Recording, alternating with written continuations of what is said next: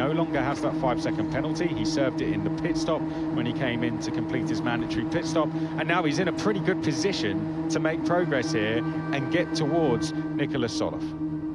So drivers can be held in the pits when they do their mandatory pit stop if they get a 5-second penalty, and rather than taking it at the end of the race, they can hold that penalty in the pit lane. That's obviously what Gabriele Mini has done. He's out of the running, unfortunately, a little bit, having had that contact in the early laps. Difficult stuff, and they were really struggling to get the tyres up to temperature. Precisely that, they're making their way out. This is the risk of the alternative strategy as well, isn't it? If we have safety cars that come out at the wrong time or red flags, then it really works against you. But we can see drivers take real advantage of it, like in the case of Noel Leon as well. Back out onto the track then. It looks like we're going to have a race of 24 minutes on the clock, so that's how long is left. We've got the lap counter there, lap 10 of 25, but we have the clock rolling on the timing screen. 24 minutes remain in this race. Yeah, so 24 minutes then in order to go racing. That is not quite enough, is it, to complete the full 25 lap distance? But we have to get past 18 laps to get to the full points available, and I think we will do that. So that's good news. So race control confirm it is a rolling start to resume the race. We're going to watch Joshua Dirksen take them to the line, the man who did so strongly yesterday to take victory in the feature race, in the sprint race, I should say. At the end of that one, handled a restart and absorbed the pressure from Martinez Stenshorn. Interesting and technical Formula 2 race this. You've now got the time remaining, which has arrived at the top of the screen, so that will be the limitation of the number of racing laps. So I see that there. You can see Noel Leon now elevated himself to the front of the queue of those who have stopped. Really good tactics from Campos Racing. They seem very happy with that. Had to take a gamble. He did so in the sprint race and it didn't work for him there, but in the feature race the gamble seems to have paid off. Right, let's focus back to our on-track leader. It's Joshua Dirksen ahead of Nico Verone. John Bennett. Verone was closing in on Dirksen before that red flag. We've had a lengthy stoppage after the crash for Van Hoopen. He's out the car, he's okay. So now we focus back on this feature race, round 8 of the season. Rafa Camara started on pole, will be looking to get by Noel Leon. So 2 battles to watch as we resume the race. One for the overall lead and then one for the lead of those who have completed their mandatory stop.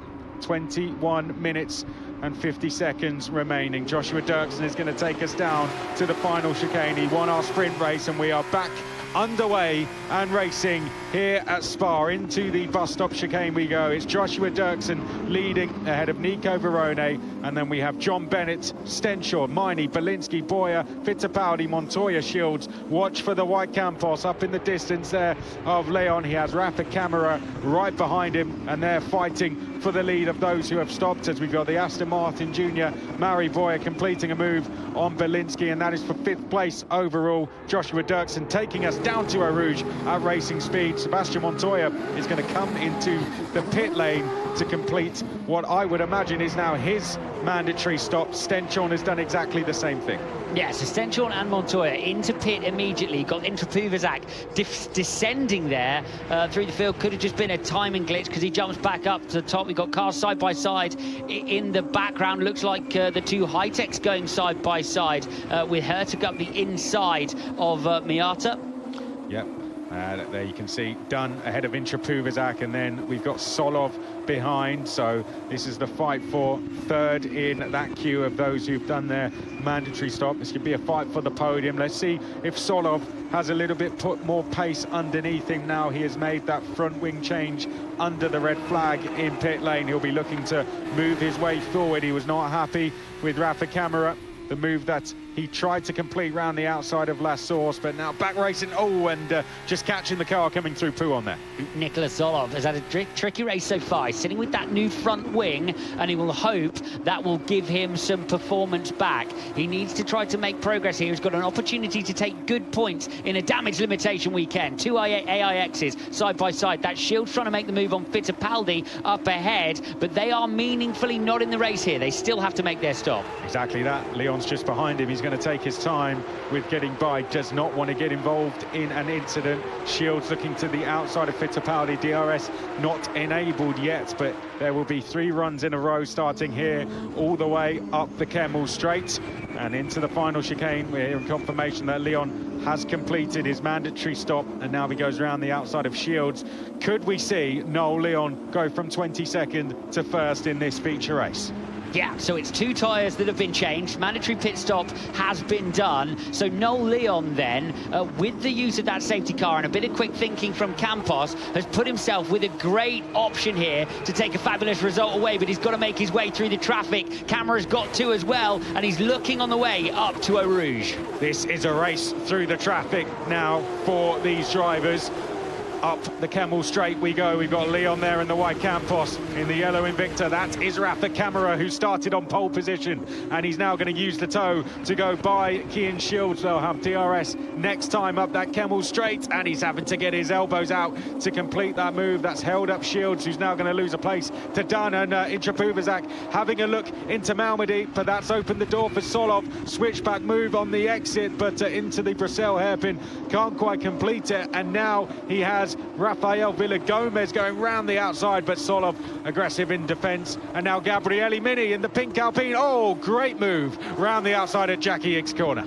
Heads up from Villagomez, just gave him enough space there to play with, and is going to live to fight another day. It could have got so nasty on the outside of Jackie Ickx, but it does look like Nicholas Solov has a little bit more performance now and is attacking him. Trapuvizak, who passed him at the beginning of the race. So second in the championship, Gabriele Mini making his way through. He's the second of the Alpine liveried cars in the queue that we are currently following. He's now trying to catch championship leader Nicholas Solov. Let's jump on board with Noel Leon right behind Emerson Fittipaldi, heading up towards Blanchimont. Is it going to be left or right? He's going to have to go right, but Noel Leon will tuck back in behind as Fittipaldi is closing in on Roman Bielinski. DRS now enabled. They'll have that down to the bus stop chicane and up towards the first corner, and Camara is down the inside of Noel Leon there. Leon defending, and Camara now under attack from Dunn. We have what could be the top 3 in this race all in a line there, and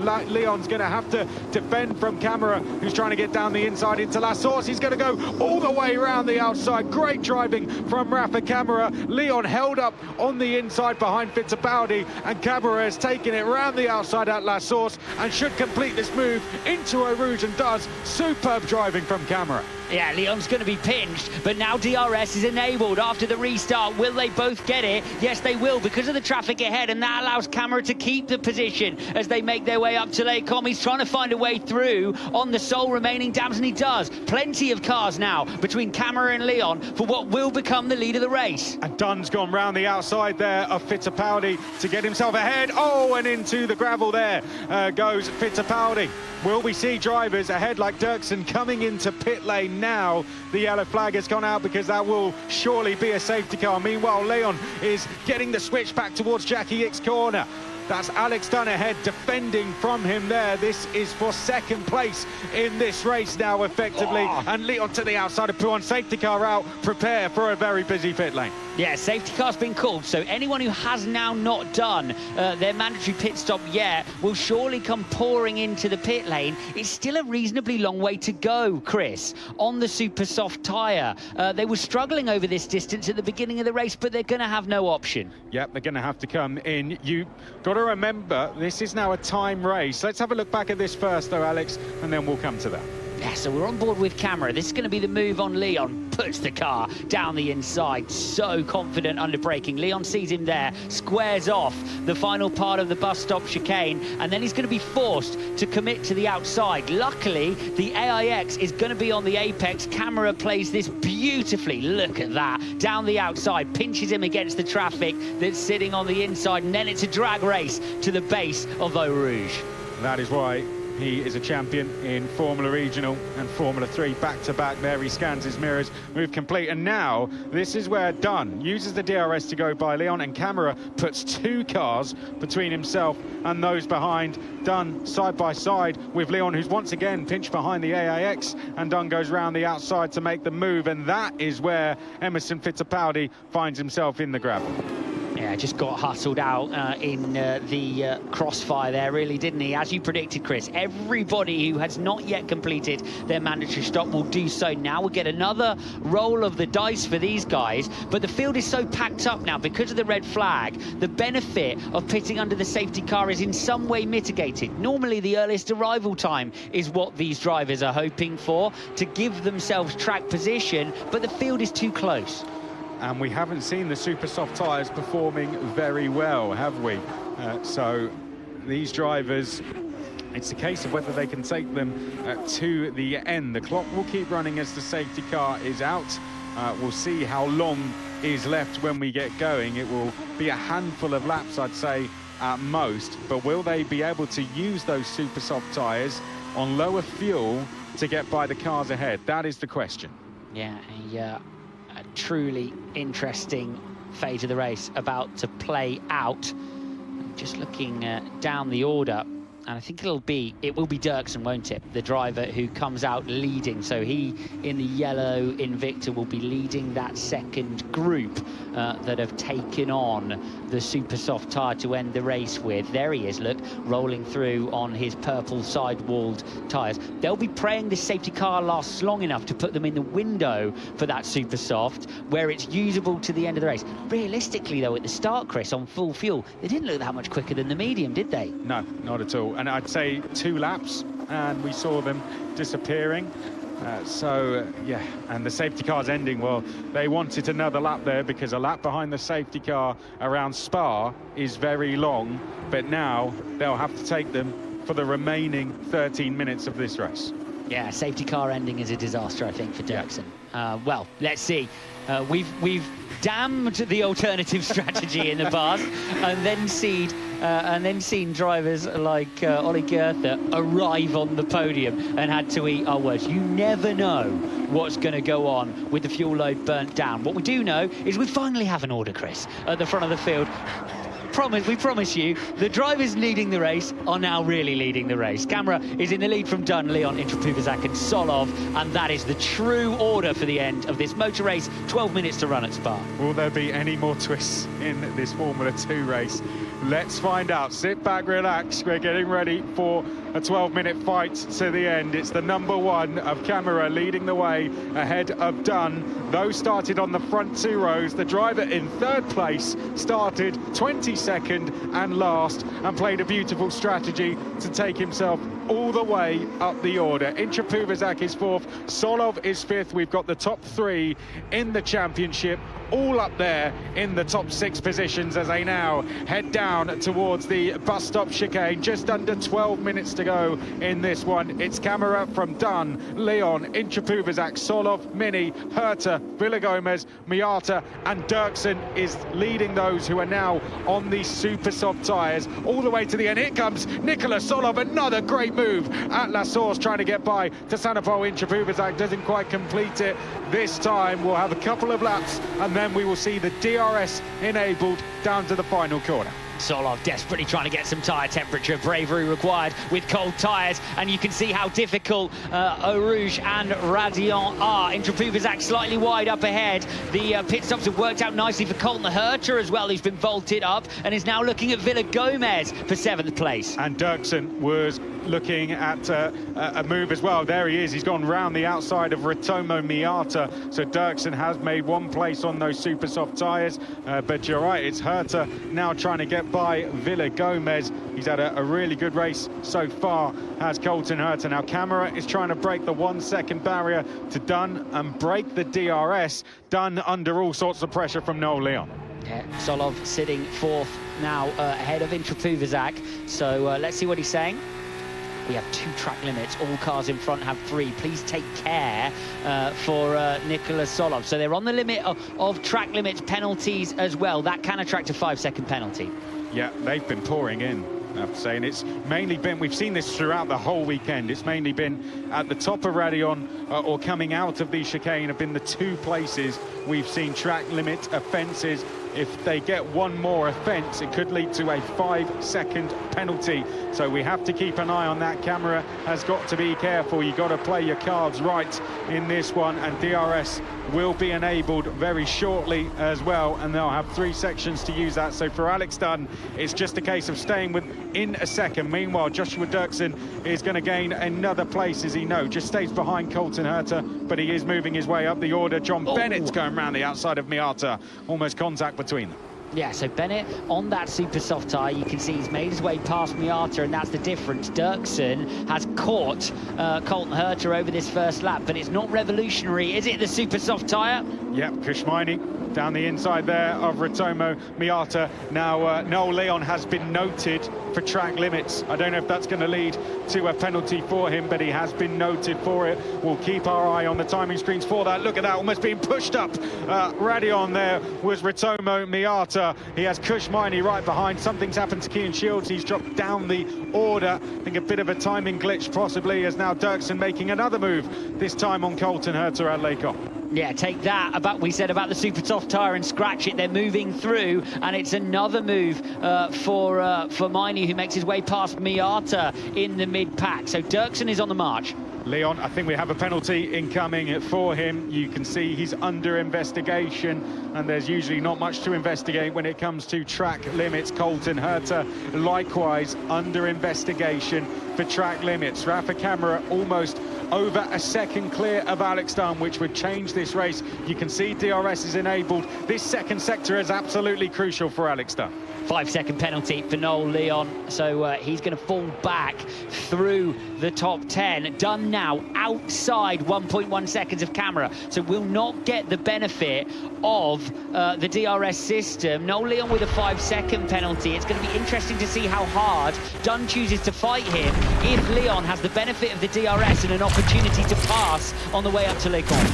Alex Dunn has lost that DRS. He won't have it here going down to the bus stop chicane nor up to La Source, but you can see closing in was Noel Leon on the onboard there. That's because he does. Nicholas Solov does not have DRS either, and Intrapuvizak is right behind him, and that is now the fight for third. Noel Leon has a 5 second penalty, so in the background, that's the fight for third, and it's interesting to see, like you said, what Noel Leon is going to do here. Is he going to take the fight to Dunn or try and work with him and just build a gap?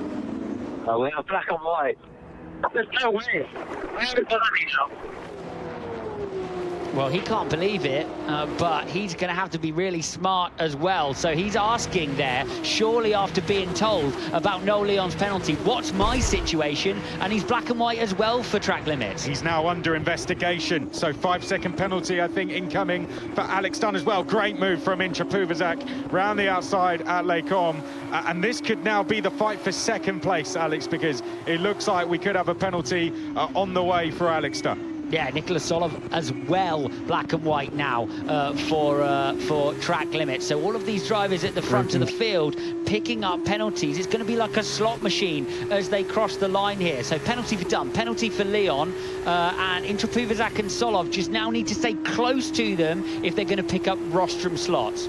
Exactly that. So Intrapuvizak just needs to stay within 5 seconds. For Camara now, he knows he's got a 1.5 second gap on track to Dunn, and that will be extended by 5 seconds. So he's over 2, nearly 3 seconds clear, I'd say, of Intrapuvizak in fourth place, who is effectively second now with those penalties. Then we have Solov, Mini next along, Villa Gomez, and here is Joshua Dirksen, has the opportunity to make even more places. He's going to gain a 2 if he can get within 5 seconds of Dunn and Leon. And those super soft tyres don't appear to have gone off just yet. I'm not sure he's quite quick enough. I'm not sure. He's around 7/10 slower than Camera that time around. He had a hit of pace, Chris. I reckon next time round, you're right, he could start to fall away.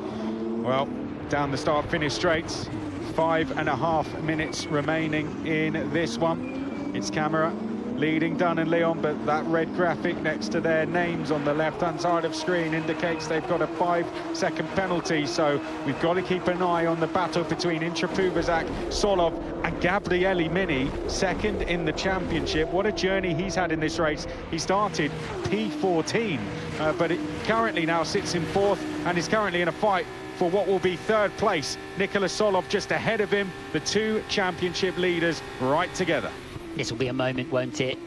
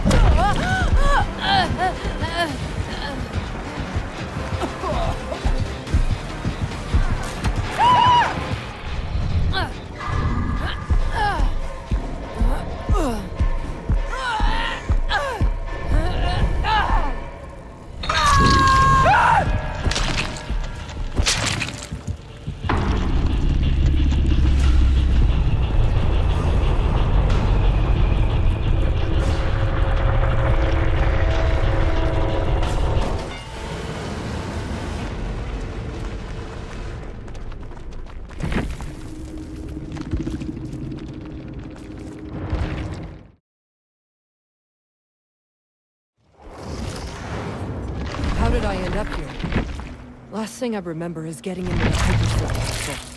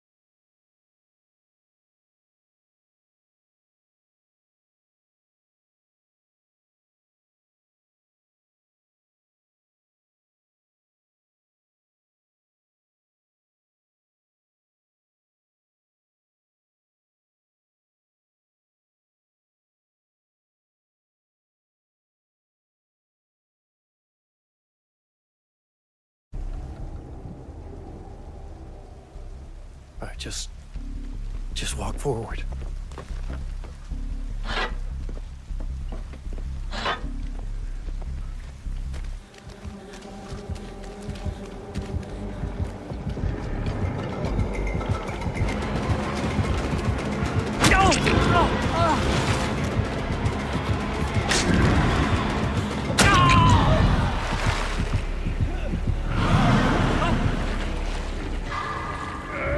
Let me go! Please!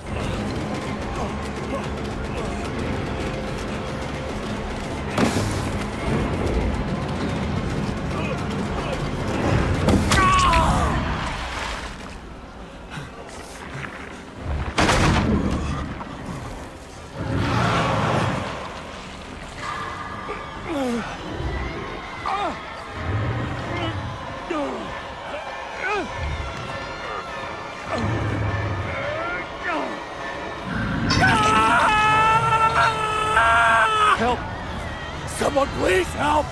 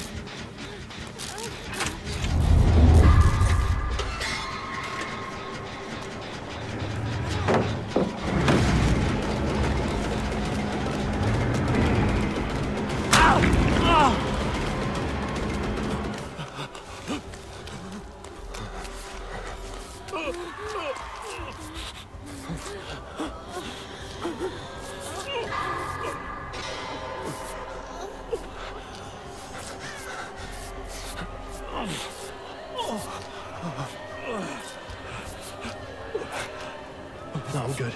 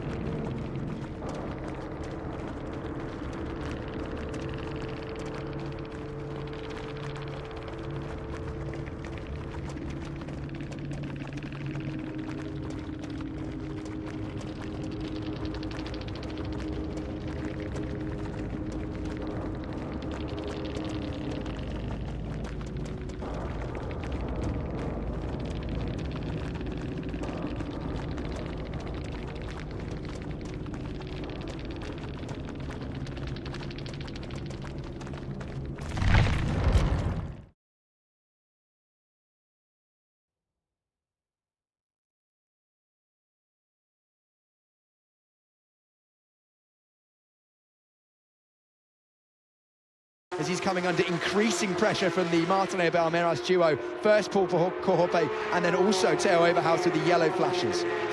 We spoke about this earlier in the weekend. Pouon was gonna become a problem as soon as the drivers start facing that tyre wear later on in the race. High heat, high degradation on the surface of the tyres, and grip is just fading. Drivers are trying to manage their vehicles all the way to the line. Flint Schuring will mark the last lap of the race, but it's not going to be an easy last lap at all for Marcus Armand, a driver that's proved himself through all of the categories that he's raced in, as he's been successful in all forms of motorsport that he seems to have touched. That made himself a prestigious Porsche Junior for the 2026 series after winning that rigorous shootout before we started. Clinched the overall Porsche Carrera Cup championship in France. Tiled or something, I don't know. Look how big of an area we're in. It's like the worst place to have abandoned. It's so populated. Hey, but we did it. We made it in, bro. We did indeed. There's a person walking down there. So it's like a pretty nice place to chill for the next few hours and just wait for the sun to come up. Oh, it's so slippery. Don't fall. Okay, yeah, I think we're just gonna sit here and wait till it gets light out so we could actually see what the rest of this mall is about. What you got, bro? Got some Nutella biscuits and I got my salad in there. Oh, he's got a salad. He's being fancy. I start off with a little treat first. We gotta be quiet. There's people around. Got some water. Salami, pepper. And for dessert, we got some cookies. So I think that we have a pretty nice meal. We're gonna chill up here on the roof. And in a few hours when it becomes light out, we're gonna go check the rest of the place out. Hopefully these pigeons don't attack us. Y'all are honestly sleeping on eating peppers like a pear. So good. Okay, yeah. Anyways, see you in 2.5 hours.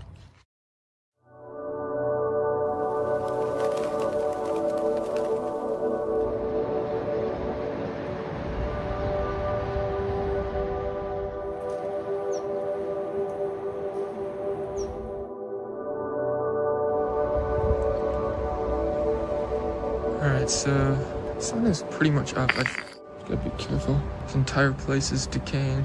Gotta be careful of being seen up here. It is so foggy today. Everybody's just waking up, and we're here at this mall. There's so much to explore. This top area is probably like the largest. Oh my god. It's so much bigger than I thought. There's pigeons everywhere. I hear them above me. Gotta be careful of these people seeing me. Everything up here is so decayed. Villa Franca Center. I gotta stay low because of all these businesses up here. God, bro. These pigeons gotta chill out. This place has been abandoned for so long. There's a full-on tree growing. Holy shit. It's starting to light up in here. What the hell? I think that's Ashton. It's still a little bit too dark. I'm gonna wait. There's something over here making hella noise.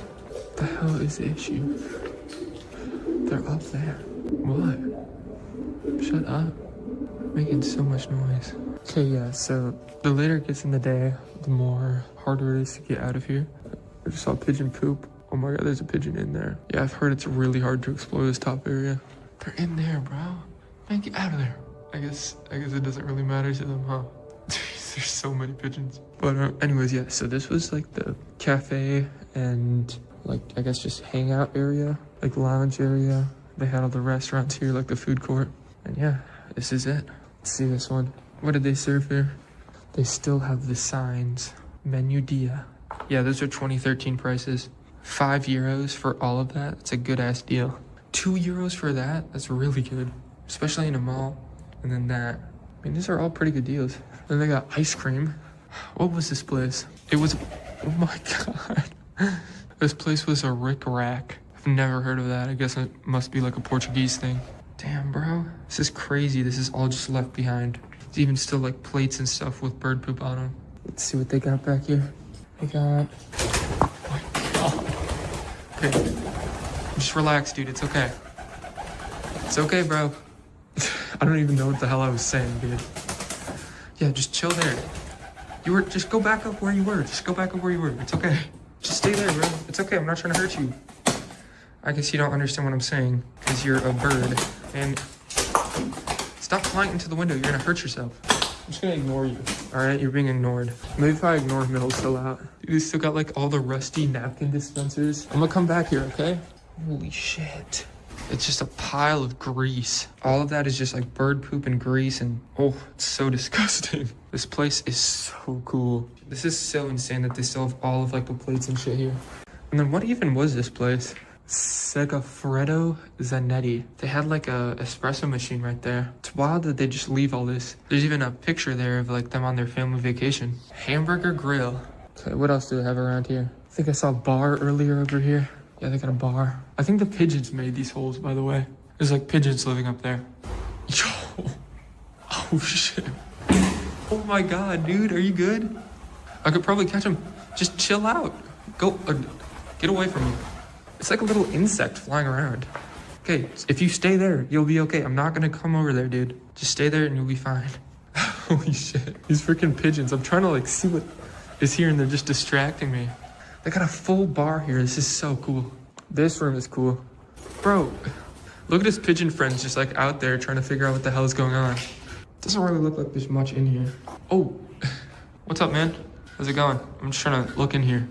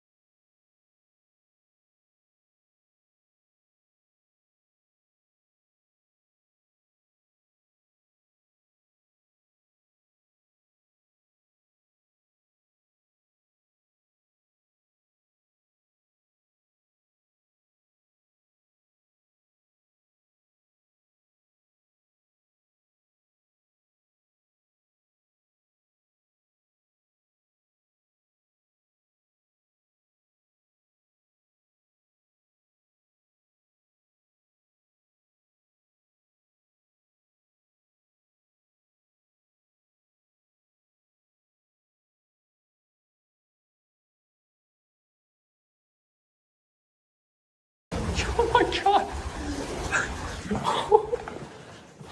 Jeez, dude. That was close. Ooh, they have like menus up there. It looks like it was a bakery and like a sandwich shop. This was their menu. Empanadas, $3.50, something. I don't know. I don't know Portuguese. And it's still crazy to me that like they have a latex ceiling. Like I've never seen that. I bet you the pigeons ripped all of this. Another angry pigeon. Or not angry, they're probably scared. Oh, and this up here. Yeah, this is a sick area. Oh, is it closed? No. No. Can I get in here anymore? Oh, come on. There has to be some way in there. Oh, this one just opens. Oh, looks like it hasn't opened in a while, though. Jesus. This is sick. I ought to turn my light off. Please, no pigeons. You can see the whole city. It's bustling now. It's gonna be pretty hard to get out of here, but I think we'll be fine. I think we'll be fine. This was, I think, like a Chinese restaurant. Super sick views of everything. They got all these curtains. Ooh, we've got a good menu here. They got a nice atmosphere going. Even a bottle of liquor. I think this room was like one of the most sealed off because I don't even see any pigeons in here anymore. I think it got sealed off a long time ago. But look at this. They still got the menu. Once again, I don't read Portuguese, so all of this is wild. Got this weird little green drink right here. Look at the cobweb. You could tell that no one has been here in such a long time because of that.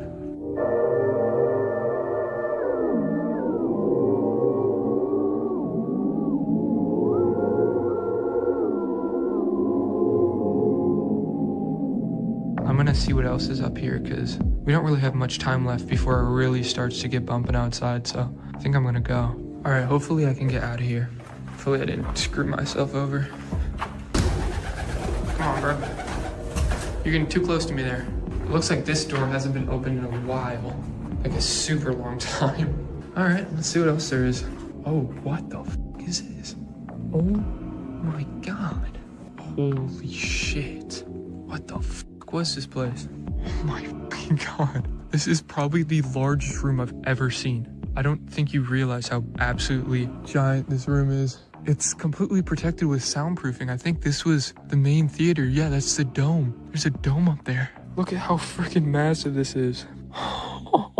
This room is huge. Yeah, I think this was one of the, this was the third theater, and there would be a huge main stage right there. That, like, I don't know if you guys can see that little line right there. That is about as tall as me. So you can really see how fucking huge this room is. My flashlight can't even capture all of it. That's wild.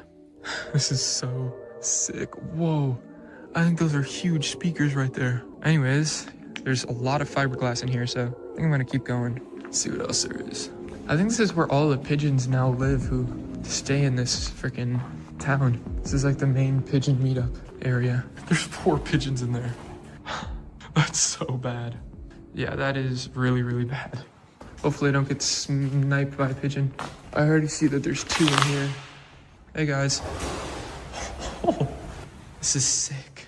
As the sun kept rising and the streets became busier and busier, we decided that now would be the best time to leave instead of waiting like another 12 hours here until nightfall. So we gathered all of our things and we headed out, and we were spotted by probably like 30 people leaving. Obviously I couldn't film it though because I don't want to show the entrance to this place, but this was one of the craziest and most like apocalyptic malls I've ever explored, and I'm so glad I finally got to see it. I've been wanting to go here forever, and yeah, it was just a dream of mine to see it. Hope you guys enjoyed watching this, and yeah, it was just a dream of mine to see it. Hope you guys enjoyed watching this, and yeah, I'll see you later.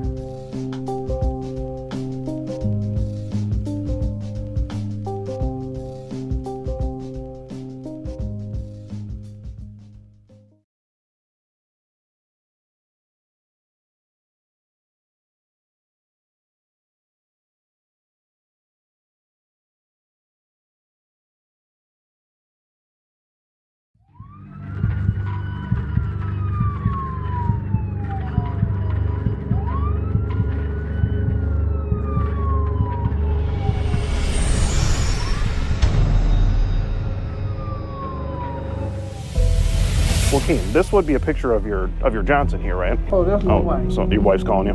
Okay. Hey, babe. No, listen. But the thing is, Kim. They about to lock me up for some bull. Wait, did they have to double cuff him? Double cuff him?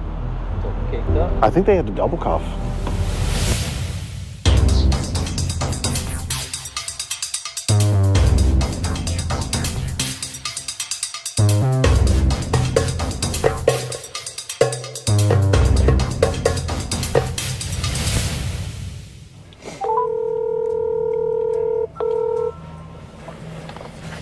Hello? Hey. Hi, I just got in the Uber.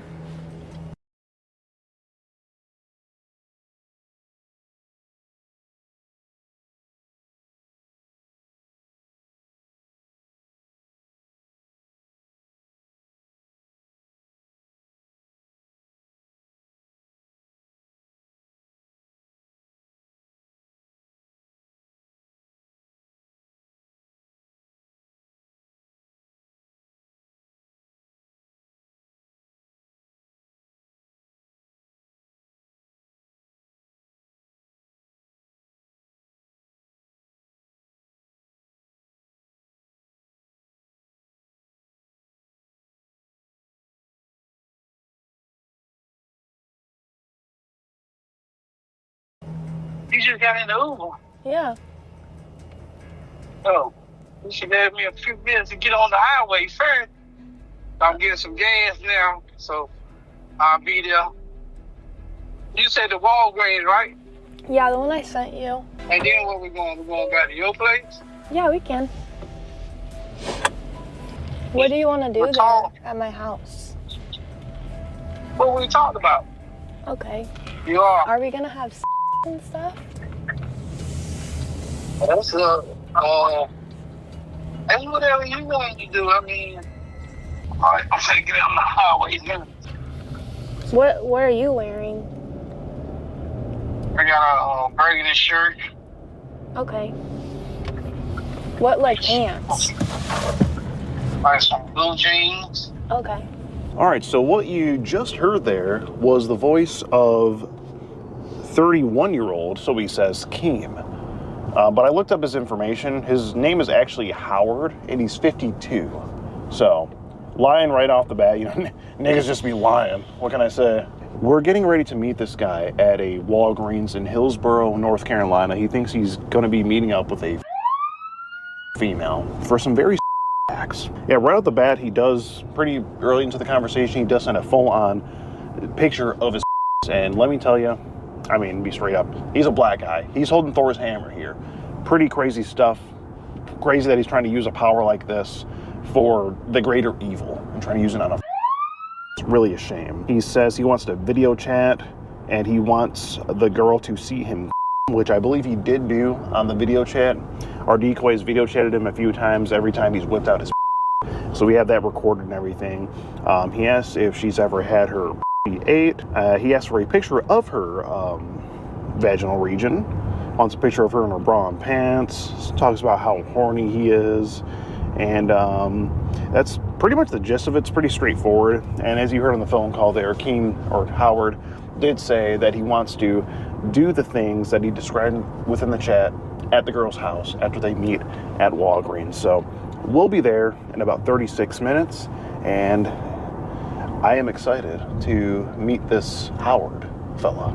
Now the chat log does get a little bit deeper than that, so if you want to read the full chat log and dive into the mind of Keem, aka Howard, be sure to support us on Locals. That is skeetergene.locals.com, where the monthly subscription is only $7 a month. It really keeps us going and keeps us fueled with Starbucks lattes. They're up to $7-8 now. Can you believe it? Hey, it's Skeet Hansen calling you again. We may have something going on in your area the next, looks like about 30 minutes here at the Walgreens. So I'm just kind of giving you a courtesy call, kind of just giving you a heads up here. Is he showing up or not? Yeah, he's there now. We're going to be there in about 20-ish minutes. All right. So, as you heard there, we are in contact with the Hillsborough Police detective. They're working with us along our side.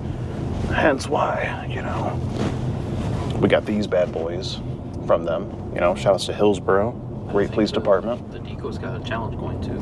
Yeah, we got all that. We're basically deputized out here. You know, we can borderline impersonate law enforcement now. That's how cool we are. Cops are over there already, coordinating with them.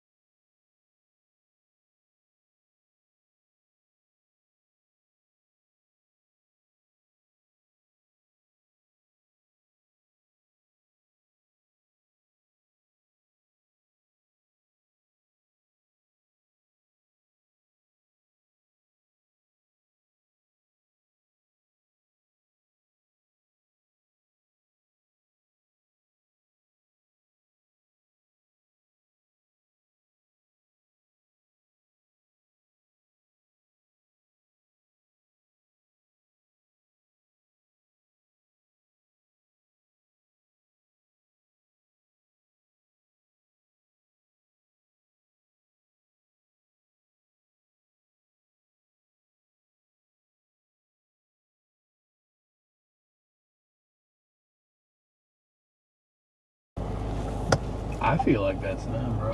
Oh, hi.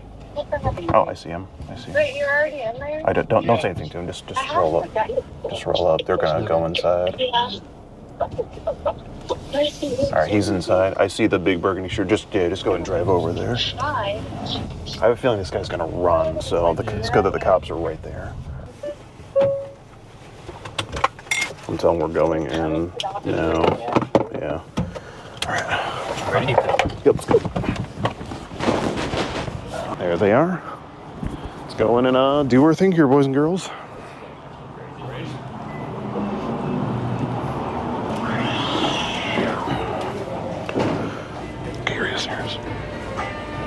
Oh, she's going.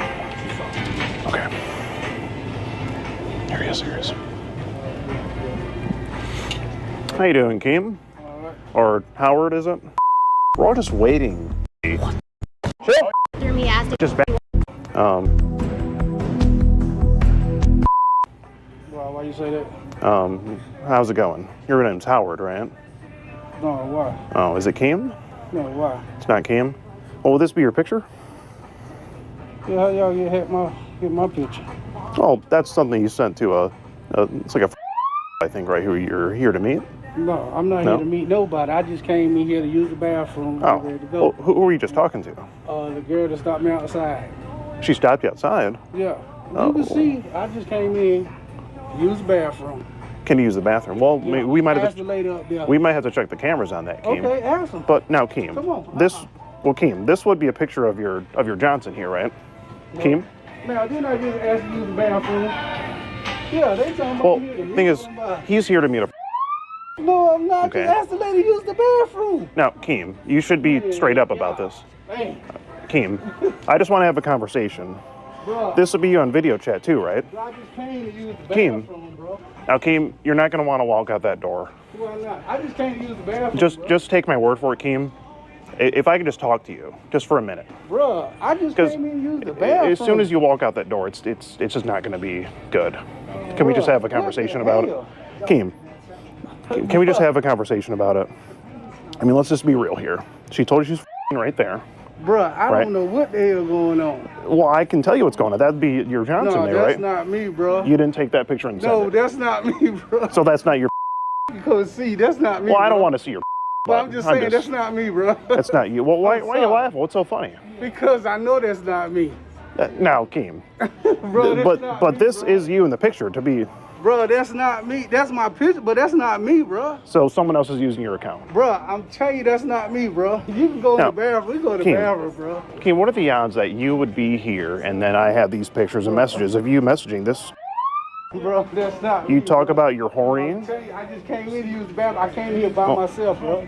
I know you can't. Ask the lady right there. Keem, You I can look literally at the saw camera. you meet her outside and come I in was with her. going out the door, bro. I was going out the door. Keem, you were here just over there talking to her. I think you were shopping for She asked me something condoms. right there, bro. Were you not here shopping for condoms with her? No, I was not. That's what I heard on. on. That's what I was hearing. Bro, I walked out the door. Look at the camera. Let's go look at the camera. We'll look at that in a little bit. I just want to reach a conclusion here. What's the real reason you're here now, Keem? You drove, what, Bro, about 30 minutes to come to this Came Walgreens? down here. I was coming to the Dollar Tree. I Okay. stopped here. I came to use the bathroom. I was walking out the door, and she spoke to me. That was it. Okay, and you were just hovering over there with her. Why were you still over there with She asked me her? a question, bro. What did she ask you? Something about some condoms. I said, I don't know. Some I'm not- condoms. Yeah, that was she asked She asked me. you about condoms. Just a Bro, random I'm telling blonde you girl. what She asked me, bro. Just a I ain't random got no blonde girl. reason to asked you. Where's Maybe we can ask her. I don't know. Okay. Bro, Okay, I'm Keem. telling you what she asked me, bro. Okay. Well, I don't know she if I. stopped me, bro. But now, Keem, you do see why it's hard to believe. Bro, I'm telling you, look at the camera. We'll look at that in a little bit, but you see, I have these messages of what looks like to be you talking to a and Bro, planning to she meet asked up me with a her. question. Look at the camera. Okay. I ain't got no Now- reason to lie. Okay, Keem. Man, Now, this stupid, is this girl? If you could maybe show me the messages in your phone. Is she in your? Show me Bro. some of the last. It's like you're kind of hiding your screen. Bro, this is my phone, though. I'm Okay, saying. can I just look? Is it okay? Bro, I don't have no message in here Okay. from her, bro. Well, can you go to the very top? Bae. Who's Bae? That's my wife, bro. Oh, it's your wife. Oh, you're married? Yeah, that's Oh. what I'm saying. I don't So know that what makes the it hell you even. talking about. That makes it even worse, Keem. Can you maybe Bruh. go to your recently deleted messages? Bro, Just so I can see. Bruh, I have nothing in here, bruh. If you go to, I believe it'd be the top. Oh, that's my wife. So your wife's calling you? Okay. Hey, babe. Hello? You may want to put her on speaker. Yeah, that'd be great. I'll get it. Bruh. Okay. I have some other shopping. Do you want to kind of explain what's going on to your wife? Hello? Babe, hold on. Look, I started at the Walgreens, right? I came in and used the bathroom. As I'm walking out, the lady just verified I can't use the bathroom. So when I'm walking out, a lady asked me something. It'll go with her in the store, and I was like, I don't know what you mean. And this So guy she come in asked with you. cameras and shit, She asked if you would talking about- help find condoms. Oh, he said she asked me to help her find some condoms. No, I'm saying is that what she asked? No, that's what you trying That's what to tell me. I thought that's what you said. Okay. No, listen. But the thing is, Look, Keem. they about to lock me up for some bull. Well, Keem, it's not bull. You're here to me. You're here to me to. Bro, I ain't met nobody. No, they standing Well- right here questioning me Keem. when I just said on camera. What I have to walked let. out the store. Okay. Damn, yeah, they surrounded. They walked me out the store. Now Okay. they talking about goddamn going to jail. I got proof right here. Okay, Keem. I have to tell you. Why do I need to come out here though? I'm Skeet Hansel, the Predatory Investigation Unit. For what? Okay. We're doing an online series about adults who tried to meet up with kids online. Okay, that ain't got nothing to do with that. I walked out the store, man. Keem, what is the real reason you're here today? I just told you, bro. I was going to Dollar Tree. This is Walgreens. I know what it is. I stopped to use the bathroom. Well, what Can you just talk with us for a second about what's going on? I just don't know I if don't I know. believe the Oh, story. yeah, It just seems Just talk with us for a second. He asked me to come outside. And I'm trying to figure out. like he's here for other reasons. He wouldn't show the recently deleted messages either on his phone. Were you able to hear when she walked in? Briefly, yeah. Weren't you? Oh, I heard condom. And I thought you guys were looking in the condom You had section. him in the car already? Yeah, I said, do you have those little rubber things? And he said, a condom? He said, yeah, maybe. Okay. I said, oh, well, we should go like look for them. And I Because couldn't find the section. his story is you randomly came up to him and asked him about some I was condoms. standing out here. I Yeah. called him. He came out. He said, I didn't think you would show up. I said, I did. There you go. We heard it all. Yeah. So, We have a witness.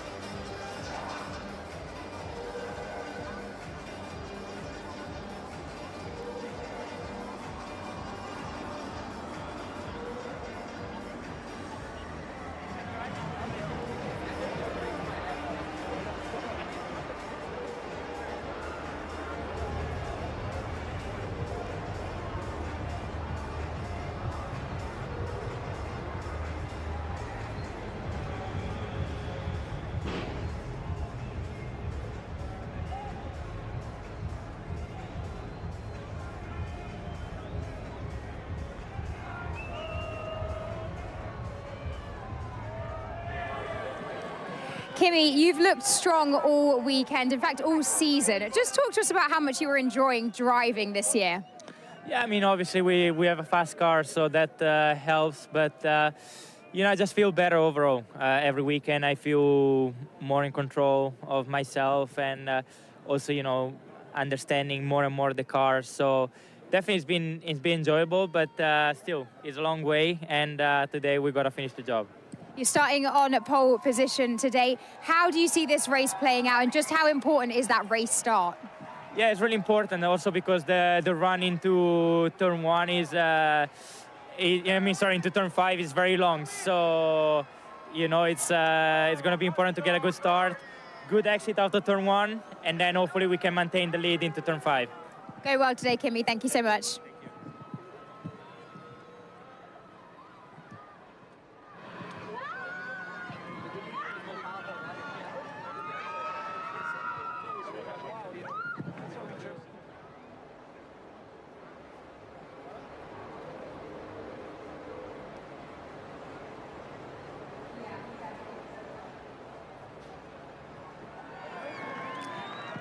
Max, this is a track that you love coming to. You've got a front row start today. Yesterday you had the help of your teammate. What is possible out there today in between the Mercedes? Yeah, I mean, let's see. I don't really know how competitive, of course, also the cars are behind me, but I do expect it to be a battle, you know, to keep them behind, but I'm going to do my best. And of course, this is one of your home races as well. The fans are all going wild as you drive past. How is it being back here? It must be special. Yeah, it's my favorite place, my favorite track. So for me, every lap that I do here is always very nice. So I'm just looking forward to a good race. Thank you so much, Max. Go well.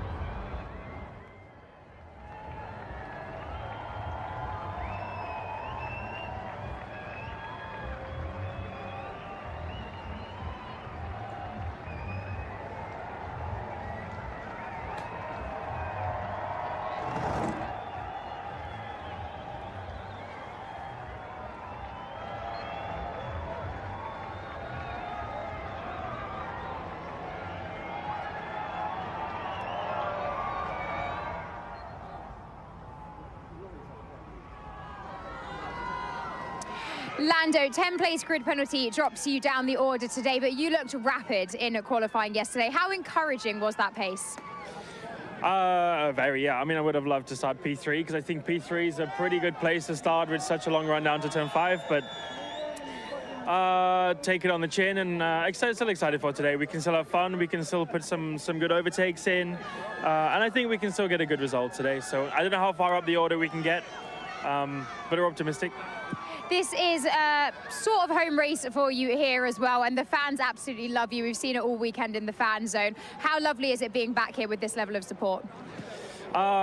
It's always great. I mean, every track's fun, but Spa's been a race that I love for many years. Not many people know, but still a good amount know that my mum's from Belgium, so it's a bit of a home race for me. My mum's here this weekend, so it's a good thing. There's a lot of flags, a lot of my t-shirts and banners and everything, so extra motivation for today. Lovely. Enjoy today. Good luck.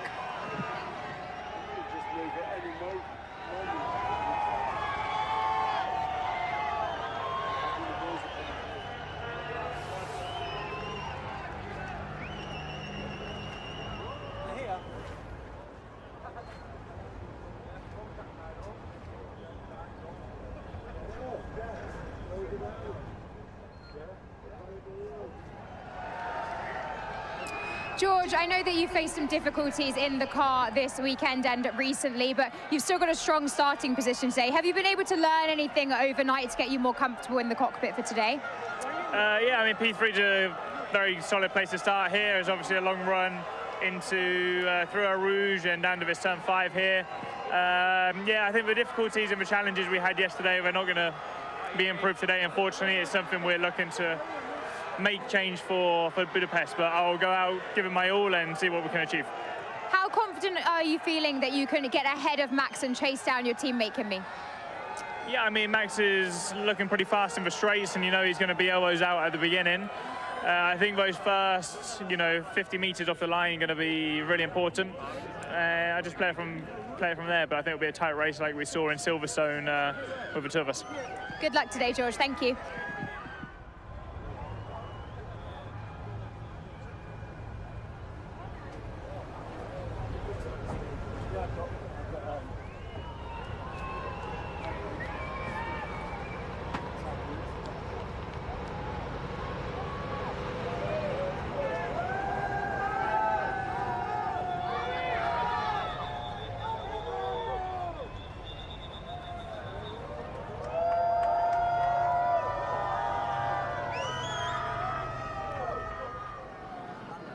Charles, you start P4 today. Lots of potential from that position. What are your expectations going into the race?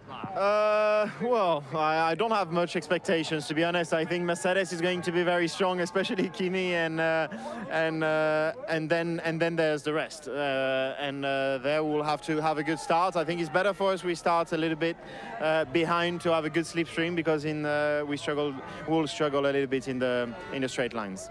Do you feel that the podium is in reach? Do you think you can challenge those ahead? Yes, I strongly think so. However, it's going to be difficult for us to overtake, so that's why I think the start will be very important. And then if we take track position, hopefully we've got enough pace to stay in front. Thank you very much, Charles. Go well today. Thank you.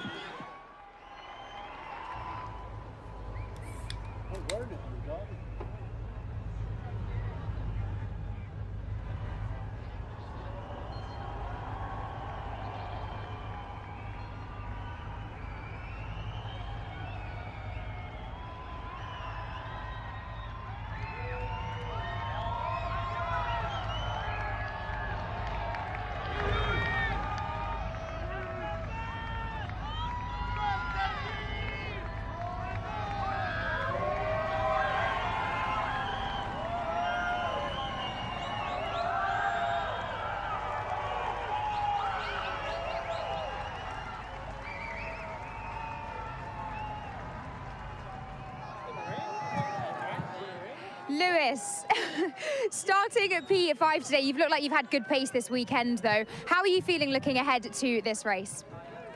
Cold. Yes. But oh man, I love it here. You can see the track across the way. And we got a great turnout, and yeah, just like flushing out yesterday. and today is lots of opportunities. So it's going to be tough to catch Kimi. But I'm hoping with this win, maybe there's lots of opportunities. As we drive around, there are literally fans lining every single centimetre of this circuit. It's such a special place to visit. How much are you enjoying being here and just racing this weekend? I mean, it's just every second you get on this track, it's, you know, I remember growing up watching at home when, you know, with Michael racing and looking at this track, and then getting to race here. I think I was like Formula 3 sort of times, 2005. Every time you come here in Formula 1, it's nothing quite like this track. It really is awesome. And I just love that you're like, it feels like you're going somewhere because you're going up into the woods and then back out. Yeah, I wish we had more sessions through the weekend. It's a bit too short. Well, enjoy it today. Go well today. Thank you, Lewis.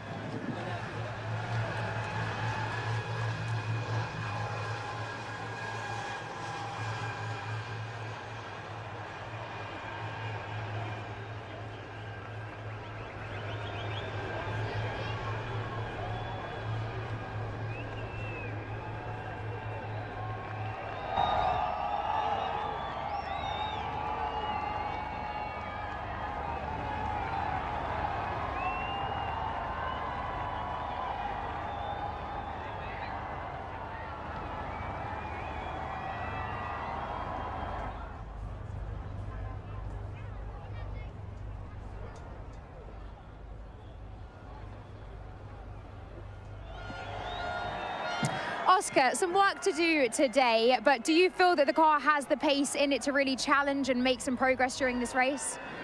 I think hopefully with Ferrari maybe we can do something, and with Max as well. We'll have to wait and see. We're in a different category to Mercedes at the moment, but yeah, we'll see what we can do. The first lap could be interesting, so hopefully we can get involved and see what we can do.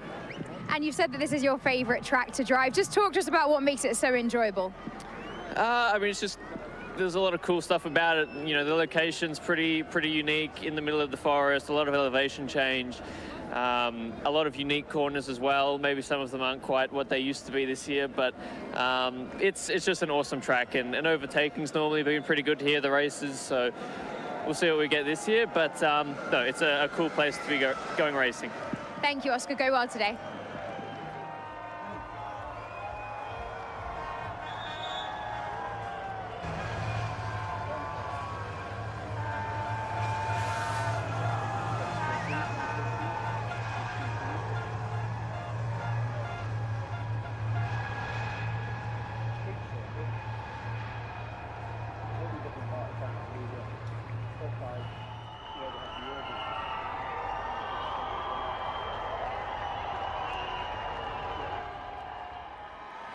Arvid, congratulations on qualifying yesterday, your best quali result. Just how much did you enjoy that session driving around here?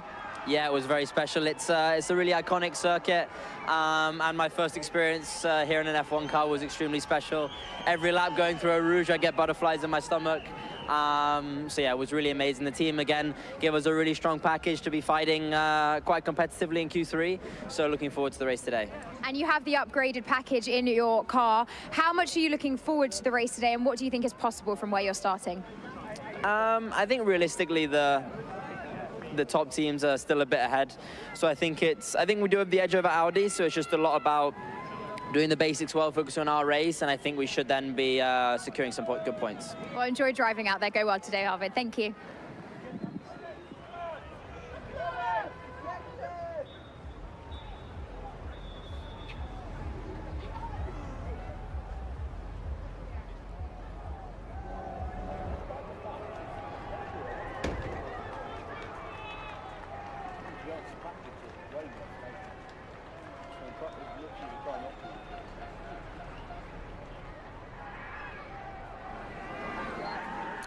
Gabby, it was a fantastic performance from you yesterday. How much are you enjoying driving around here, and what are your expectations for the race ahead?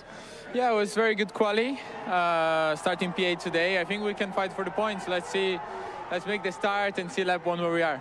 There's so much support around here. We just had one of the marshals with a Brazilian flag for you. How special is it coming here and seeing this level of support? Yeah, it's incredible. It's incredible. Actually, a lot of Brazilian flags around. I didn't expect that many Brazilians here, but yeah, it's perfect. Good support, and then we also have all not, but more than 500 employees from Bicester, Neuburg, and Hinwil, our bases, and it's incredible to see the grandstand out of T1. So many of them with the flag and our faces, the big faces. It's cool. Well, enjoy putting on a show for them today. Go well today, Gabby. Thank you.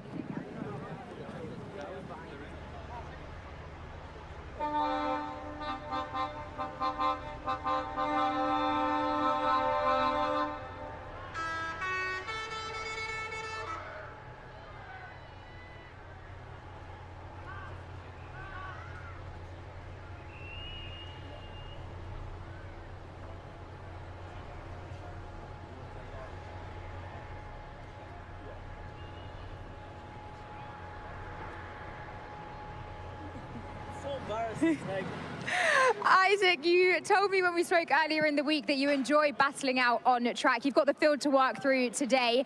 How much are you looking forward to getting stuck in? Very looking forward to the fight, overtaking some cars. I think it's going to be fun, especially around here. So yeah, I'm really looking forward to the race start. And based on what you've seen in terms of data and how the car has felt so far this weekend, what are you aiming for today? What's the realistic target? I mean, I want to finish at least in the points, of course, then. Okay. And I don't know, maybe probably 8 would be the target, but I think there are some rapid cars in the midfield. And yeah. Thank you, Isaac. Go well today.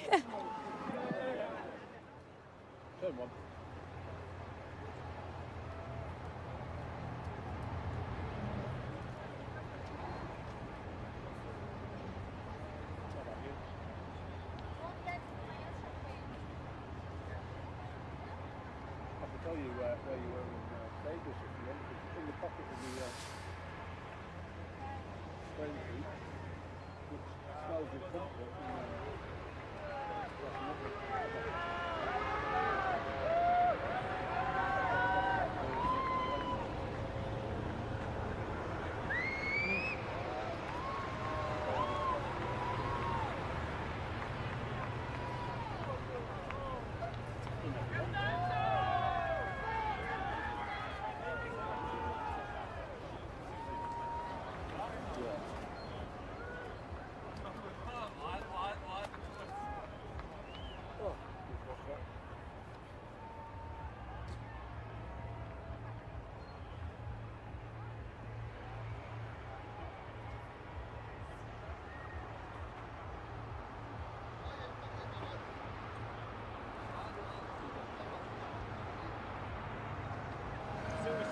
Liam, it really seems that the team is making steps in the right direction. I know you haven't got the upgrades on the car, but how positive are you feeling about the direction that the team's going in?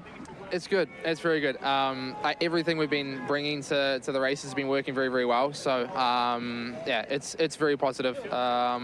It's a big step from where we were, like especially going back to Miami, where we were struggling to fight with Alpine, with Haas, and now we're in a good place. So I'll try and make the best of it today. It's going to be probably a tough race, but I'm excited.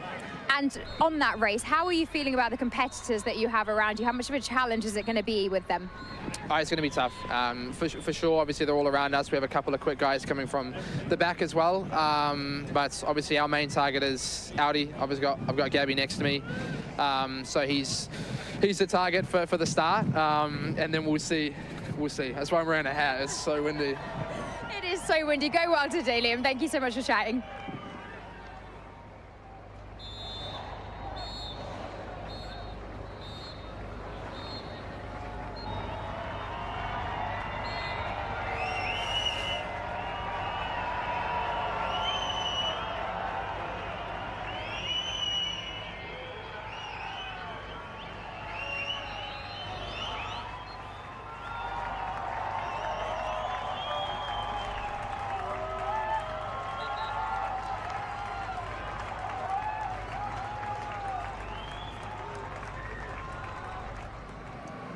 Pierre, P10 to start the race today. Just give us your thoughts on how you're feeling for it.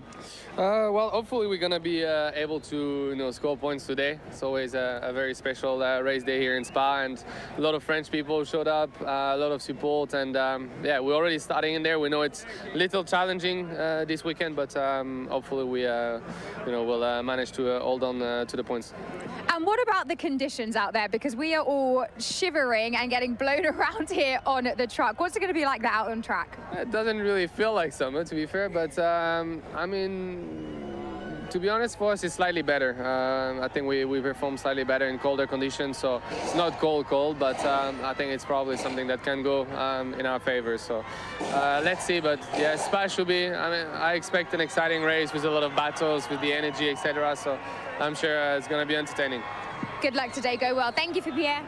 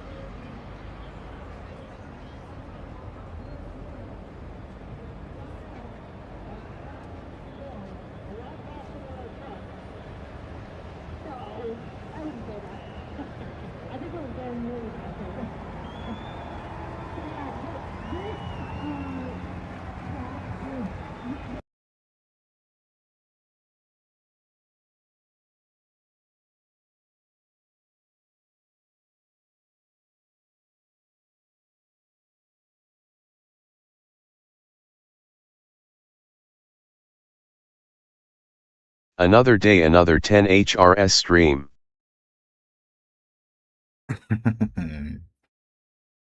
Another day, another. What's up, man? Yeah? You ready for another stream?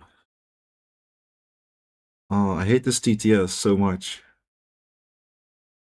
Can I please change the voice to something else? God damn it.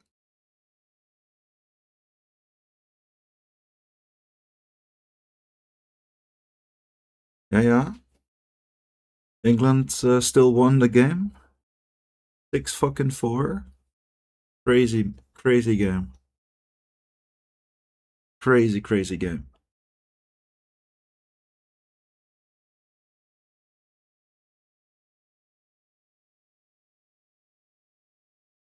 Oh.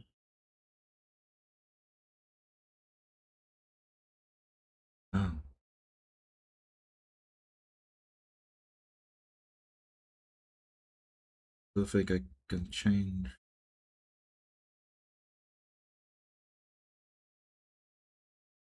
Oh. That's why I have a different voice now. Who won? England. Dude, second half was insane. France was gonna come back.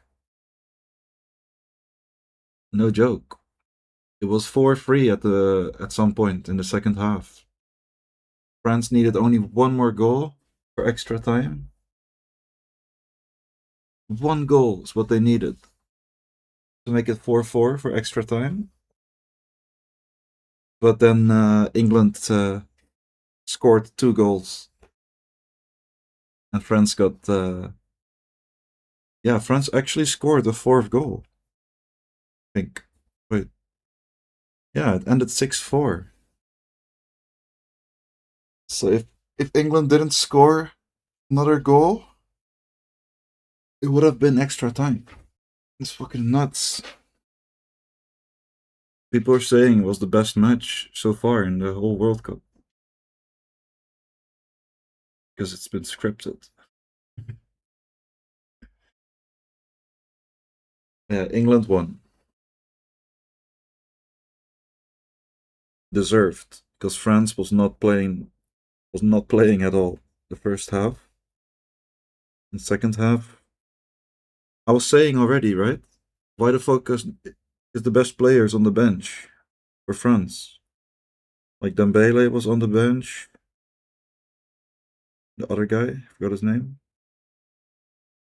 And second half, he put them in, and boom, the whole team changed. So weird. This coach, man. Yeah. I'm happy for England.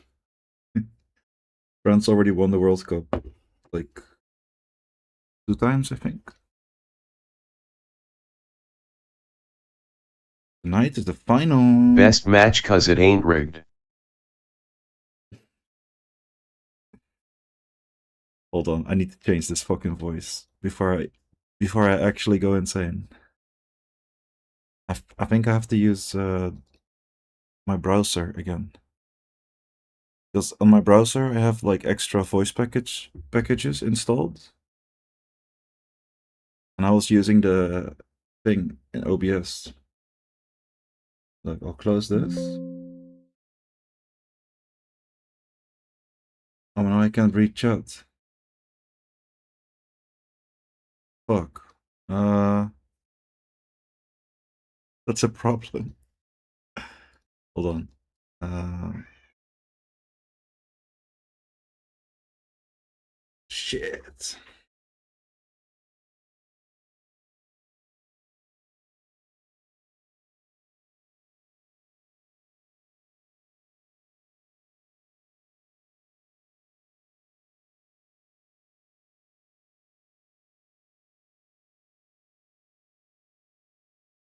Okay. There we go. For TTS. Yeah.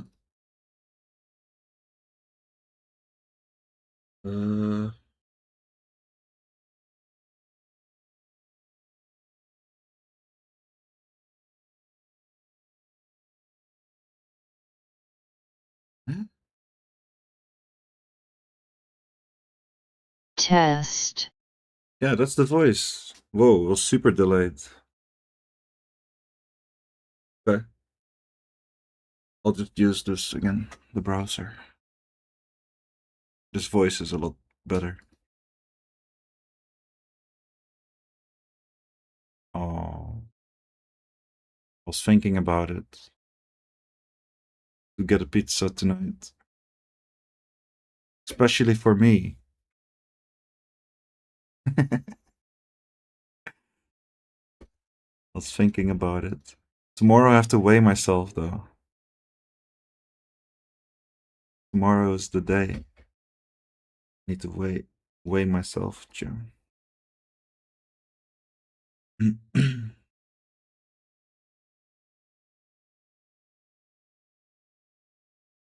Weigh myself.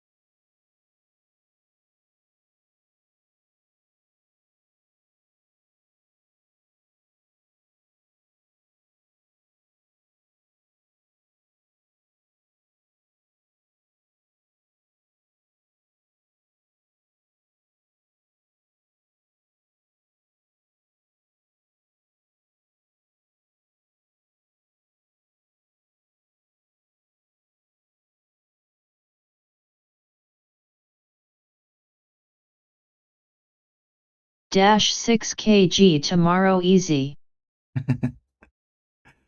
Morgen makkelijk. Why is it translating to Dutch? Here.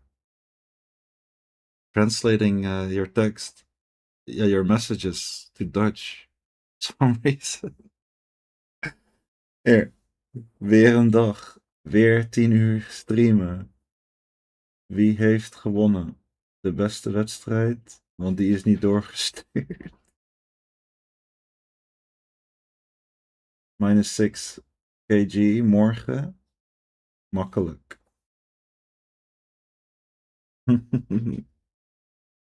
Ja. Easy.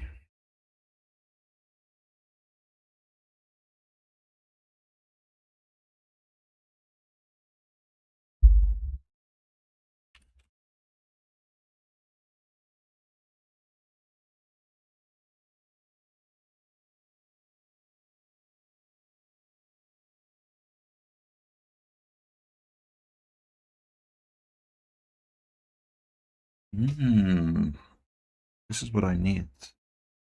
Save the link.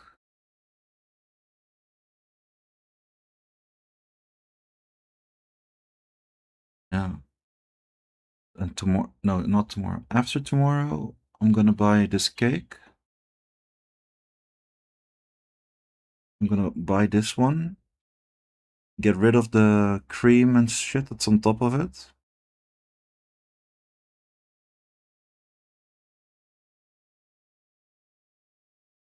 Wait, don't they also sell the base for the cake?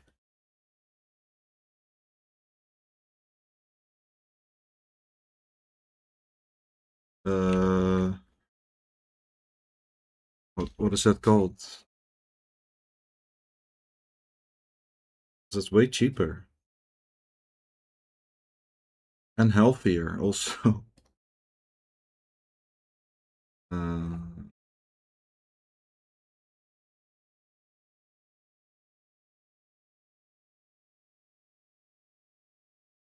No.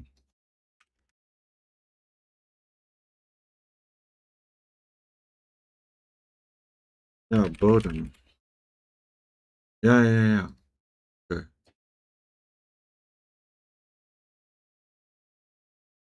Yeah? Yeah? This is the one. How much, how big is it though? Yeah, it's fucking perfect. I'll put the picture in the middle. I already got it printed out and everything. It's really good, and it's edible. With the Hanukkah happy birthday. So I put the picture in the middle.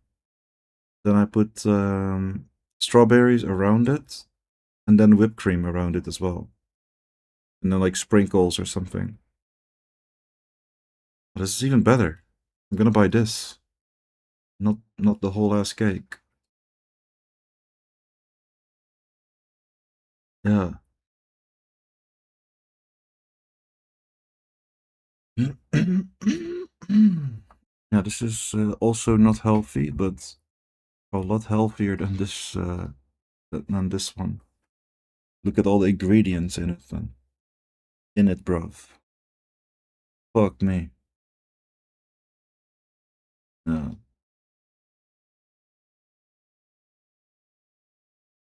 I have to buy whipped cream as well. Wacht in Dutch.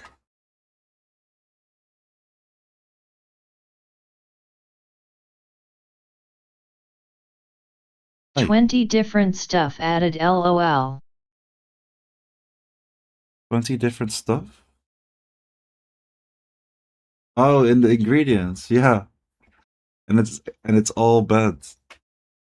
There's like shitty E numbers ingredients that's been known as yeah, that they cause not cause cancer, but they feed the cancer. I want to get a proper whipped cream, not the cheap one. Like a good one.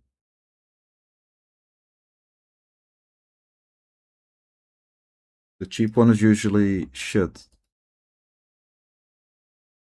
It's like, it takes like 2 seconds and then it melts.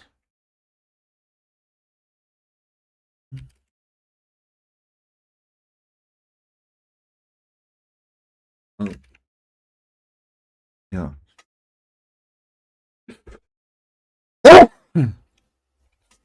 Fucking hell.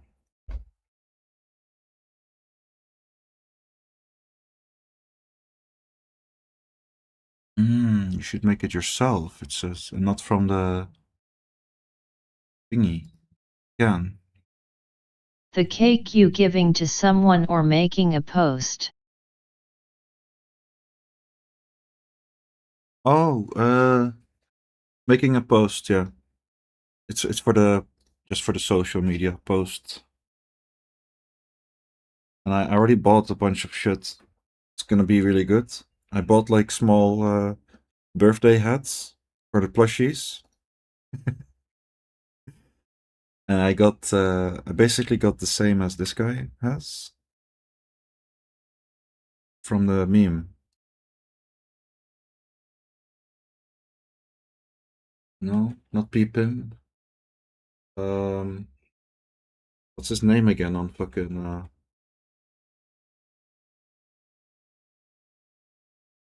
Insta? Pineapple Pen. Oh yeah, Pico. Pico. Here, this guy also. Yeah, same like here. Pim. Pim. I got the happy birthday balloons, and I also got the letters for her name. So it's gonna say Hanukkah as well. And I got orange balloons, and I also got the glitter curtain in the back. In orange, because orange is her favorite color, and also her image color for idols. She loves dinosaurs. I was thinking of getting a dinosaur balloon as well. Maybe. And some slices of bread. White bread. She's known as that she loves white bread. Gonna make it really, really good.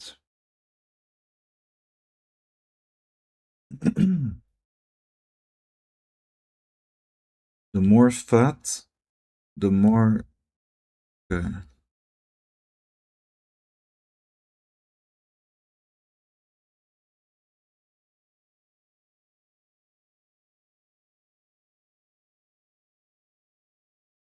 Yeah.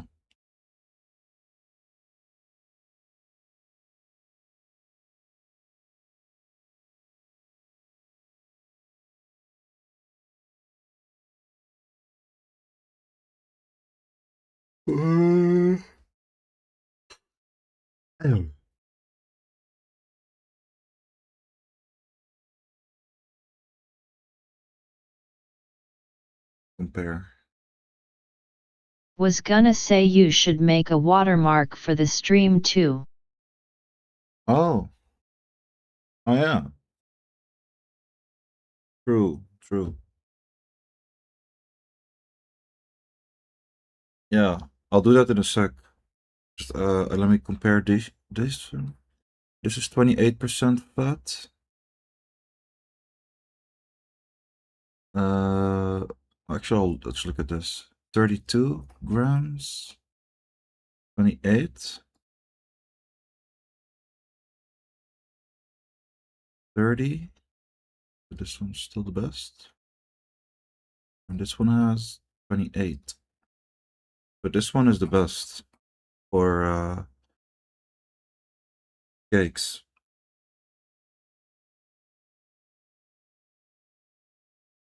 Save that as well.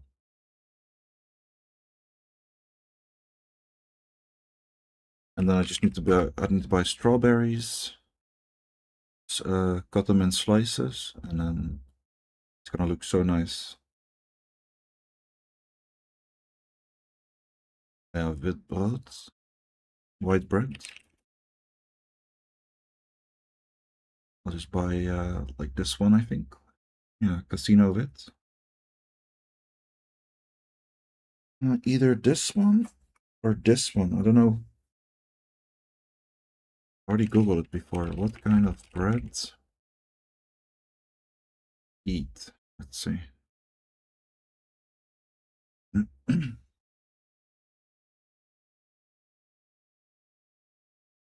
It's in like a package. The ones that she eats in the anime. Yeah.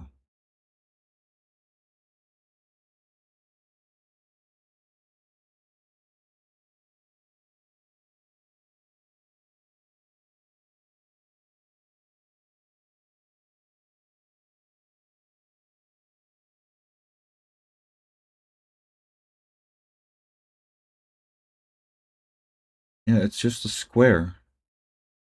So it needs to be not this one, but this one. Yeah, this is the one. Okay. Put that one also on the list. I was thinking of getting these sprinkles for the cake as well. But I'm not sure yet about this one. And I'm gonna buy this as well. The glass plateau to put the cake on it. I can put like stuff around it on the bottom or something.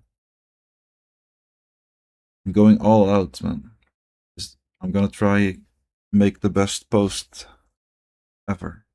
And tomorrow I get 2 packages from Japan. Like 14 stuffs items that I can also use for the picture. So okay. Let me see. Because I kind of forgot what I bought. It's been so long already. I bought the plushie from here. That's what I remember. This was just one thing, one order.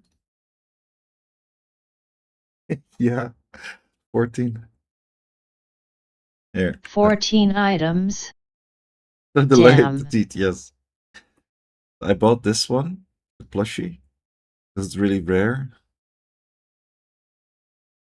Really rare. With the tag on it as well, still. Oh my god. Crazy rare. And then from this website, I bought login.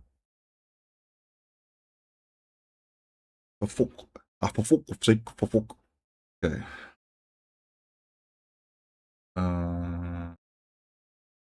Here. Package.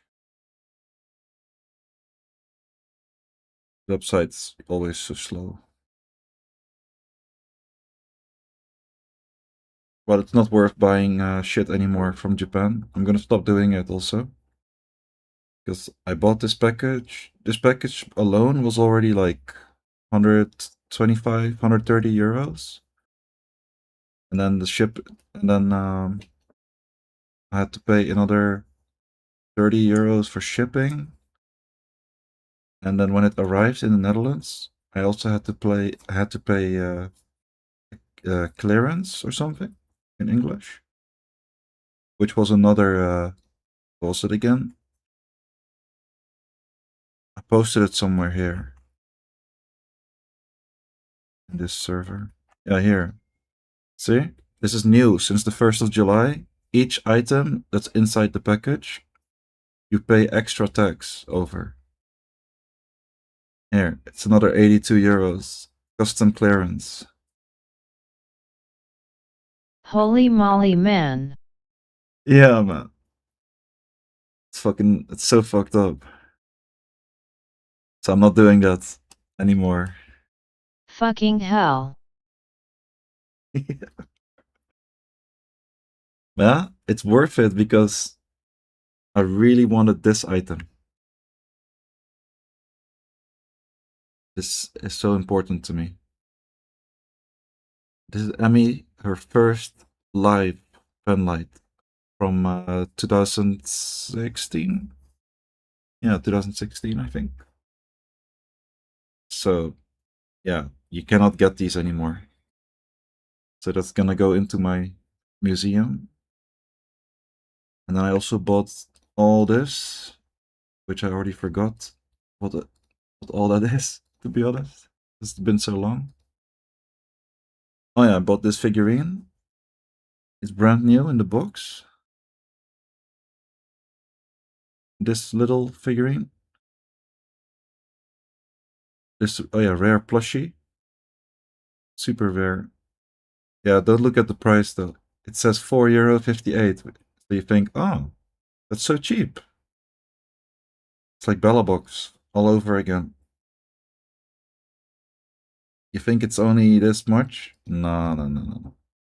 Because as soon as you buy it for this price, it gets shipped to their warehouse, which also costs money, extra shipping. And then you also have to pay shipping to get it to your place. And clearance as well for the custom shade. So in total, that plushie is like €20.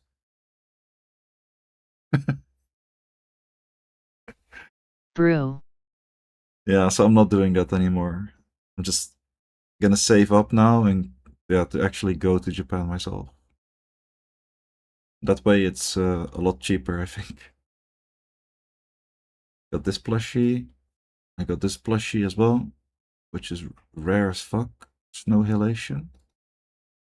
Tiny one. I got this one. Also pretty rare, because it's for the game. For the game you need your own card to play it, but the game doesn't exist anymore. But the plushie is still cute, so why not? These two plushies, where you put your finger in her ass, basically, and then you can move it.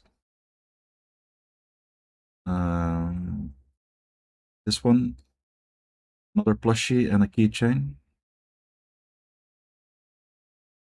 Another plushie. And another plushie. Get so many plushies on this order, holy fuck. Crazy, I could find... it's crazy that I found this one, really. Brand new. Unopened. Oh my god. That's fucking nuts. This one's pretty rare as well. Yeah. So yeah, that's arriving all tomorrow. Super excited. I wanna buy something, I don't know. Today I wanna They will all come in the same box? No, they're two different packages. Well, let me check the track and trace. Trace and track? No. It doesn't say it's arriving Monday though. But I think it will. I can hope so, because I already paid the €82 like a week ago already. It's been a whole ass week since I paid, and I still don't have my package. Fucking customs clearance bullshit.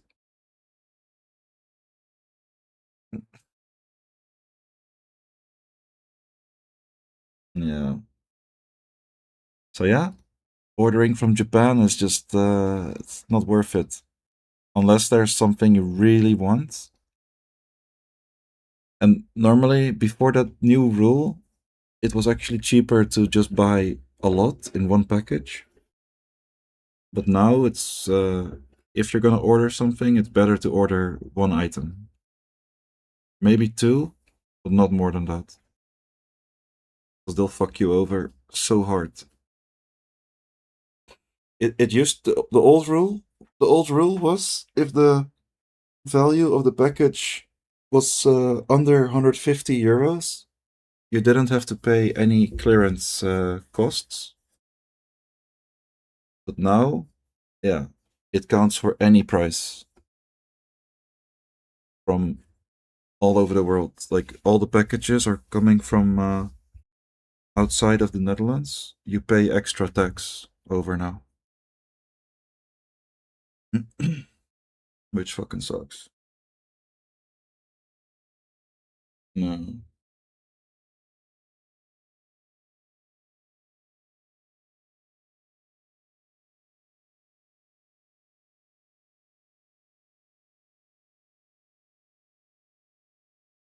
Why are Turkish girls are so nice, man.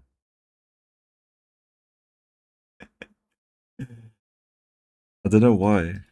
Okay, not all of them actually. Okay, not all of them, because my little brother, his girlfriend is Turkish. But holy fuck, she's not my type. Thank God.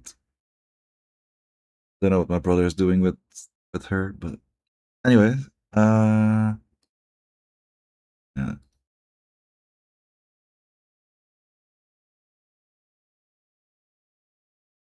Okay, it looks like the. Oh, I gotta be careful because I have. They might actually find my stream now, because my name is Howard on Steam. LOL. Yeah, I even have my link on my profile. I gotta be careful with what I'm saying. They might be watching. Probably not, but there is a small chance.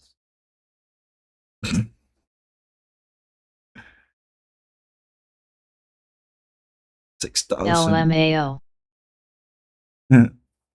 6,500 almost.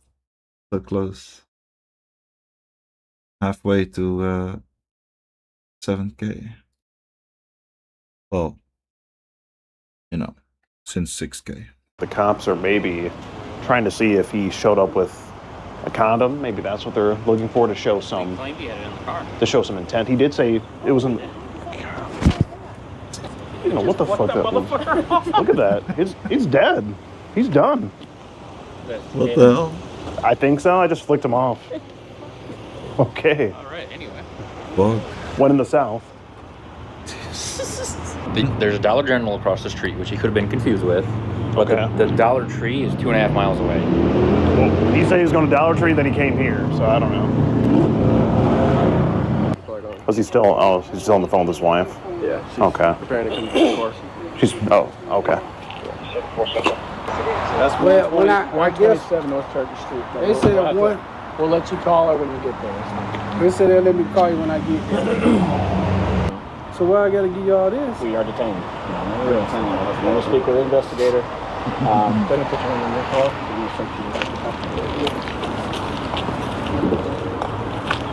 I can't play DVD at the moment. I have to wait for the laundry. All right. Well, it seems that they want us to come to the station for a brief moment to speak with the detective, and Keem is for now, being detained, and it sounds like his wife is going to maybe come back and try to get the vehicle. So that's kind of where we're at now. And Keem was on some bullshit. He tried to say, I was here to use the bathroom. Oh, you know he was just about to leave. He was about to, yeah. 100% about to dip. Oh, yeah.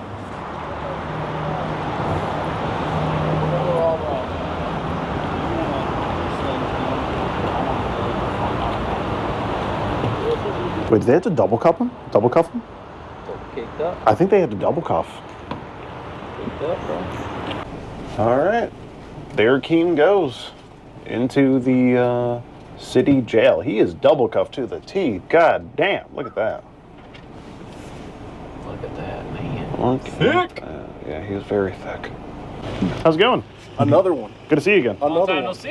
Yeah, like 2 days, right? Yeah. This is a semi-busy weekend. Well, I mean, it's definitely. We also had 3 or 4 that just didn't show up. It's like that. Yeah. They're like blocked. Like We had 2 that blocked that were supposed to show up. So it was supposed to be more. I'm down to let you guys help whenever and however Hell you yeah, want to. man. I'll let you know when we're coming back. Awesome. Say less, man. Yeah. Awesome. I'm going to go ahead and take care of this guy, all right? Okay. Good. Well, we just got everything squared away here with the Hillsborough Police Department. Again, huge shout out to Finally those worked guys. out what car and I the will detective get. here. Honda Great Civic work. VTEC Turbo. Oh. Sick. Honda Civic. What year? Jesus Christ. You crazy, man.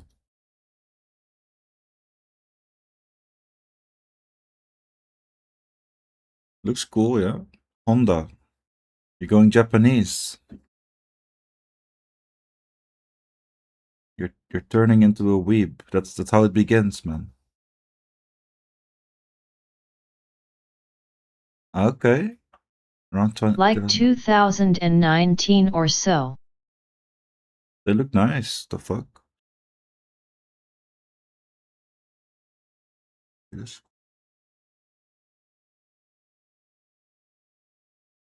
Seems like Japanese cars are good. Yeah. True.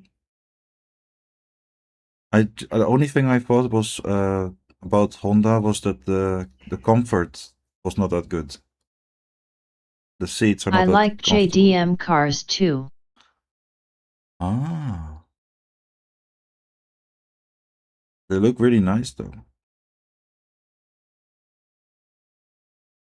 Sold. You bought it already. You bought this one.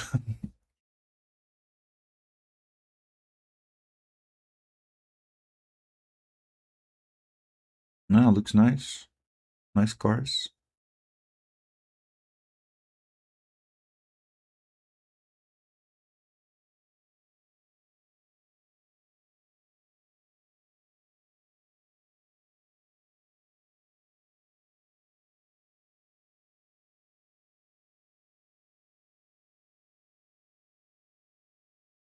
Uh,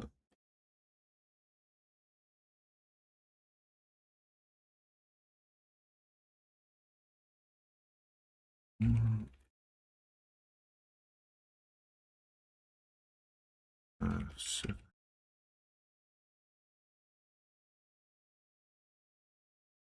Very comfortable for daily commuting. Okay.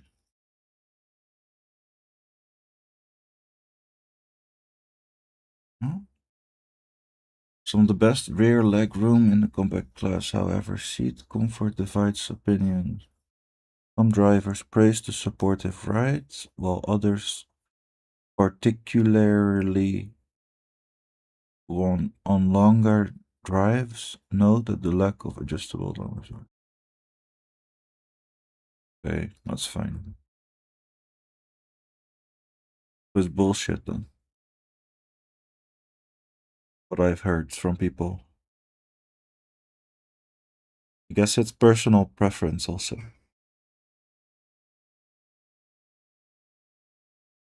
Okay. Honda. Well, my next car, if I'm gonna buy a car again, it's not gonna be a manual. That's for sure. 100%. I'm getting an automatic. Manual is not from this time anymore. I don't know. They're cheaper, but We definitely will be back because we do have leftover guys. There's a lot of predators out here in North Carolina, so we're going to be coming back to work with them again at some point. And you know, Keem, aka Howard, was on the phone with his wife there. I don't know what he told her. He probably just told her some bullshit that's going to make him look like not the bad guy. But I think she's going to find out real soon that he definitely is the bad guy. And yeah, hopefully she can arrange to come get the vehicle if they're sharing a vehicle. Who knows?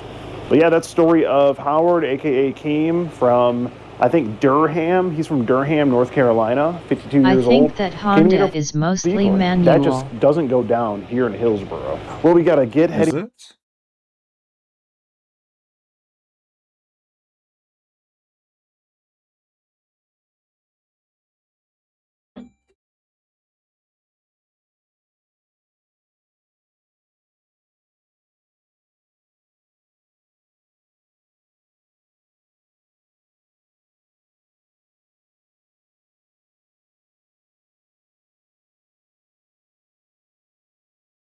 The fuck?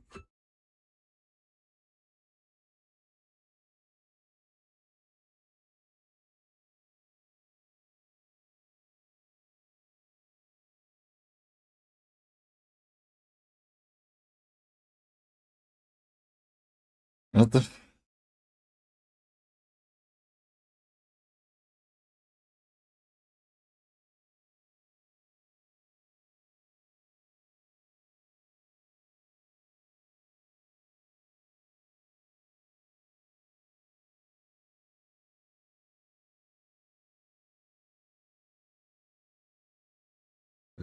Getting back to the airport so we can get back home and get this footage uploaded for you lovely viewers to watch and enjoy.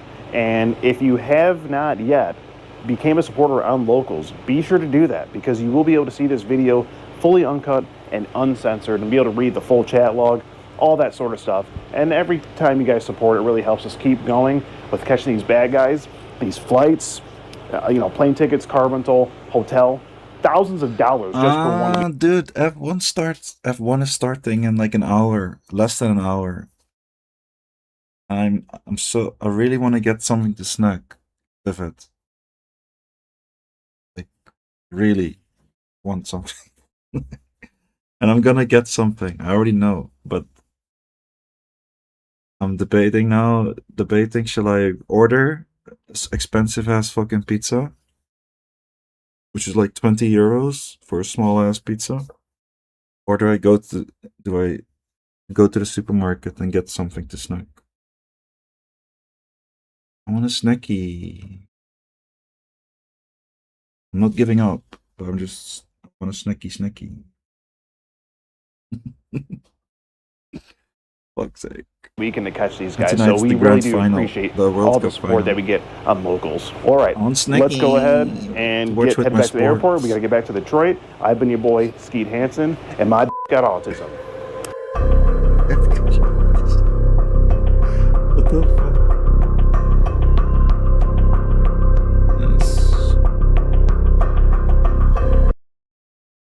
Next video from 2Swag. Almost watched all his videos now. Already. He doesn't have a lot. He has 1.4 million subs. And he only has, yeah, here. This is it. Now I have to watch this one. 100 million abandoned mega mansion. Oh, I think I've seen this. Not this video from them, but from a different YouTuber.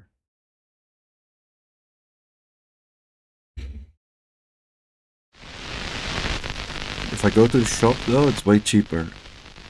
I'll spend like 10 euros on snackies. If I order shit, I'll spend way too much.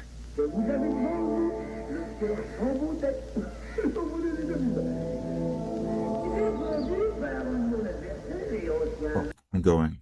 For fuck's sake. I want to get snacky.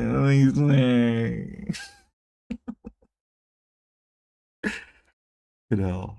Autism is real.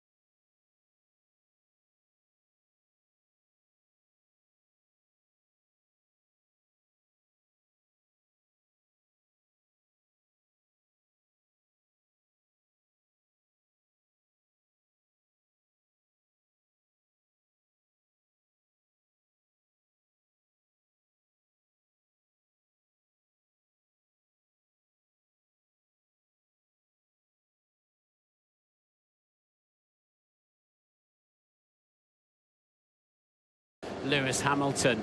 And the sky continuing to look a little bit grey up there in places, but at the moment it is, of course, bone dry. We should go to Sky Race Control then, because Bernie Collins has got her mate Ray with him, with her radar, that is. What's the rain saying? Yeah, exactly, Crofty. I think around 5 minutes' time we'll be starting to get some light spits here at the circuit, and then there's some heavier rain behind that. Now, the question mark is, at this stage, is that heavy enough to promote an inter-tyre? Bit unclear. It continues to change, as it always does around Spa as it gets towards us, but, you know, it's a significant mark on the radar. There's around 30 minutes of that light rain at least, so let's see if that's enough to affect this circuit or to get these drivers off a dry tyre. Yeah, around here often, as Bernie knows well, but you better to tiptoe on slicks, because a set of inters, if it's not wetting up, destroyed in a lap or two. But we saw the Ferrari was on medium compound tyres, and in fact everybody down to 12th place. Nico Hülkenberg on medium, and then Lando Norris on the hard compound. He's out of position after that 10th place grid drop in 13th. He's hoping to go long. Hard tyres too for Sergio Perez, Stroll, Hadjar, interesting for Red Bull, and Alonso. Soft tyres for Carlos Sainz and Valtteri Bottas, hoping to make up places on the first lap. And Lando Norris trying to do something he's never done before in Formula One, and what is his 161st start? Here he is, ties the career total of Ayrton Senna, and that's finished on the podium from outside the top 10 on the grid. So Lando needs to make sure he doesn't fall to the back of the grid, because then he's got plenty of time to get back. Oh, Fernando Alonso just pootling past us now. I'm going to imagine that Mercedes are telling Kimi Antonelli about that, because he's sort of thick end of a half a lap ahead of them now with that really tardy getaway. There's at least a 2-mile difference, isn't there, between where Kimi Antonelli is and where Fernando Alonso is on this formation lap. Down on pit lane duty for us today, Karun Chandok, good afternoon. Good afternoon, Crofty, and everyone listening at home. It's a hive of activity. Mechanics coming off the grid, but I'll tell you what, on the pit walls, everyone's doing it the old school way, Crofty. Arms sticking out, trying to feel for the rain. The radar is up on every television screen. I'm standing right behind Ferrari, Carlos Sainz, Lewis Hamilton's race engineer, and Jerome D'Ambrosio, a Belgian from this part of the world. Both climbed off the wall to try and look for the clouds. I'm not sure they are fully trusting the radar here, because it is so tricky to read accurately what's going to happen up here in the mountains. So yeah, lots of people using the old school method, their hands and eyes, to see the rain's coming. And on this formation lap, Oscar Piastri reporting light rain at turn 1, La Source, where the weather is coming in from. Nothing so far from George Russell. It could be rain or it could be sweat. You know, we've had that situation for George in the past. But as always, when it's lightly drizzling, it streams off your visor and always gives you the impression that it's raining harder than it is when you're doing a couple of 100 miles an hour through it. But it shouldn't be a problem for them at all. And they want to back that back up now. Alonso still out there in turn 12 as the front runners are approaching their grid positions. But they'll close that up. And then it's such a short run down to the first one. We've seen some big shunts here in the past, because the pack are virtually guaranteed to arrive together. You've got relatively cold front tyres, because they've been sitting on the grid. You've lit up your rear tyres with 1,000 horsepower, so they're a little bit warmer. You've got full tanks of fuel. Your brakes are not that warm. Picking a braking point for this first hairpin, not locking up your brakes and not running into others, is quite the task. There is Fernando Alonso. It's still not made it to the final chicane, and our front two have been sat on that grid for a while. For the third time this season, it's a front row of Kimi Antonelli on pole and Max Verstappen alongside him in that P2 spot. Last time was Monaco. Max had that engine issue, ended in a DNF for him. Not the best afternoon for him on that occasion. Let's keep our fingers crossed he gets a better getaway today and we can get some action into turn 1. We are ready and set on the grid then for this Belgian Grand Prix, and let the revs rise on our grid before we see the lights ahead of the drivers. 2026 Belgian Grand Prix It's lights out and away we go. Kimi Antonelli, good start. George Russell trying to get alongside Max Verstappen. Leclerc and Hamilton behind these two. Verstappen has it covered. Russell on the inside, good line from him. Now might get the slipstream behind Verstappen, running down towards Eau Rouge. Lewis Hamilton trying to get through there as well. Russell's under pressure, no straight line speed for him. And there in front, Max Verstappen has taken the leads of the Belgian Grand Prix from Kimi Antonelli, who's now going to come back at him down the Kemmel Straight. Look at the pace of the Mercedes, look at the pace of the Ferrari. Max Verstappen swallowed up by the chicane. Antonelli leads. Russell and Hamilton hit. From Leclerc, Russell and Hamilton make contact. Russell in the gravel, Hamilton continues on. Lindblad's lost out to Lawson in the Racing Bulls. What an action-packed first lap. That's bad news for George Russell and his World Championship campaign, as he tangled up there at turn 5 with Lewis Hamilton on the inside of him. Otherwise, it was all pretty clean, but Max Verstappen obviously boosted big time and got the run through Eau Rouge and Radion, and then, of course, didn't have any answer for the power of the Mercedes and the Ferrari climbing the hill up to Les Combes. He knew his best chance to get Kimi Antonelli was on the opening lap, went for the gamble, didn't pay off, and he's now down in 3rd place with Charles Leclerc moving up. Lewis Hamilton 4th, Lindblad up to 5th, Lawson 6th, then Colapinto, Bortoletto, Lando Norris in 9th, and Pierre Gasly in 10th. That's a start from Norris. Piastri is way down the field in 22nd at the moment. What's happened to Oscar Piastri? So I would imagine he's got involved in that Hamilton-Russell kerfuffle, and George Russell out of this race. Yeah, Piastri's not down in 22nd. That's a problem with the computer we're looking at here. He's obviously got a sensor issue because he's right up there behind Max Verstappen. Oh, thank goodness for that. Safety car is out. Bert Mailander has been employed, so he will now back up the pack. And that is Esteban Ocon down in 15th, and he's got damage. As you can see, the car scraping along the ground. So I'm going to suggest that hopefully for him that is a puncture. Karun. You go Red Bull in the pit lane. I think Isaac Hadjar is coming in here. You can see all the mechanics are out. Ferrari ran in to get their helmets on as well, the mechanics. They wondered about a front wing issue. Ollie Behrman coming in the pits as well as the Cadillac. So lots of activity. Hadjar's being held. Hadjar's had to wait for the 2 Cadillacs to come through. Thanks ever so much, Karun. You save about 10 seconds of your race time by pitting behind the safety car. So if you weren't on the hard tyre, good time to get the hard tyres on now. But, of course, Isaac Hadjar did start on the hard tyre, and he's now onto the mediums. Yeah, whether the medium can do the entire race remains to be seen. Bit surprised that Sainz didn't pit to get rid of those soft compound tyres. That would, because a set of hard compound tyres we do expect could do pretty much all the distance. As they make their way past George Russell's Mercedes. That's going to need some recovering, and the gravel's going to need sweeping. Let's have a look at the race start. Now, for once, for Kimi Antonelli, it was a perfect getaway off the line. Charles Leclerc, I think, reacts a little quicker than George Russell, and George Russell's got that inside line, which is a good line to take, and now it all unfolds, Martin. Yeah, you can see Max Verstappen there in 2nd place. He's obviously using a lot of battery deployment. Antonelli tries to cover him, can't do that all the way through there, but that puts Verstappen into the lead, but pretty defenseless then, heading such a long slog up the hill. George Russell is out of battery there as well. Look, they're just mugging him all the way down to Les Combes. Russell then late on the brakes, now goes around the outside of Lewis. Gave Lewis, I have to say, racing room on the inside there. You always have to be wary of cold front tyres and full fuel loads in a situation like that, but we're about to find out. I think George did give him enough space, but Lewis has obviously just had a little slide across the track. There goes Russell now.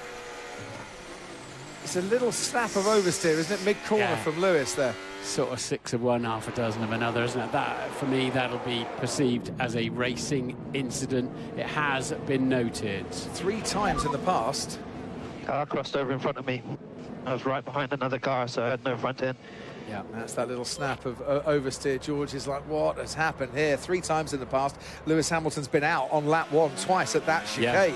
Yeah. And with Jenson Button a few years back, I remember too, but he's got out of any trouble on that occasion. Carlos Sainz tags Esteban Ocon. Which is why Ocon is probably sparking a bit. So has it damaged some bodywork? He carries on, Esteban Ocon. Having quite a few adventures.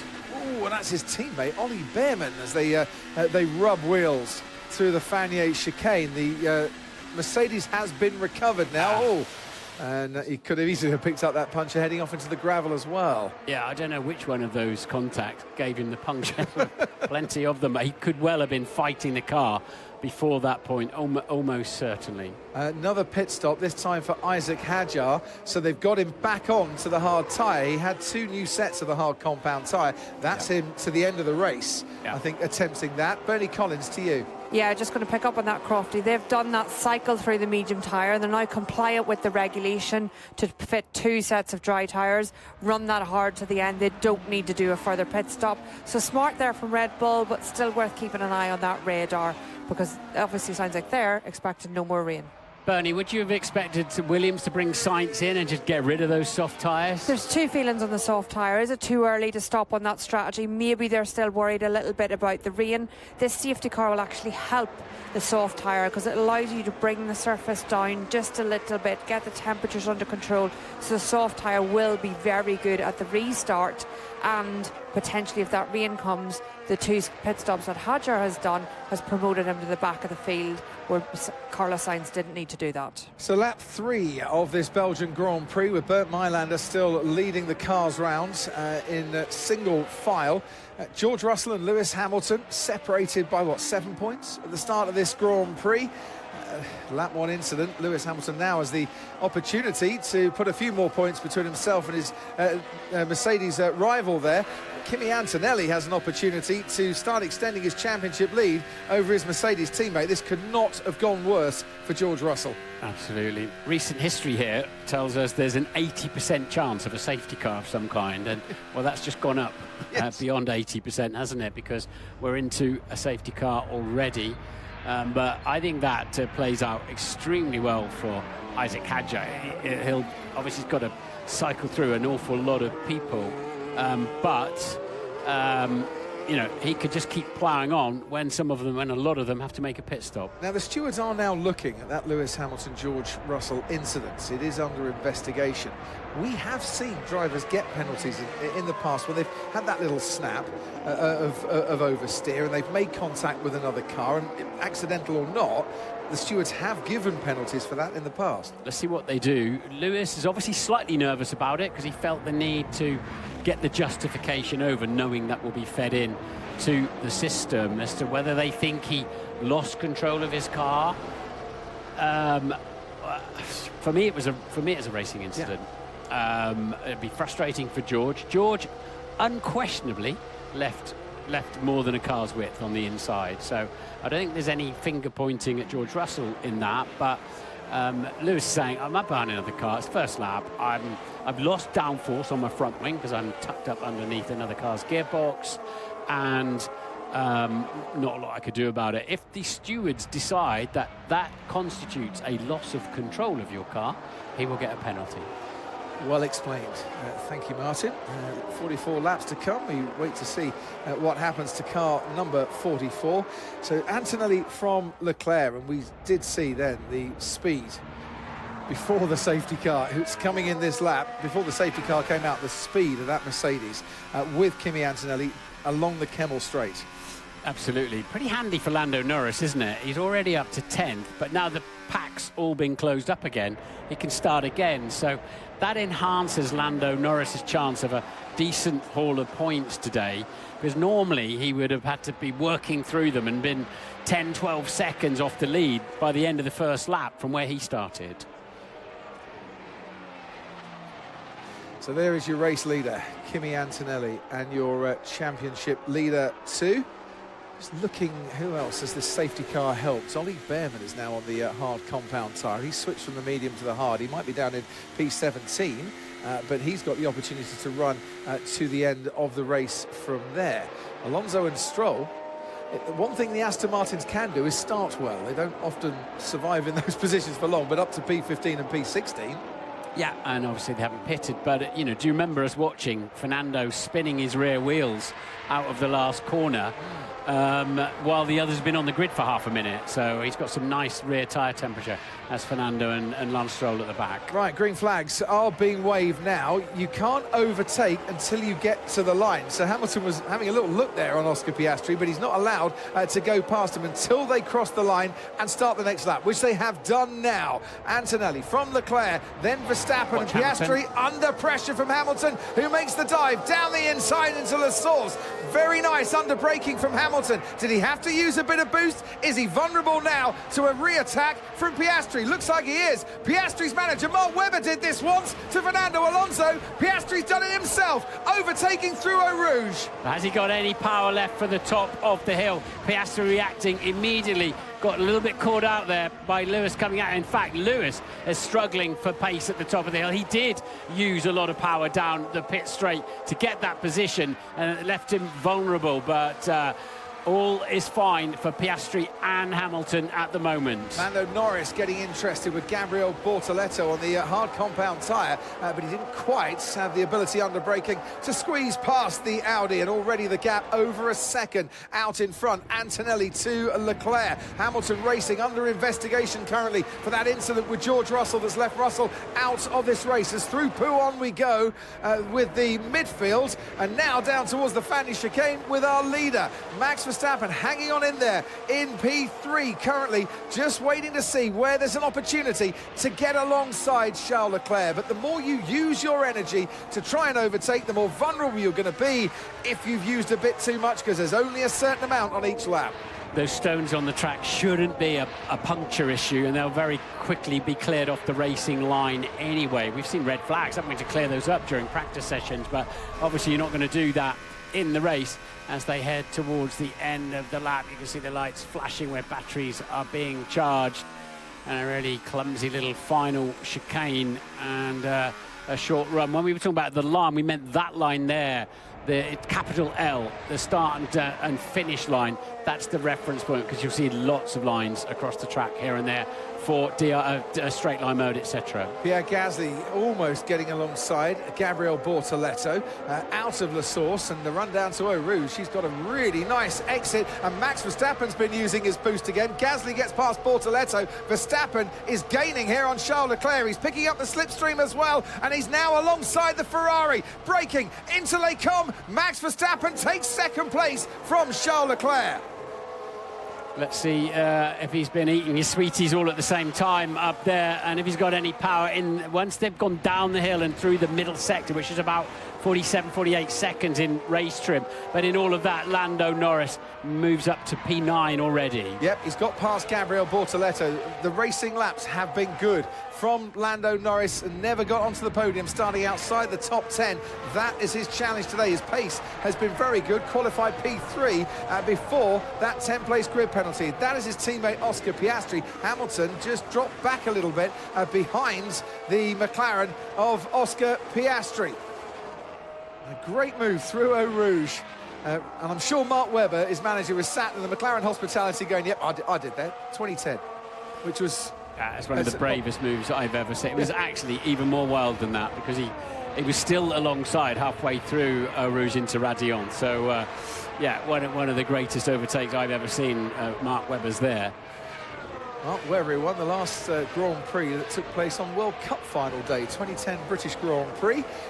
Spain went on and won the World Cup that day. So if Oscar Piastri wins this race, then that'll be a good omen for the Spanish national side a little later on, if they need one. And you have to get up pretty early in the morning if you want to mug Fernando Alonso around the outside of Eau Rouge and Raidillon.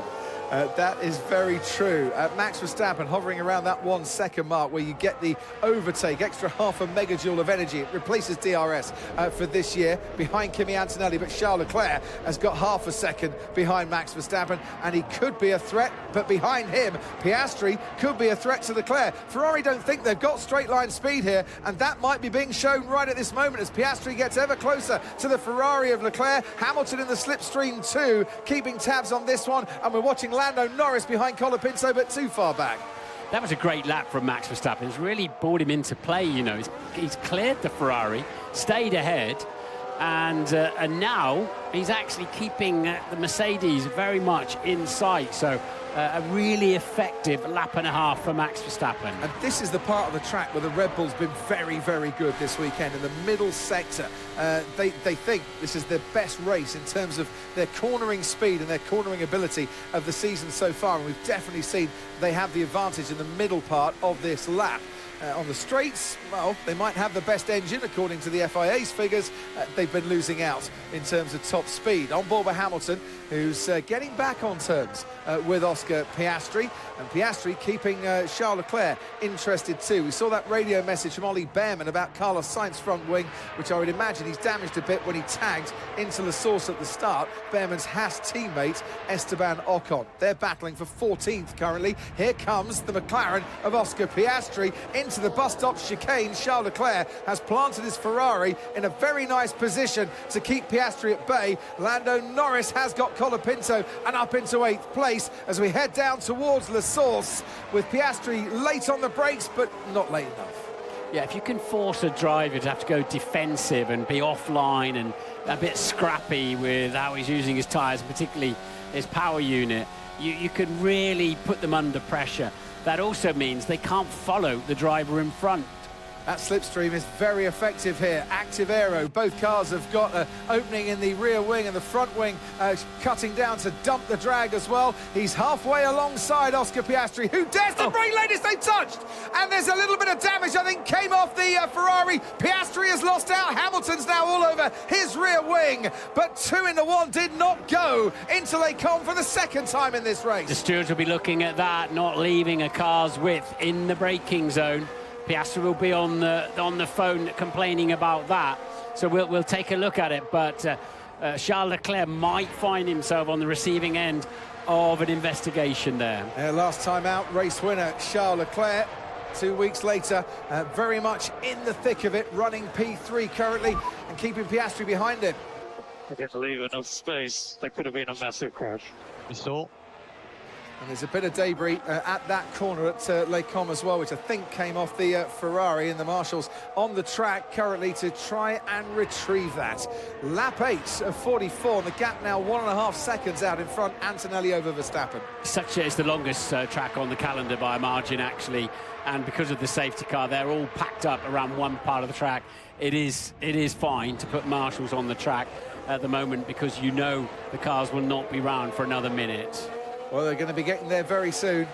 Ferrari lead McLaren, lead Ferrari in the battle for 3rd, 4th and 5th currently over the line. There's the gap down to 1 second again. Verstappen behind Antonelli. Lewis Hamilton a lot closer now to Oscar Piastri than he has been for 2 or 3 laps, and he'll be picking up a tow and a slipstream as the McLaren punches a hole through the air all the way as they rise over Raidillon to the Les Combes chicane. Now onto the Camel Straight we go, and the speeds of about 200 miles an hour. Already that McLaren, the light flashing and charging up the battery. Hamilton will love to see that because that gives him an opportunity to take 4th place, which he does. And I don't think Piastri had much to defend on that occasion. I'd be intrigued to know what actually did fly up in the air, the carbon fibre confetti, because it'll be affecting somebody's downforce. Let's see if we can see it now. Well, this is Piastri. There's room at the moment to try and get past. Then it gets squeezed. That might have come actually off Piastri's front wing. Yeah, that's what I'm thinking. Plate. Yeah, that's what I'm thinking. It's noted. I think Charles is going to have a problem on that.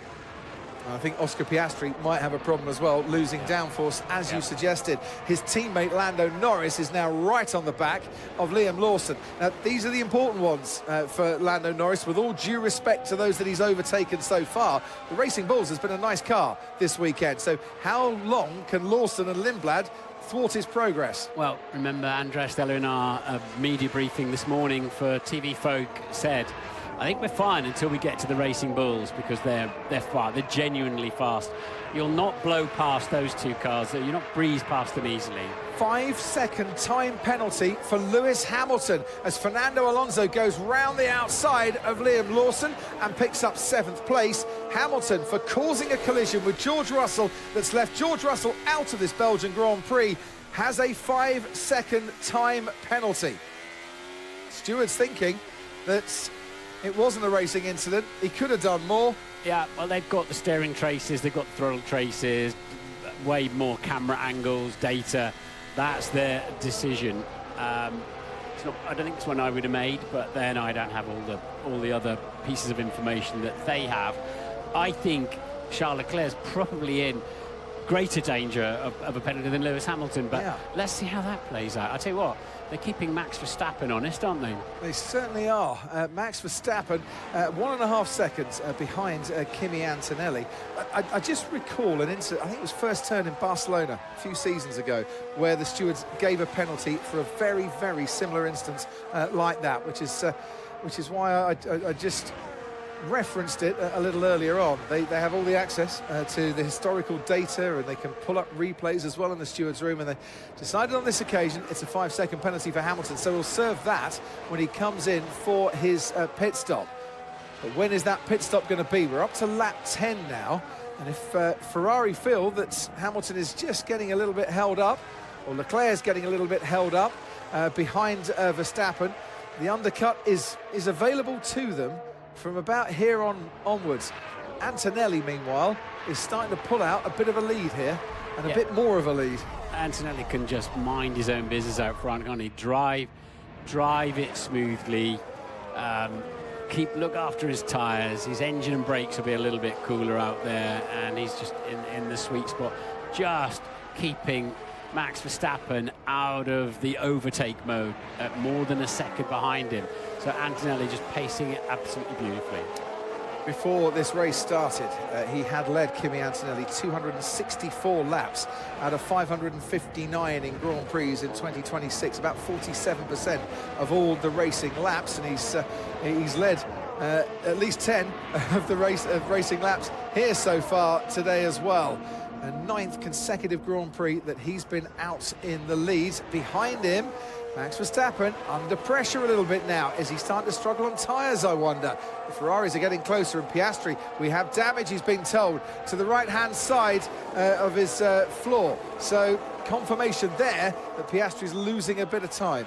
Norris did not make it past Lindblad on the climb up to the chicane on that lap. He's very, very close behind him, as you can see. Karun. Hamilton's carrying damage in this race for Lewis Hamilton on the front wing. One of the dive planes he lost in that first contact with George Russell. He's also got some damage to the barge board, and I'm not sure, Ferrari haven't confirmed whether that was from the that first lap incident as well, but I assume so. So Lewis in that fight still within a second of Charles Leclerc, but carrying damage on the red car. Yep, it's a car that's been in the wars a little bit this weekend. Has Lewis Hamilton's big crash down here at the Fagnes chicane in FP3, like Pierre Gasly as well. They just glanced the tyre barrier and did some extensive damage on that occasion. Lap 11 of 44 here. Arvid Lindblad running in the top 6 for the first time since Australia and China. His first 2 Grand Prix in Formula 1, keeping Lando Norris at bay for the time being. The stewards are now looking at the Charles Leclerc-Oscar Piastri incidents. They've looked at Lewis Hamilton's, they've given him the time penalty. Is Leclerc going to suffer a similar fate? Yeah, if Norris needs to clear Lindblad as quickly as possible, of course, but he really does need to, because actually with penalties and damage and what have you ahead of him, it's not out of the question that Lando could get a podium today. Right, 2 Ferraris, Lewis Hamilton right on the white line there, and just given enough space by his teammate Charles Leclerc. He's trying to get alongside. The 2 Ferrari-powered engines matching each other, and Leclerc has that one covered for the time being. Norris has got Lindblad into the chicane. Gasly has got his teammate Colapinto, and Nico Hülkenberg has got Alex Albon along that Kemmel straight. 3 overtakes for the price of 1. The rule says you must leave a car's width, which is what Charles did there to his teammate. I always think it should be a car's width and a little bit, because a car's width means you can be rubbing tyres, but that's the rule. You can't move in the braking zone, and if you're returning back to the racing line, you must, and a car's there, you must leave them a car's width, but you don't want to leave them too much more. Well, George Russell thought there was space enough at the Le Combe chicane. There was. Then Lewis Hamilton hit him, and George Russell is out of this race. And before the 5-second penalty for Hamilton was announced, George was talking in the media pen to Craig Slater. Well, George, awful disappointment for you. What was your assessment of the incident? I don't know if you've watched it back with Lewis. What do you think? Well, I just got totally swallowed up down the straight. I lost 3 positions down the straight, down into turn 5, and then the incident was a racing incident. Maybe I could have gone a bit wider, maybe he could have braked a bit more. The incident shouldn't have happened if I had the speed down the straight. Yeah, very, very disappointed. Yeah. Listen, it could cost you an awful lot of points relative to Kimi at the end of today. How can you get your head around that? Nothing to say. No words at the moment. It's just, yeah. Yeah, and just finally, you've got this issue to deal with as well. I mean, speaking to Toto in advance of the race, he thinks a solution can be found to give you parity of equipment, at least at the team. I mean, I know it seems everyone's confused, but can you take some heart from that? I appreciate everyone's working hard to solve the problem, but I'm stood here on lap 5 of the race, and felt like I was in a good position to fight for the lead up to turn 1, and then suddenly no power and it's all gone. Sorry, George. Thank you. It has not been a good weekend for George Russell. He sounds quite tearful there. Yeah, he's upset. What he's saying is, look, I should never have been in that position in the first place. Yeah, whatever. Me and Lewis have tripped over each other. He, like me, thought it was a racing incident, but it's almost like that's irrelevant. I shouldn't have been there. What's going on with my car? And you got your foot flat to the floor, and it's not accelerating. Presumably they'll find a reason for it, but it seems extremely confusing all round, doesn't it? Certainly does. He believes he should have more pace in his car. Lewis Hamilton believes he's got more pace than Charles Leclerc at the moment, which he probably has, because he's got the overtake available to him. Extra half a megajoule of energy. Whether he'd have that same pace when he overtakes Charles Leclerc, we might wait and see, or Ferrari might decide to swap them around. But at the moment, I think they're both losing a bit of time. Yeah, we obviously couldn't see George in that. He was on the verge of tears, apparently, in that interview. He sounded tearful. Absolutely distraught with, this is a chunk. He got it back to 25 points deficit, and this is a very difficult day for him. Certainly is. The championship lead for Kimi Antonelli will increase, and as it stands, it will be this man, Lewis Hamilton, taking over that second place. If you're just joining us, just to reiterate, Lewis Hamilton will have a 5-second time penalty, though, to serve at his pit stop for causing that collision with George Russell. And, well, that might cost him a place to Oscar Piastri. He seems to be fairly clear of Lando Norris currently, but Norris is lapping quicker than Lewis Hamilton, and on the hard tyre has the ability to go that much longer into this first stint. Yeah, and what a cracking set of tyres that Lando's going to have at the end of the Grand Prix with lower fuel and a new set of mediums. Lando will be very, very quick in the closing stages of this race. And we'll see how long they want to hang that one out for at McLaren.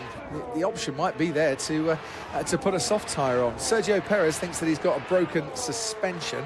I think he's come into the pit lane. He has. Bernie Collins is at race control. Yeah, I was just going to come in a little bit on strategy, Crofty. A bit of a split feeling out there on how these tyres are lasting. We've heard the Ferraris being told degradation lower than expected, so the tyres lasting better than expected. We've heard others, Verstappen and Norris, being told watch that front right tyre. That is the concern. I think we are pushing more now towards a one-stop strategy. So like you say, Norris, how far can he extend that hard tyre? Can he get all the way to getting something like a soft on at the end? And then the other one to watch out for is still Hadjar. Potentially can go all the way to the end on that tyre. Now in P12, just outside the sort of pit window of Antonelli Verstappen, so anyone ahead that has to pit could come out behind him. So how long can he push that hard tyre? But he needs to make progress past Bortoleto and Colapinto. Yeah, he got past Gasly, did Isaac Hadjar, and that was enough to send Pierre Gasly into the pits. Carlos Sainz is coming in as well. They're going to have a replace of that front wing. There was a bit of damage to it.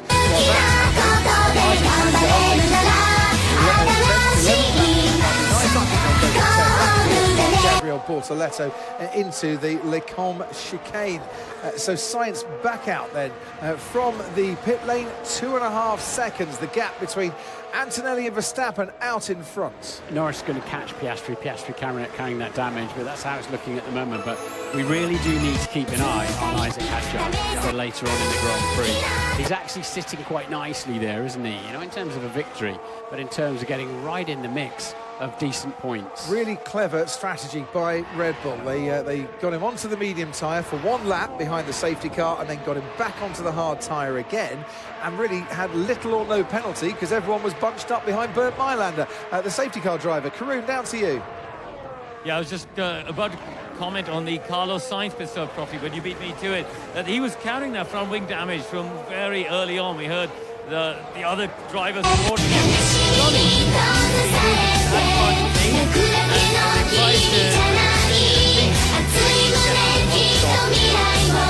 well, let's see what happens to this race, and down in 19th now. Norris just took 1.4 out of teammate Piastri. That means within 3 laps, he'll be with him.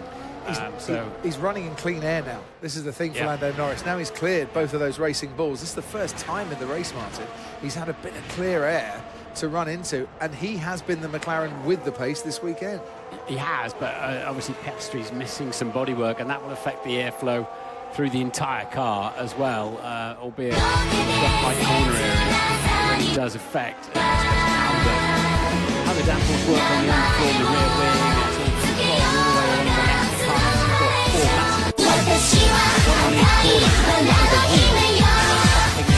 You've got 4 massive those pieces that get flicked off are there to control that flow over and out of the car, and Piastri, you can tell, is beginning to struggle with that. Yeah, just a touch. This time last year, Oscar Piastri was leading the Belgium Grand Prix ahead of Lando Norris. The minute we got the first green flag of racing after that rain delay, he used his DRS at the time, very handily indeed, to get past his teammate and never looked back. Is the active aero for 2026, not DRS, that's opening up on Lewis Hamilton's Ferrari, and Hamilton with a 5-second penalty, but his teammate Charles Leclerc, who we thought might be in a bit of bother with the stewards, no further action for causing a collision with Oscar Piastri. And that's why I never want to be a steward. I think your silence said it all there, Martin, to be honest. Anyway, as I say, they've got a lot more stuff to look at and different points of view. But for me, that high-speed braking zone stuff and giving racing space is a pretty important area. Yeah, I'd quite like to hear Oscar Piastri's reaction when they pass, if they pass that information to him. Charles Leclerc free to race on then as Arvid Lindblad pits, and Charles Leclerc trying to get on terms with Max Verstappen. The gap was about 9/10 of a second at the end of lap 16. Here is Arvid Lindblad, who was running in the top 6, and will come back out onto the racetrack roundabouts where Pierre Gasly is just ahead in 12th place of his teammate Liam Lawson, who's also been into the pits too. Haven't heard anything, have we?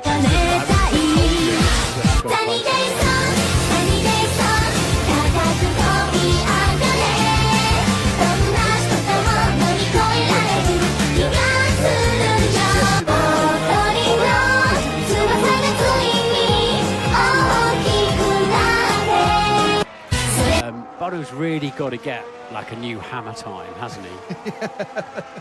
for Kimi Antonelli. Basically, he's like, don't bring me a load of grip back to the pits with discarded tyres. Use the grip, build yourself a bit of a lead, and you're looking good. Just watching as Pierre Gasly is at the moment, quite the squabble going on between Lindblad and Lawson, getting very close to each other.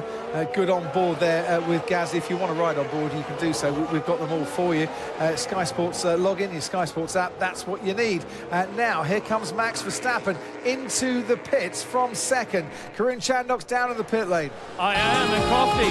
Ferrari came running out as well to try, and maybe it was a bit of a dummy they were trying to play there. Ferrari came running out of the pit lane at the same time as Max Verstappen was in, and they've now gone back. So, strategic call being made to box opposite Max for Charles Leclerc, and he stayed out in free air for an extra lap. But a good stop there for Red Bull. Yeah, the problem for Ferrari is a big undercut. Brand new set of tyres will gain you a couple of seconds here on the next lap. If Ferrari don't react quite quickly, they'll have Hadjar to pass. As Hadjar now running in 7th, right behind his teammate. Yeah. They'll have Isaac Hadjar to get through to get to Max Verstappen. So let's see what Ferrari pit lane do. Obviously, they've got Leclerc in front of Hamilton because they can't touch the car for 5 seconds. On a VSC, Hello? virtual safety car deployed. What lap are we on? We are lap 18. Why the hell? I told you what strategy I wanted to do. Just to put me out with everyone else now. We are on plan B. Well, Lewis questioning the strategy, but it might just turn around depending on how long this virtual safety car will last for and what it's for. That is going to hurt Max Verstappen badly, isn't it? Having looked like he'd sort of pulled the pin and beaten Ferrari to that undercut pit stop. Now it's going to get... I think it's going to be okay because the VSC is ending. Yeah. And no one took advantage of a cheaper pit stop. The marshals were on the track at just past Blanchimont, I think, to clear a bit of debris away. So I think Max, you're right, could have very much hurt him, but it shouldn't. And breathe for Red Bull. Wow. Antonelli aggressive into the pit lane there. Yeah. And now stopping for his pit stop. So Max Verstappen just coming up to the chicane now. Antonelli, nice swift stop of 2.6 seconds. Leclerc is the new leader of this race from Hamilton, Piastri and Norris, but it's Antonelli getting out ahead of Max Verstappen that Mercedes want to see here. Here comes the Red Bull, down towards the source now, inside line for Antonelli, who used his tyres well in the last couple of laps to fend off the undercut from the Red Bull team. Yeah. They had to cover off Max, really, flying along as soon as that VSC ended so quickly. So situation returned to normal then. And this is how close Lando Norris is now to his teammate. We were talking about him homing in at rapid rate of knots. So I'm going to assume McLaren, well, Norris is on the harder compound tyres, but they've really got to move Oscar out of the way pretty quickly, haven't they? Well, they're on a different strategy, so it's easy to explain to Oscar that, look, let your teammate through. He is going longer in this than you are. But that said, you never really want to have your teammate wave through, whether you're carrying damage as Oscar is or not. Yeah. He's not letting him through there, but so Hamilton then, if he loses 5 seconds, it will put him literally side by side with Lando Norris at the moment. When he does make a pit stop, and behind Piastri. So McLaren then, I think bits of carbon still flicking up here and there. McLaren really need to do something about this quickly. Here it is, right now, Lando Norris behind Oscar Piastri. He didn't let him through there. I don't think he's got much to defend with there. So whether it was orchestrated or not, Lando Norris is now through and into 3rd place. That looked a bit lumpy, didn't it? Yeah. Maybe they just thought, look, Lando's got so much pace, you're going to get past him anyway. Oscar will know not to defend too much and ruin him, maybe his own race. So Leclerc is the leader from this man, Lewis Hamilton. The two Ferraris haven't pitted. And we are opening the gap to Piastri, and we need to serve a 5-second penalty, that's why. Another one. That'll be the moment that they told Lewis Hamilton he's got a 5-second penalty then. I don't think he knew before then. Neither of the McLarens have pitted. Your net race leader is Kimi Antonelli from Max Verstappen. That was the 1 and 2 before they pitted. And Verstappen has just set a new fastest lap of the race and maybe enjoying the hard tyres. That scrap between Limbaugh and Lawson that I mentioned we were seeing when riding on board with Pierre Gasly, that's been noted by the stewards. Piastri's ahead of Norris now. He's breezed past him up the back straight. There you go. Piastri now back in, so we weren't watching any choreography. No. It's probably why it looked a bit lumpy. They were blocking. fighting for position. Well, that doesn't make much sense to me, I must admit, but this is going to be interesting. Virtual safety car. Bernie Collins, we didn't see people take advantage last time. Marshall's on the track once again. Will anyone take advantage this time? Yeah, I think if the safety car is still out, or the virtual safety car is still out by the time Ferrari get to the pit entry, then they should at least do it with Leclerc. This is their best chance to come out ahead of Kimi Antonelli. But I think, in credit to the FIA, they're throwing these virtual safety cars at points where it's not affecting the leaders of the race. So they'll try and clear it, but we've not got a cleared message yet. So what do you do if you're Ferrari? You shout box, box to Charles Leclerc, because 100%. Yeah, and you shout box, box to Lewis Hamilton, because the virtual safety car is still out, and Ferrari are coming in. Karun Chandok. Absolutely. Bright sunshine now in the pit lane. The Ferrari mechanics running straight out in front of me. I see Leclerc pulling up right here. Wheels going on. The other Ferrari's in as well, so they're going to double stack. Yeah, Hamilton is going to have to wait. They have to wait. Don't touch. And I'll tell you what, it feels like an eternity, Crofty, for these mechanics. There they go. You can hear the wheel guns. Piastri has jumped out. And oh, there's a problem there on the front right. One of the mechanics nearly got run over. Wow, that was close for Lewis Hamilton. But the mechanic is standing out, so he's okay. Very, very unfortunate there for Hamilton. He's dropping Piastri now as well with that penalty. Thanks ever so much. The VSC is now ending. Ferrari have had that cheaper pit stop. So Lewis Hamilton, even with the 5-second penalty, has still gained time on his pit stops by about 3.5 seconds. Lando Norris is your race leader. He hasn't pitted yet.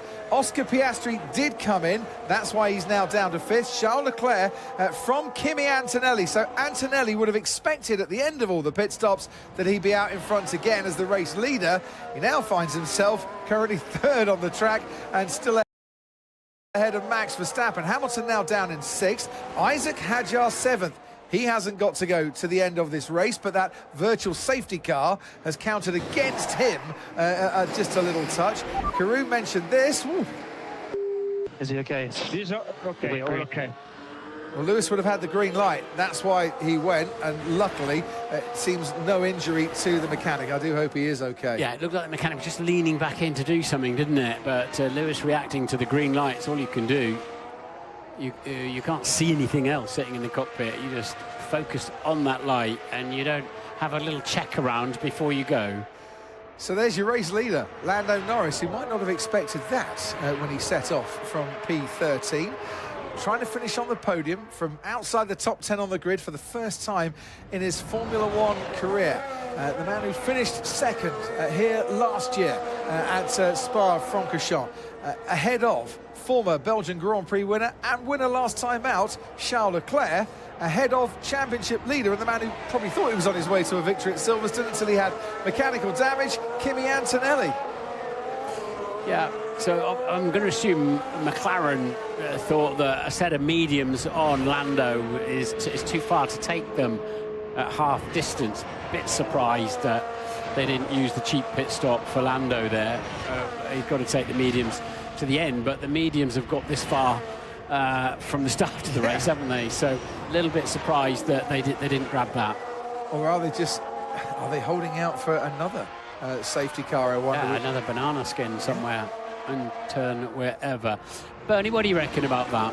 Yeah, well, there was a lot of discussion on Lando Norris's car about how the medium was holding up. They thought it wasn't as robust as the hard tyre. That's what they were telling Lando all along. So I think they've decided that this hard, having been worn down, a bit of cooling behind the safety car, is still going to be very strong. That's what they're thinking for Lando Norris. Just a very quick one on Lewis Hamilton and that pit stop.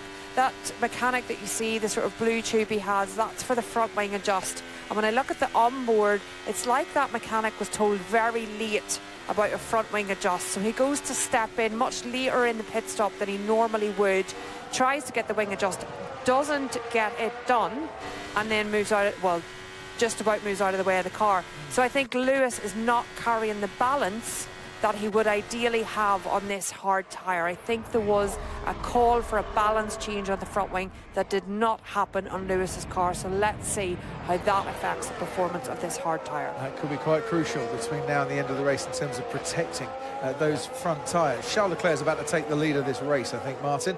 It's coming. Yeah, that's the aerodynamic balance. We almost always actually see them when they go from soft to medium or medium to hard, for example, they'll give a little tweak of front wing up or down to help balance out the lower mechanical grip of those tyres. This is a quite absorbing Belgian Grand Prix at the moment, being led for this moment by Lando Norris, but Charles Leclerc is coming right at him on the Kemmel Straight and is about to take the lead of the race, and does so with ease. Lando knew there was no point fighting that one whatsoever. Second race running then, Charles Leclerc is leading a Grand Prix. Kimi Antonelli is fast catching these two and lapping at about half a second a lap quicker than Leclerc. That's when Leclerc was behind Norris, though. Unsafe release noted for Ferrari and Lewis Hamilton. And that in a race tends to be a penalty rather than a fine. Just that's what the Lewis Hamilton fans will be thinking. Oh, okay, does it affect the driver? Does it affect the team? You can't differentiate between them. You can't. If the driver sticks it in the wall in the final corner, you can't give the victory to the team. And yeah, if the car blows up in the final corner, you can't give the victory to the driver. They are one and the same thing. Well, we'll keep you posted. It's been noted. Stewards are having a look as to whether they need to investigate any further. Verstappen currently about 0.4 of a second slower than Kimi Antonelli, and just wondering, does he need to save tyres or does he have to push? And look, they are. I have no grip, says Max Verstappen on these hard compound tyres. Piastri runs 5th ahead of Hamilton. Hadjar currently running 7th. He's finished in the top 6 at the last 5 Grand Prix in a row. Last French driver to do that, Alain Prost in 1993. Drivers, it's a driver expression. I have no grip. The engineers, who are obviously a lot more clever and educated than the drivers, go, well, you must have some grip because you keep going past me quite frequently. But I know what he means. He's not, it won't turn, it won't stop, it spins his wheels through the exit or whatever. Leclerc flying along nicely now, isn't he? Now he's got some clean air, lapping faster than Kimi Antonelli. So the Ferrari starting to come good on these hard compound tyres.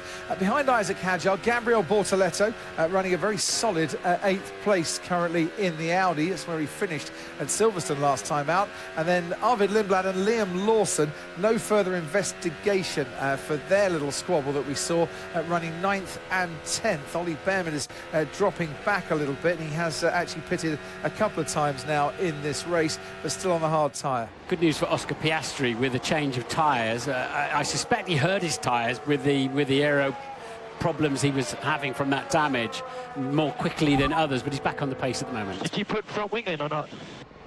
We didn't manage. Yeah.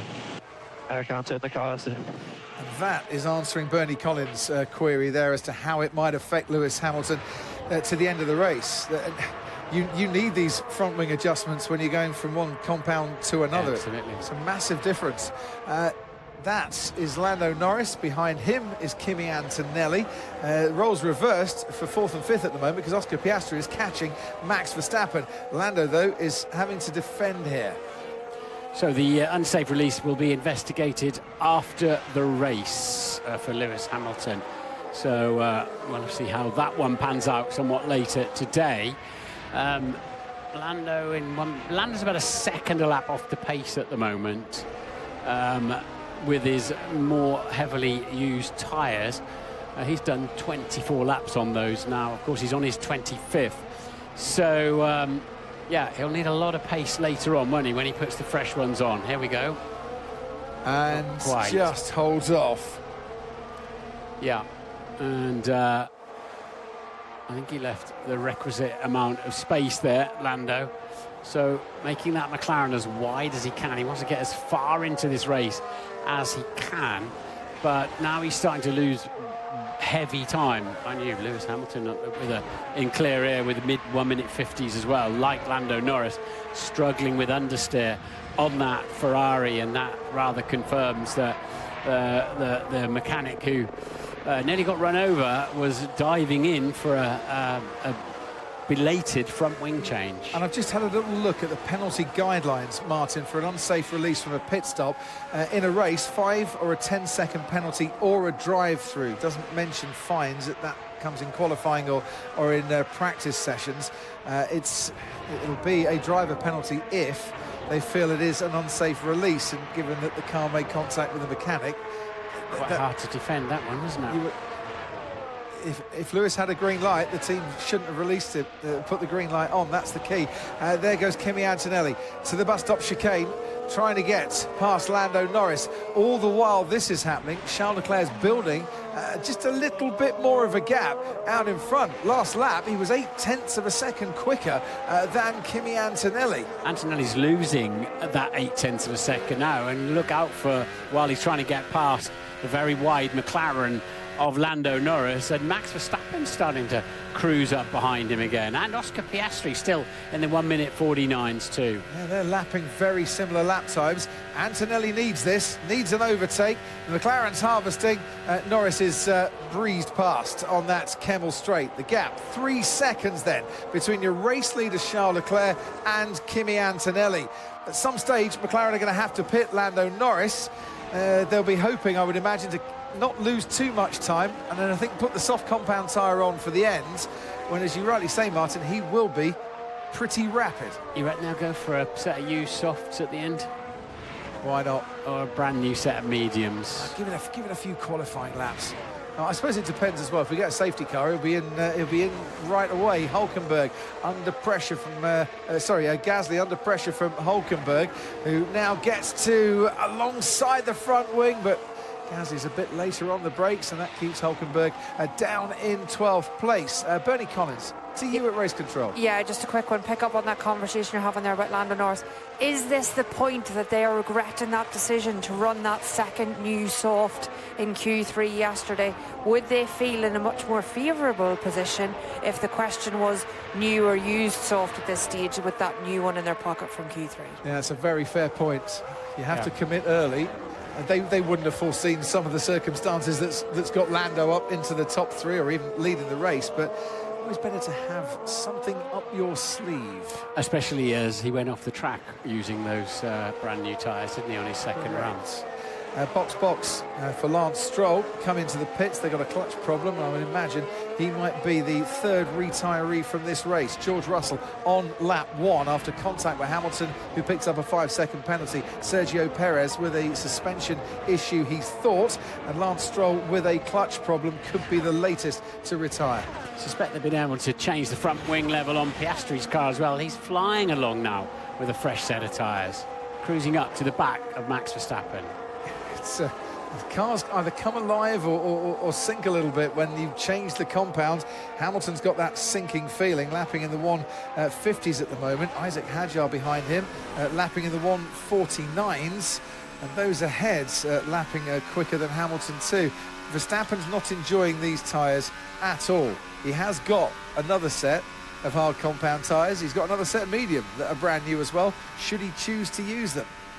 I'm sure he won't want to come in to the pits.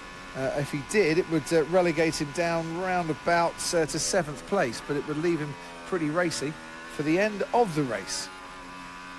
See what happens. Top 5 covered by 7 seconds at the moment, and then they are very much dropping Lewis Hamilton now in this phase of the Grand Prix. 14.4 seconds off the lead. He's not that far away from being a pit stop behind. He really needs to somehow get into the 149s, but if his car's understeering, sliding across the track at the front end, that just hurts the tyres ever more. Certainly does. Right, let's see what can happen again as we head into the straight line mode of the start-finish straight, and then along the Kemmel straights. Norris, Verstappen, Piastri separated by 2.2 seconds as they cross the line. Now what Piastri is looking for is a really good exit out of La Source and pick up a slipstream here behind not one but two cars. Not overdo it too much on the electrical deployment, the battery deployment, and use the slipstream to gain himself an advantage and to get closer to Verstappen. Verstappen had a slipstream yesterday behind his teammate Isaac Hadjar in qualifying. It was worth 17 kilometres an hour on that back stretch. He's used that slipstream and maybe a bit of battery deployment to good use here because he's got a lot closer to Lando Norris as we start to drop down the hill now through Rivage. If it's a one-stopper for the front runners, Lando's got a lot of overtaking to do in the final stages to get back up there. Certainly has. Kimi Antonelli's got a bit of overtaking to try and get a bit closer to get ahead of Charles Leclerc, and he's picked up 3/10 on Leclerc on this lap so far. Middle part of the lap, the Red Bull has been strong. That's why Norris can now see Max Verstappen very large in his wing mirrors. As Colapinto gets ahead of Hulkenberg in the scrap for 12th place.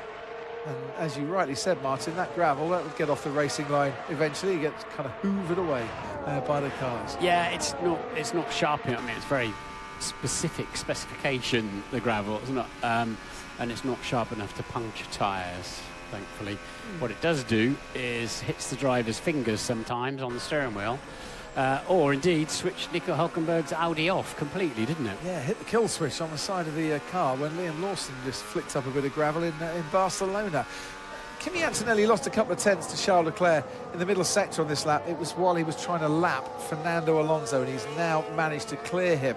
Verstappen a lot closer to Lando Norris on lap 29 than he was coming out of La Source on lap 28 as we barrel down through Eau Rouge and make that 40-metre climb up to the top of the hill at Raidillon.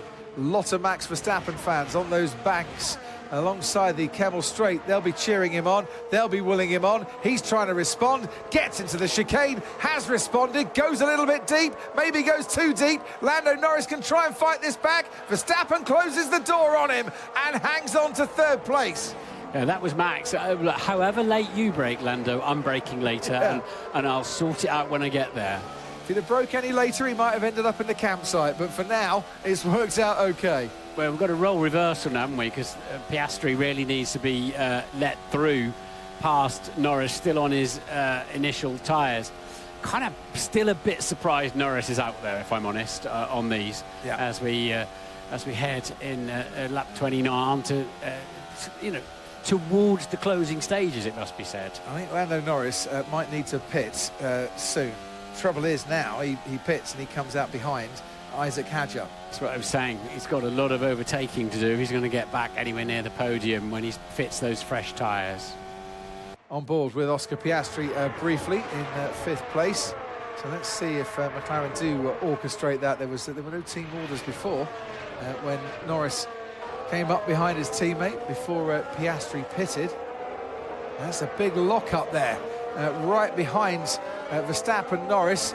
Oscar Piastri doesn't do his tyres any good whatsoever by having a lock up into the chicane. Both McLarens in the 151s on that lap. A difficult lap for them. Antonelli still edging a third of a second a lap towards Charles Leclerc. What we haven't had on the radio is anything from Antonelli. And Lando, I don't want any yo-yo racing with Oscar. I'll explain why later. So don't you go pressing your boost button to get past your teammate, so he presses his boost button to get past you, because it's not going to do either of you any good, I think is the message there. You just slow each other down if you keep doing that, as we saw on the previous lap a little bit, although there are other factors to that as well. So it doesn't sound like they're planning to bring Norris in anytime soon, does it? No, it certainly doesn't. Based on that radio message. And you were saying we haven't heard anything from Kimi Antonelli. I was starting to say that, yeah. You know what? Because I think last year or early on the season, maybe Kimi would have been on the blow alert, because you know, he's dominated really this race this weekend in many respects. And here he is, P2, but I haven't heard any histrionics. He's just got his head down. That was almost a brilliant move at Raidillon from Liam Lawson to get past Pierre Gasly. And oh look, Franco Colapinto's arrived on the scene and he's absolutely mugged both of them into the chicane. Colapinto goes into 10th. Lawson does move ahead of Gasly. Shades of Hakkinen, Schumacher and Zonta from all those years ago along the Kemmel Straight, 3 cars, and in the end it was Colapinto who got the result. I was just about to say, Lando through the Fagnes chicane had the tail end hanging out like a drift car, basically. Those tyres have had it. And that's why he is now coming in. Lap 31. The hard tyres that he's had on from the start of this race now giving up the ghost, and it's time for a pit stop. They need a quick one from the crew, and they don't get a quick one from the crew.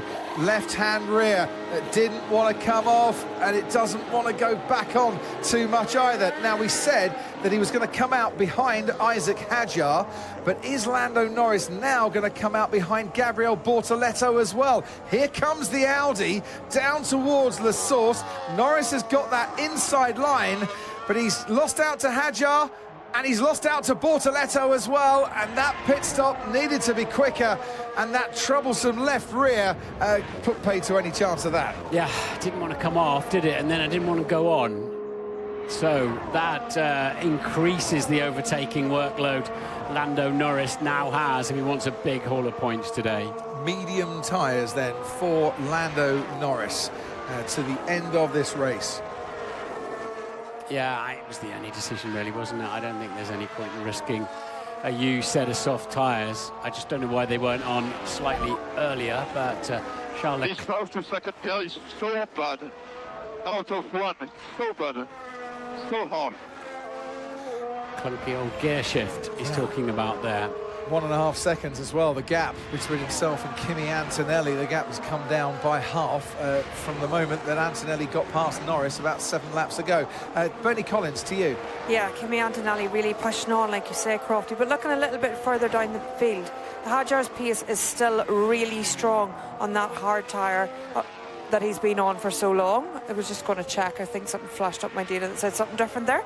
But Hadjar doing really well. And then the only other thing to point out is Lewis Hamilton. Hadjar's been pushed on because Hamilton, they're saying, might have a penalty.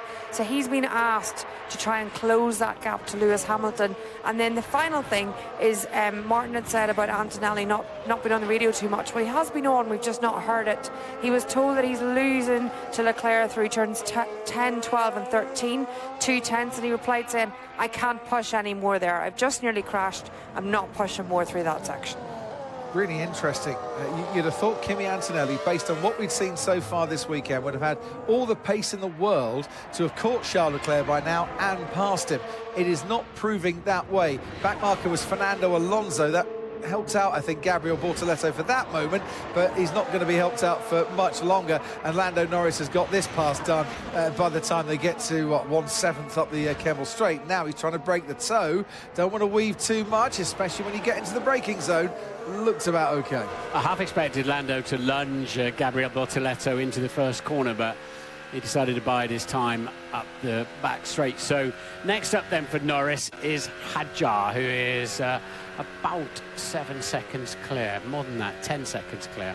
Yeah, but he has got pace, Isaac Hadjar. Despite these tyres been on for 11 laps now, he did pit again, didn't he, behind the virtual safety car. Lando Norris just pitting to go into the mediums now. Hadjar's pace is very respectable indeed, and he will be driving not just to preserve his top 6 status, but also I think maybe to help his teammate out a little bit, Max Verstappen, who's struggling with tyres and not hugely that much further up the road. Antonelli's into the overtake mode now. He's he was getting very close to it. Yes, he's now in that, so he will get extra battery charging and keeps his top speed for longer now that he's within a second of his rival. Won this race here at Spa in 2019. Charles Leclerc went on to win in Monza. He wins in Spa, he wins in Monza. Just a couple of weeks later, the only previous time he has won consecutive races. His first 2 career wins, well, he won at Silverstone, and he's going for a consecutive race win here this weekend. But now the task is starting to get that much tougher. Ferrari thought that the second or a third was definitely on today for Charles Leclerc, but probably didn't expect him to be leading this race.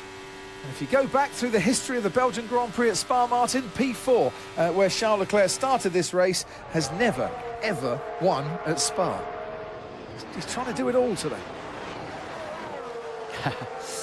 Yeah, a little warning there. Don't.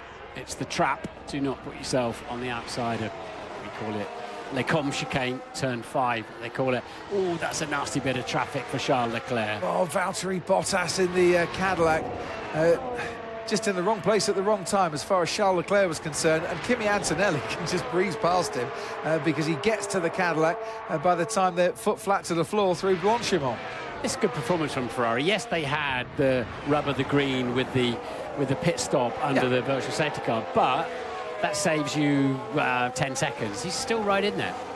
Yes, he is at the moment, but the gap now is 0.6 of a second and decreasing all the time. You can see a bit further down the straight, back to Max Verstappen, running in third, holding off Oscar Piastri for the time being. Piastri with a bit of damage to his car after contact with Charles Leclerc. No penalty for Leclerc. Hamilton with damage to his car after contact with George Russell earlier on in the race, for which he picked up a 5-second penalty. The Ferrari's vulnerable along that Kemmel straight. Kimi Antonelli retakes the lead of the Belgian Grand Prix. He was warned that Leclerc will try and squeeze him potentially into the chicane. He managed to get the overtake done before the chicane was a factor. Antonelli leads then, and 11 laps to go. Lando Norris, new personal best out there, 149.4 compared to the leaders, late 149s, early 150. So Norris then 9.9 seconds to get, as you can see on the screen, up to Hadjar. We don't know if I think Lewis will take another penalty after the race, won't he, for that unsafe release, sadly. So Norris, best chance he's got is P5 at the moment. Piastri, if he can just find an ounce more pace, it's not out of the question that Piastri could be on the podium as well. Hasn't been on the podium, Oscar Piastri, since Miami when he finished third. Was also on the podium in Japan, runner-up at Suzuka this year. Be a welcome return to the podium for him. Leclerc, Antonelli and Piastri, I think, would be yet another unique, different podium this season. I think we'd have 10 podiums, and it would be 10 different podiums each time. I'm doing that off memory without actually writing that down, but I think I would be correct in that one. So Leclerc's managed to stay within the 1 second zone, the overtake mode zone of Antonelli. Is this going to give him a chance to come back at him? Now it's now or never for Charles Leclerc. It's a tall order, isn't it? Charles Leclerc's car has been rubbing the ground very hard through Eau Rouge and Raidillon. Hopefully his plank wear is well within legality come the end of the race, because he's really, the Ferrari's been looking quite low through there, and quite fast, it must be said. Antonelli, Piastri and Leclerc were on the podium together in Japan. I've just looked it up while you were talking there, Martin. Thanks for giving me the opportunity to check the races this season. We're on round 10. Japan, of course, was round 3. Seems like only a couple of minutes ago. The season going past us very fast indeed. And for Kimi Antonelli, what a season it is so far. Even with the 2 failures to score points in the last 3 Grand Prix, he is still the championship leader, and went into this race knowing that he was still going to be the championship leader coming out of it, and he's going to be extending his championship lead at the checkered flag. Charles Leclerc hasn't given up yet at all. As his fan is absolutely delighted about. Yeah, any thoughts that Antonelli could sail off into the distance?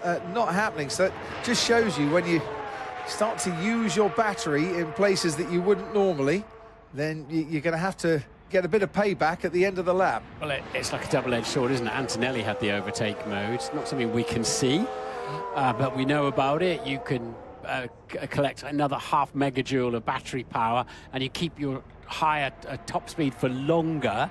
And of course, now suddenly it's Leclerc who's got that service, as it were. And that is why you saw the breeze pass.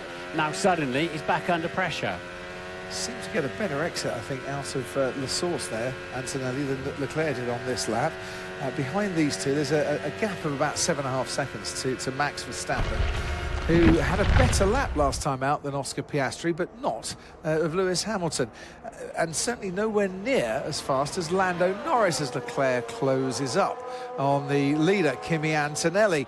Lando Norris just took 1.3 seconds out of Isaac Hadjar's advantage in that scrap for 6th place. Yeah, and he needs to, though. It looks like Norris will be with Hadjar on the penultimate lap.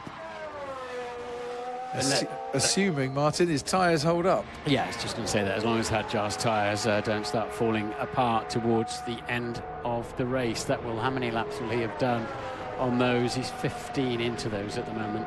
Isaac Hadjar, he's fine. He's fine. He's had a very good race, starting from the back of the grid, taking that power unit penalty and on course for a 6th consecutive top 6 finish, unless Lando Norris can do something about it. Back markers, don't get so many of them here. Only Bottas and Alonso have been lapped, so they shouldn't really be a factor between now and the checkered flag.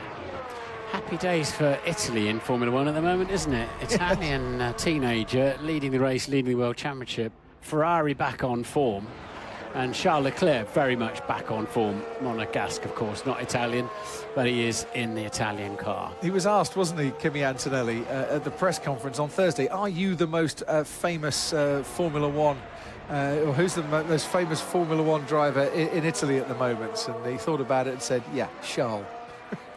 Team still wins over driver on that one, according to Kimi Antonelli. He took pole on his dad's birthday yesterday, his 6th pole of the season, and trying to convert that into a 6th win of the season too.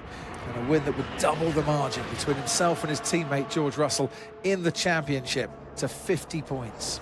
It's getting ever closer. So the thing to watch is that gap at the top left of your screen between Antonelli and Leclerc. The reference point, the measurement point for the overtake mode is very near the end of the lap, just getting to that chicane.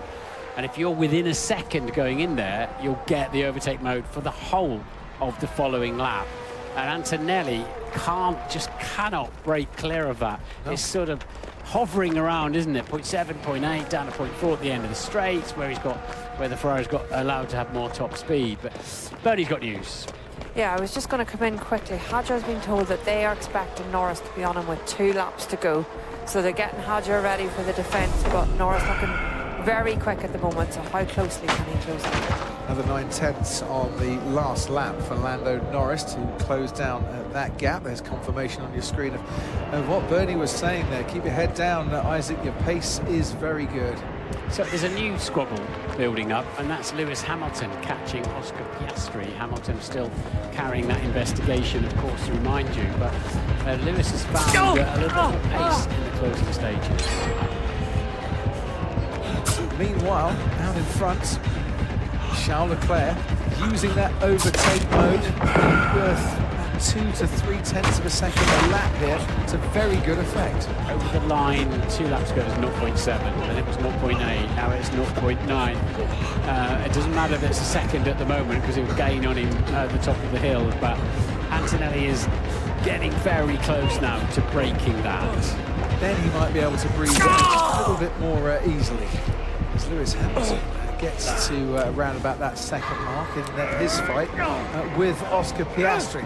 Along the Kemmel Straight, Charles Leclerc still keeping Kimi Antonelli in touch. David Lindblad and Gabriel Bortoleto, meanwhile, are scrapping away and swapping places as they head down the start-finish straight. Bortoleto hangs on to that 8th place ahead of the young rookie for the Racing Bulls. And Hamilton now, you can see in the picture-in-picture there, top left, he is now within overtake mode of Oscar Piastri too.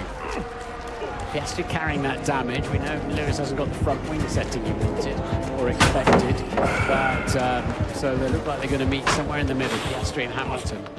He's having to drive around a suboptimal front wing level, shall we call it in Formula One parlance. Lap 38 of 44. Now, this time around, Charles Leclerc might just get that sinking feeling that he's outside that magic 1 second margin. The Mercedes has been better on the straights than the Ferrari. It hasn't got much to try and get back under that 1 second unless he leaves the braking really, really late, and he hasn't done that. So as they go through that detection point, this is the bit where Kimi Antonelli might just say, phew, heavens for that. I'm now more than a second in front of Charles Leclerc, as Leclerc loses 2 to 3 tenths a lap from that half a megajoule of energy in his pursuit. Talking of pursuits, here's the one you were talking about, Martin. Oscar Piastri is the car in front. Lewis Hamilton is the man in 5th place, and 5 tenths, half a second between them as they cross the line. Yes, given Verstappen some breathing space up there in 3rd, hasn't it? As Norris does another new fastest lap of the race, taking a further second out of Isaac Hadjar.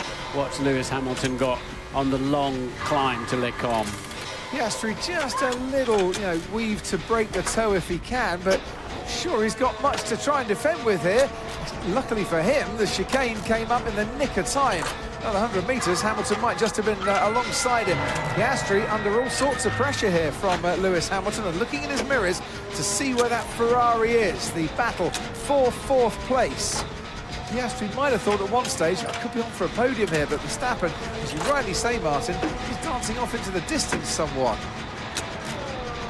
Engine braking +1, it's not over. The message from the Ferrari pit wall, and Brian Bozzi, his race engineer. Come on, Charles, we could still do this. I'm going to assume that means more recharge. The car might be a little bit harder to drive, but let's not give up just yet. Sure he hasn't. Trying to see where Kimi Antonelli is. That Mercedes car is getting an ever smaller speck in the distance. That's the battle prediction there in our insights, powered by AWS. Isaac Hadjar currently in 6th. Lando Norris on him in 4 laps. Bernie Collins said with a couple of laps to go, it could get very spicy, and that's the way it's certainly looking. Here comes Hamilton on Piastri. For one moment, I guess he thought about a move into the bus stop chicane. Didn't come his way.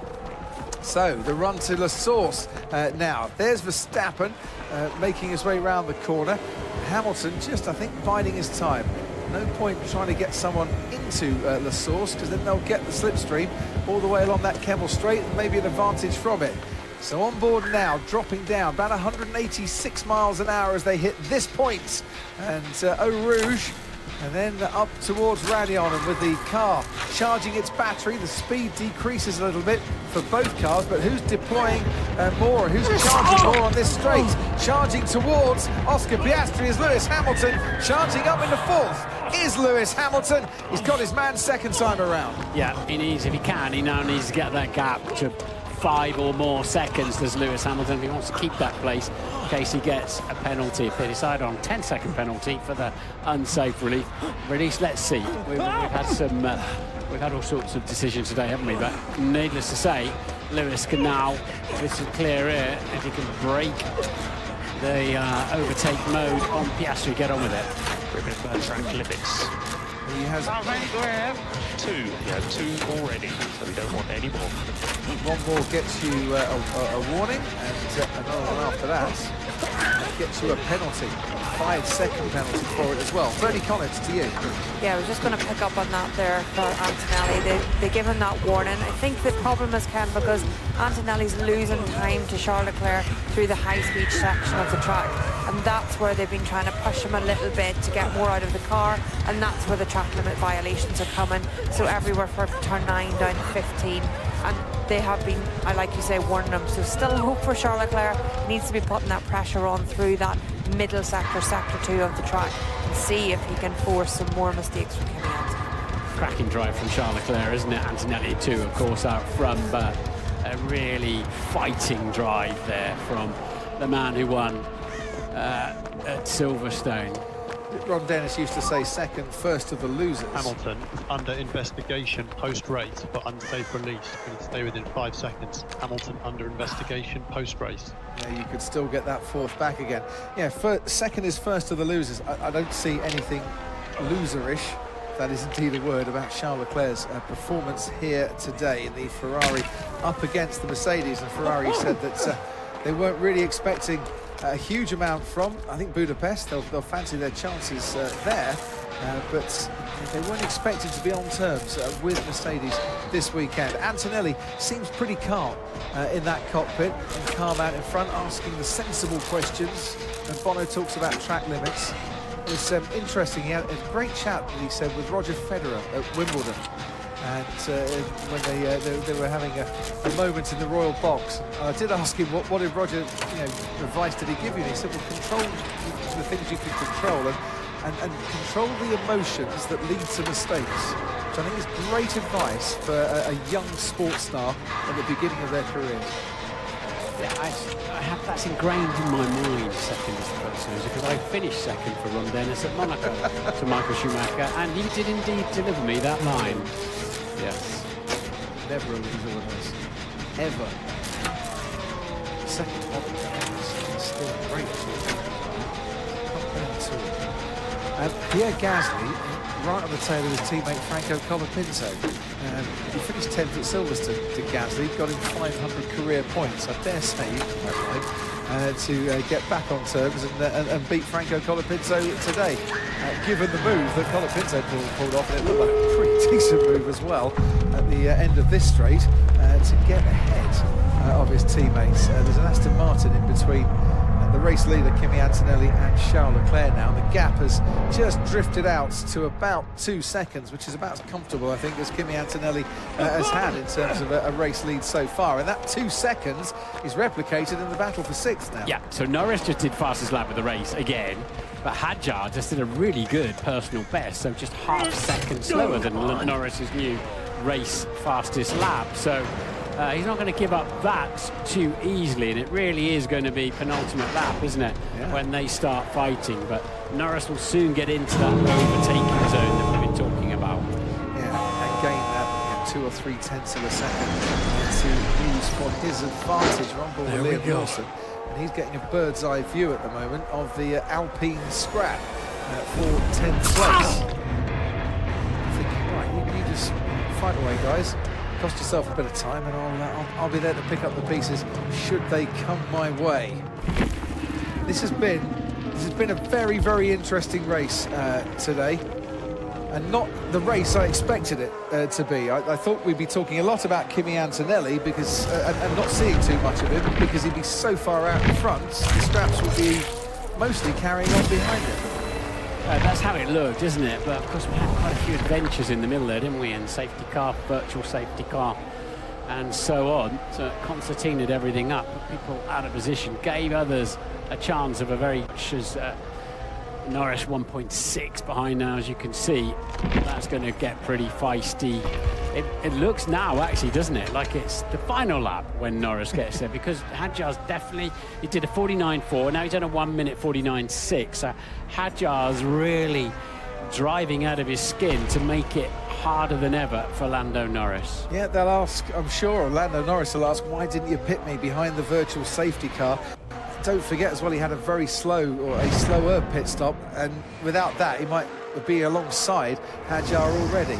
Tell you what, Antonelli was right on the edge, wasn't he? Coming out of, you were looking at some stuff down here, Crofty. Antonelli was really pushing like crazy coming down the hill there. And he needs to be careful of track limits. No sign of any problem at the moment for him, but he knows it's still got a fight on his hands. Certainly has.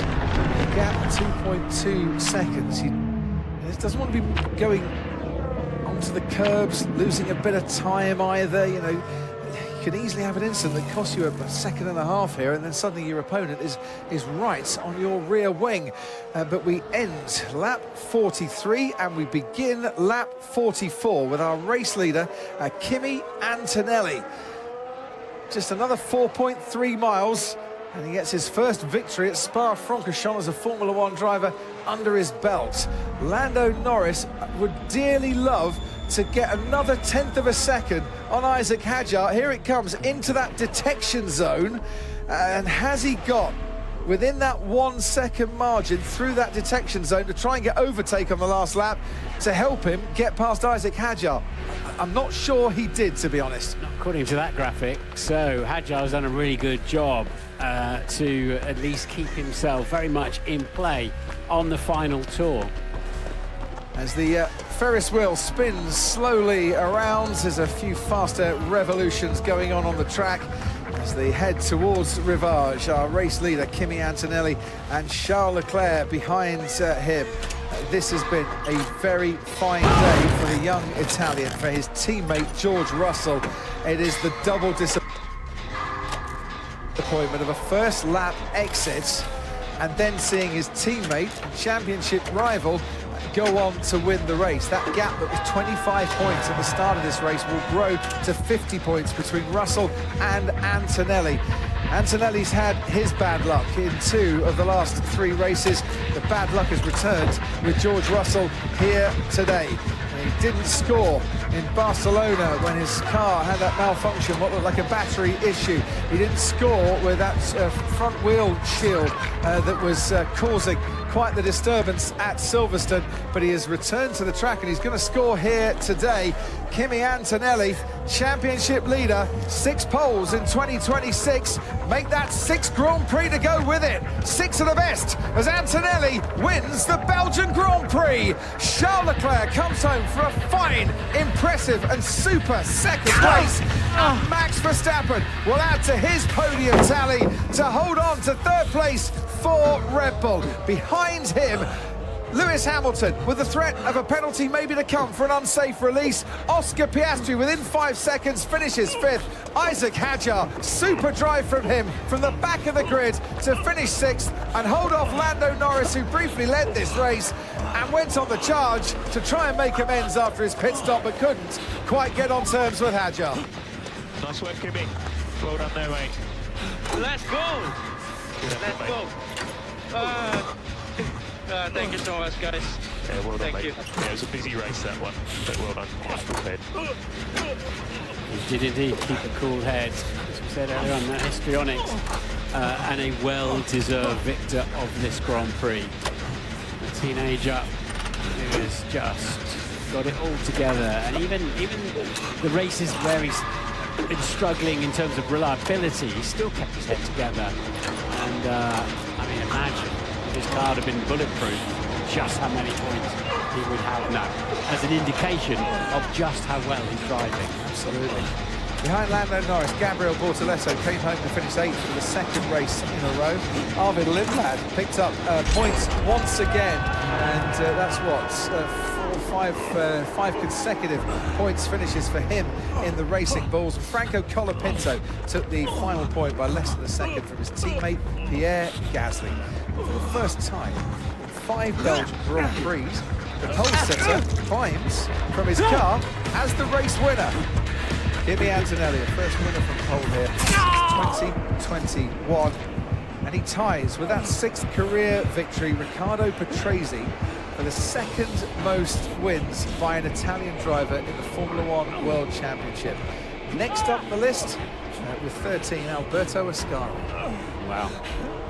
It's quite something, isn't it? And he runs, he sprints, and he jumps into the arms of his mechanics for the weekend. And his dad's there as well. What a birthday celebration for Papa Antonelli. Son's on pole and a day later he takes the race win. He nearly cleared his entire crew there. They've got so much energy. I kind of wish he was in the back of the garage car with an IV drip, because he's had such an exhausting afternoon, but they're so unbelievably fit and strong, the drivers now, proper athletes. And it's not, physically it's not the most taxing circuit because there's so many long straights. Could have had a bit of rain to throw into the mix as well. It didn't. We had a couple of virtual safety cars and a full safety car too. the most famous Formula One driver, according to Kimi Antonelli, comes over to give Racing a hug. Thanks.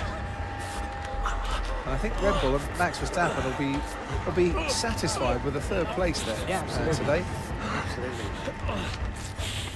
Might still see the standings change a little bit. Just to remind you, Lewis Hamilton, for an unsafe release, he and Ferrari being investigated after this race. Our indication is that if they are found guilty, could result in a 5 or a 10-second penalty for Lewis Hamilton. And the mechanic okay, which is absolutely brilliant. What didn't happen is the front wing didn't get adjusted, and that's certainly slowed down Lewis's pace towards the end of the race. Second stint. So if you come in straight in the back of the pits there, such a long lap, it would add another 3-4 minutes before they end up going into the cool-down room and up onto the podium. So it's a shame for the fans because they don't get to see the winner up fast in jubilation.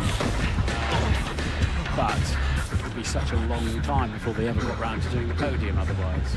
Well, that's very true. Quite a long trudge up the hill as well from Parc Fermé, as Lewis Hamilton was just displaying.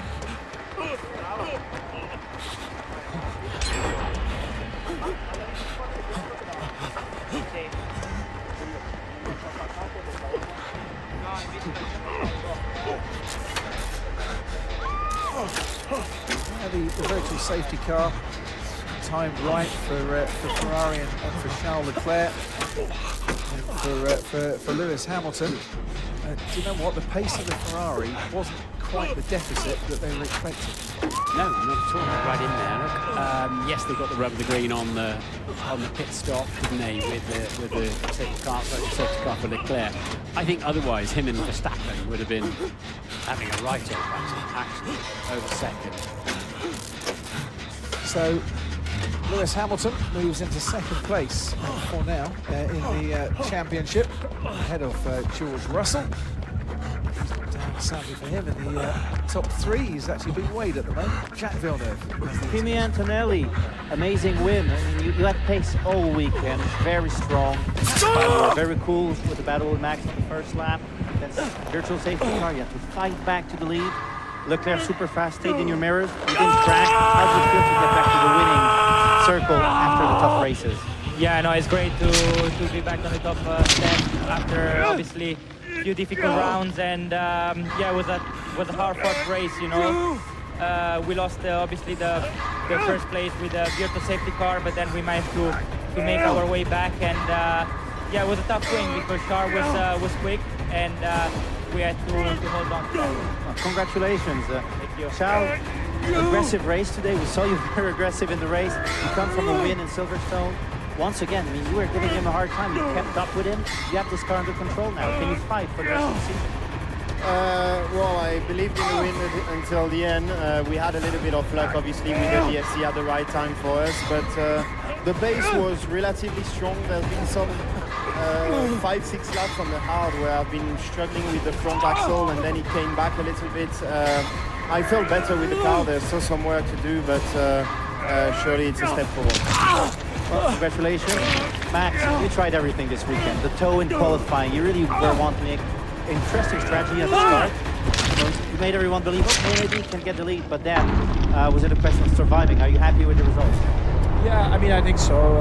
I tried everything I could in the race. I mean, the first stint wasn't too bad. Second stint probably a little bit more difficult, but at the same time also I think Kimi and we got a little bit unlucky with the VSC as well. So I think for us to be on the podium is very good. I mean, I gave it everything I had, and I think actually P3 is good. Well, good points to bring home. Yep. And Kimi, the last few races, I mean, you had a lot of lead in the points. It's been dropping through a little bit of bad luck, and now you've built a big gap again. Do you think you're back in the road? You got the momentum going again? Yeah, no, I think the momentum was always there. Was just about you know, getting the result, and you know, today we were a bit lucky with what happened in terms of championship, but that's why, you know, you gotta try to take every opportunity, because we saw that it can really swing very easily the situation. So yeah, we just gotta keep performing, keep bringing the results, and then we'll see what happens at the end of the year. Well, carry on. Thank you so much. Thank you to everyone. Thank you. Well, we're only at round 10. There's still a long, long way to go, but with every minus comes a couple of pluses, you feel, with Kimi Antonelli at the moment. And, you know, for Mercedes and George Russell, even before this race today, you need to sit down and work out the deficit between him and his teammate. Ferrari need to find a bit more power on the power-sensitive circuits, such as Spa-Francorchamps.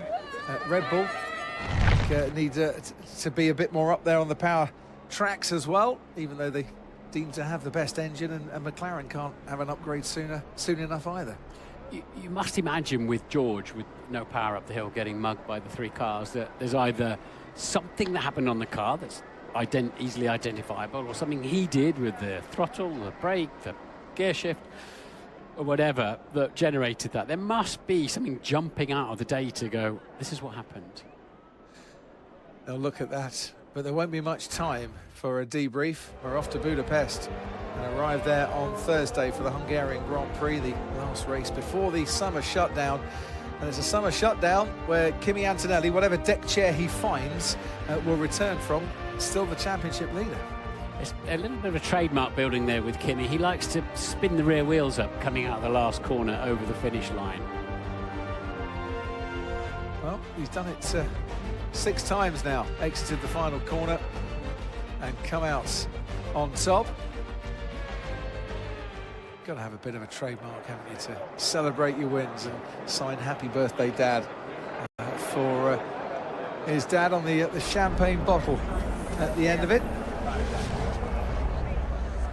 Everyone gathering under the podium, waiting for the drivers to come out into the cloudy afternoon skies. The sun's gone back in again. We never did get that rain.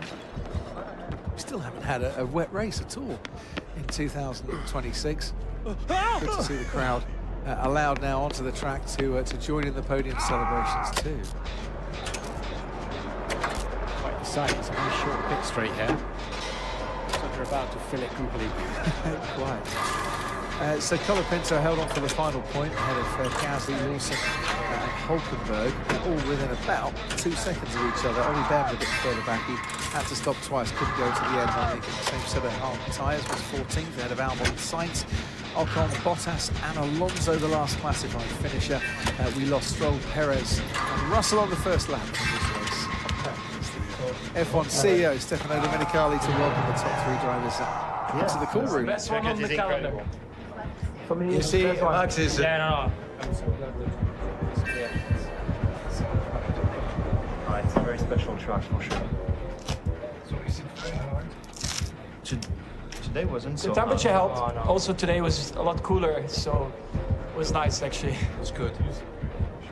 They are great athletes, the best in the world. Wow. His Majesty, we have to that's go what on the podium. That's what we tell everyone. Grazie ragazzi. Yeah. Thank you. Oh, wow.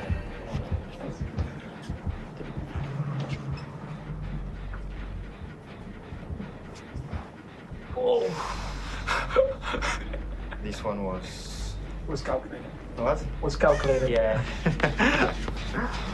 Well, right in the middle. How do you win?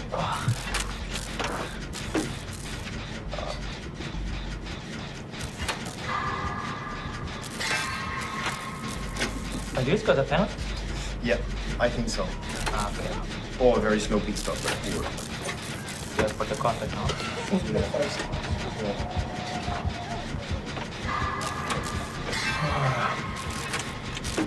The deployments were so different. Yeah. Again. It's so annoying. The start and when you were behind, I had to change my deployment. Yeah, I can see. Before last corner, you were pulling away a little bit, huh? Yeah, because I was full out in the last corner. And then turn 18, you were like releasing the brakes like crazy to try and get me out of overtake. So I was doing the same. And then we had. The drivers beginning their debrief. Beating the King of Belgium. Domenicali as well. Treat for them. Especially Max, of course, who was born about 100 kilometres away from here in Hasselt, in Belgium. Yeah, to that question you always said about I feel Dutch. I race as a Dutch driver. he certainly does that as we will find out at Zandvoort for the Dutch Grand Prix, the Max Verstappen party for that weekend. Plenty of the Orange Army here this weekend as well. So let's welcome the drivers onto the podium then, shall we? And a special podium for Max Verstappen as well, because this is the 300th podium finish for Red Bull as a Formula One constructor. They've had a few good years, haven't they? 111 poles, 130 wins, and in their 427th Grand Prix, their 300th podium. Charles Leclerc, who finished third at the last 3 Belgian Grand Prix, goes one better this year. Ferrari's best result at Spa since he won in 2019. Charles is my driver of the day, actually. I think most people's driver of the day as well, and I'm not going to disagree with that one iota. And here's a man who never ran higher than 14th during last year's Belgian Grand Prix, and has never finished higher than 6th in F1 or F2 at this track. Well, he's finished P1 today, and he's back smiling again. Kimi Antonelli, 49th World Championship race win for an Italian driver. He's certainly found a great way with these latest cars, hasn't he?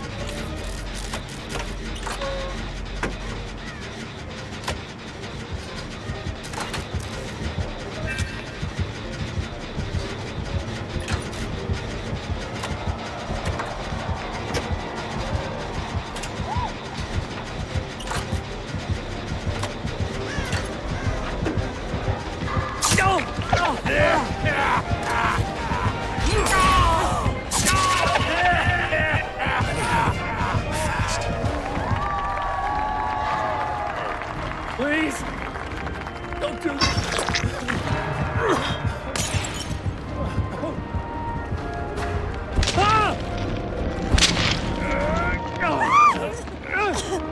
All right, let's go.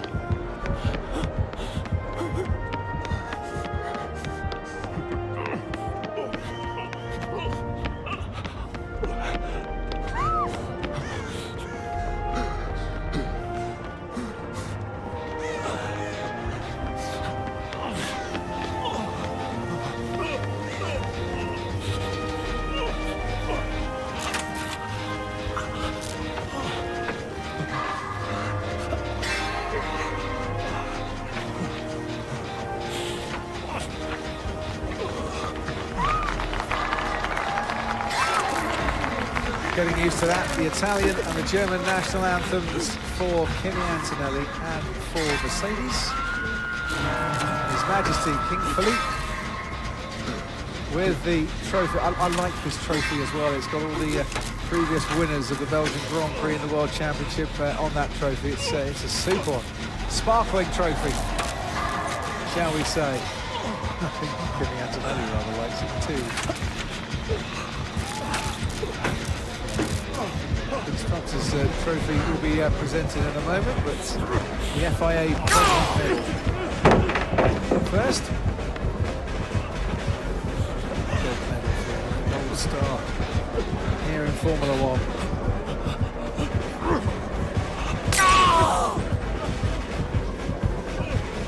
There is the Constructors' trophy as well. Sort of looks a bit like a camshaft, crankshaft sorts.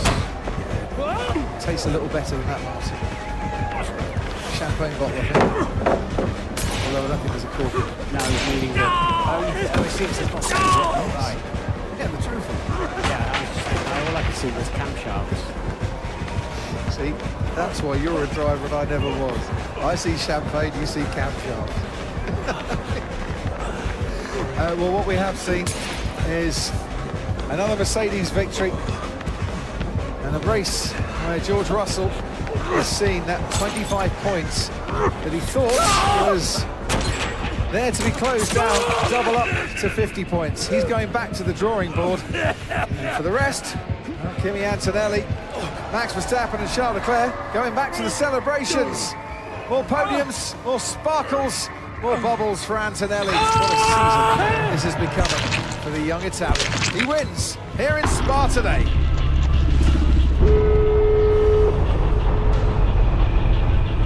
Yeah, first man to win from pole here in Belgium since 2021. 49th World Championship race win for an Italian driver.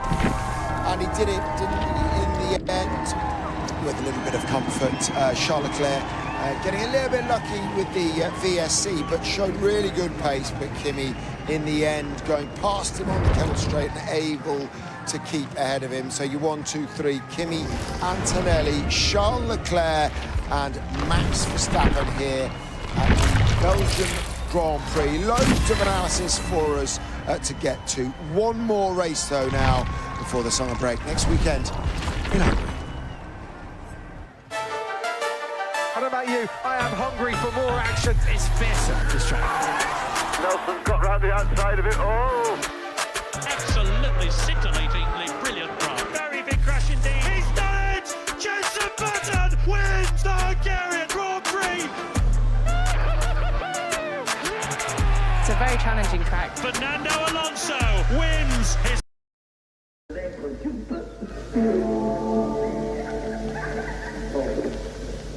When somebody dies, a sort of void is created where they once stayed. They leave behind everything that they ever owned and everyone that they ever knew. Most of the time, the remaining relatives of the deceased would just take over their properties and belongings, or if they didn't have any, the local government or bank would just come in and auction everything off. Usually, it's a pretty simple process, but once in a blue moon, some things can get lost in translation. Legal disputes, family conflicts, isolation, and debt can all lead to the belongings of the deceased to be left in a state of limbo, to be left to decay. In today's episode, we're in France and we'll be heading into a few of these locations. A home of a World War II veteran with power and everything still left inside, and a chateau that was once owned by a wealthy businessman and his wife, who were killed in the Bataclan terrorist attacks all the way back in 2015.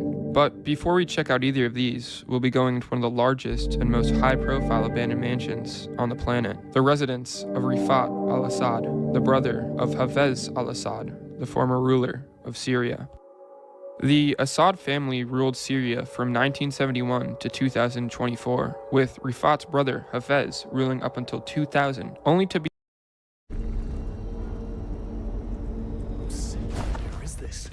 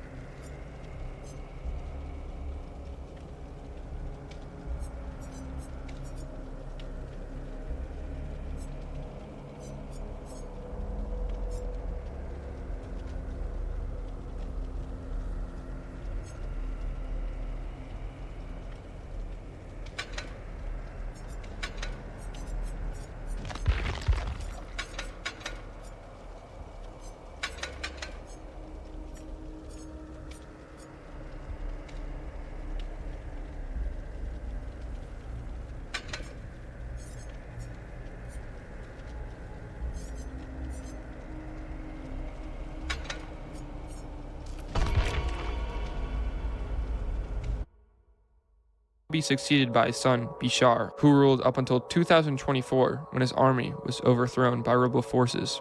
Rifat was actually the vice president of Syria up until 1984, when he tried to overthrow his brother, but failed and was exiled to France.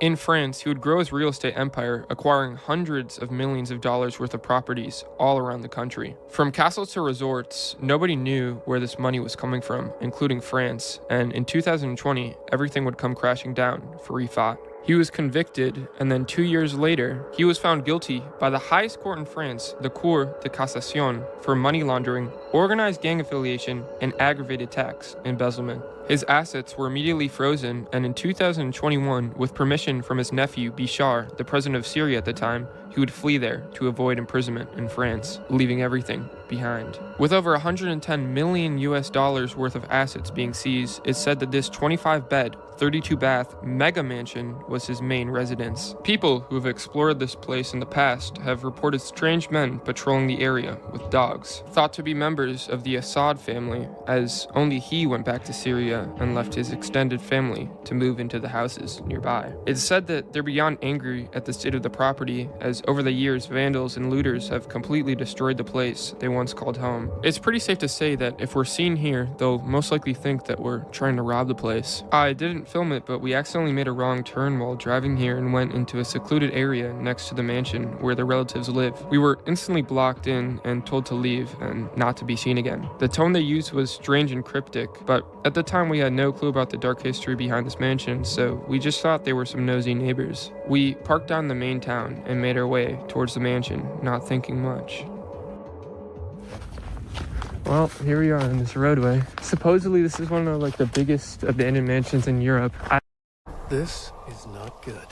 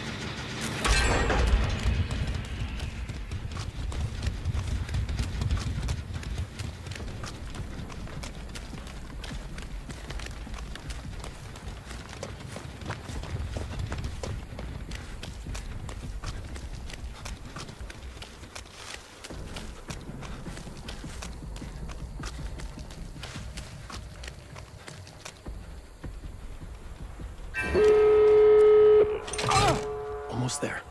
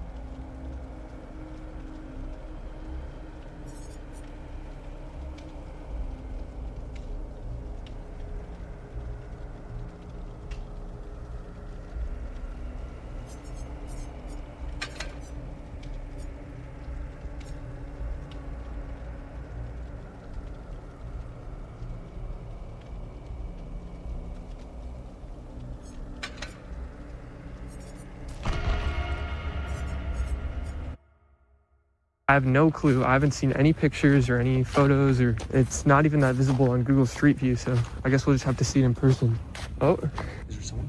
No, it just doesn't look abandoned. Look at it. There's no, like, it's not overgrown. There's a dog. I hear a freaking dog over there. It's probably security dogs. Fuck. Oh my god, I see it. Holy shit. It's right there. That's a proper manor. Make sure no one's around.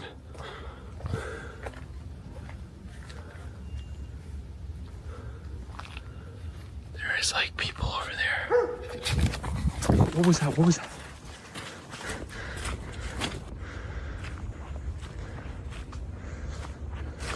Ashton. Oh my god. Don't slip, don't slip. It's slippery. Oh no. We're good, we're good, we're good. He's... Just a dog? He's not coming. Actually? Yeah, bro, someone lives there. Should we just wait a second? I don't know. The dog's not coming. The owner probably knows we're here. Should we leave? I don't know, maybe we should wait it out, but it's bad that the dog barked multiple times now. Let's wait it out, let's wait it out. Maybe just sit here. Someone might be walking out, but... I'm watching. God damn. Dude, no, it didn't chase us. It just stopped at the corner, stared at us and barked, and then just did its own thing. But it's like a German Shepherd half the size of Two Swag, bro. I can show you the video. I got a freaking video of it. Show it, show it, show it. I think we have to go, we can't go up the normal path. We have to go through the woods. Go through the woods, yeah. That's gonna be so loud when the dogs can't hear that. No. No, like, not if we go like further out. we'll go left instead of right. Bro, that was scarifying. Because if it barks at us again, someone's definitely gonna be suspicious about it. We have to go through the woods. Doesn't matter how. But we cannot go past that driveway again. This would be a bad idea. We might get pricked by thorns, or maybe somebody made a trail. But I don't even care.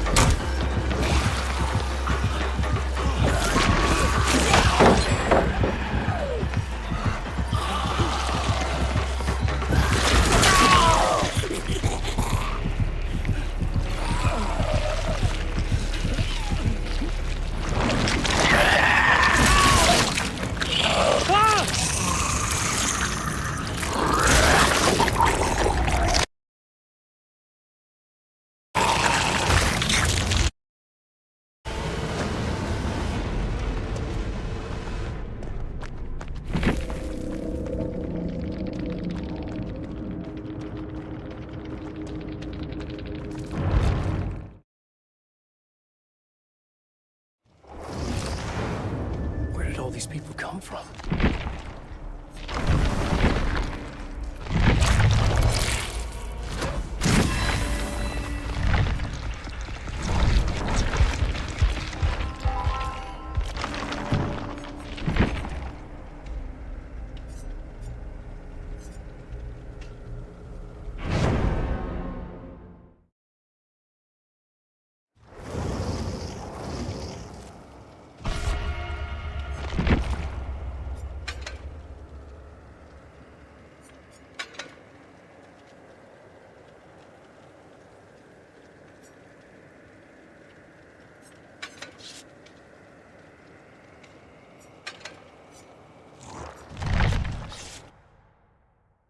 Let's go.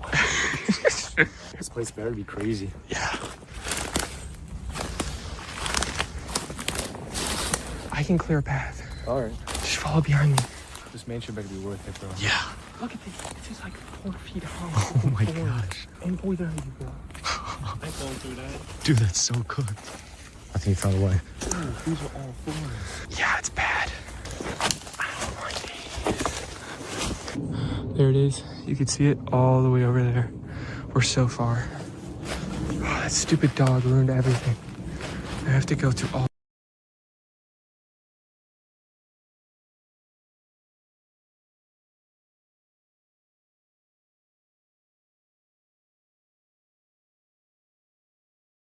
These woods to get to this dumb mansion. We're going straight through the middle of the forest. Are you serious? This is bad. As the dog was guarding the main road to the mansion, we would have to go through extremely dense forest just to reach it. That way. We have to go this way? Straight this way? Okay, that can't be too hard.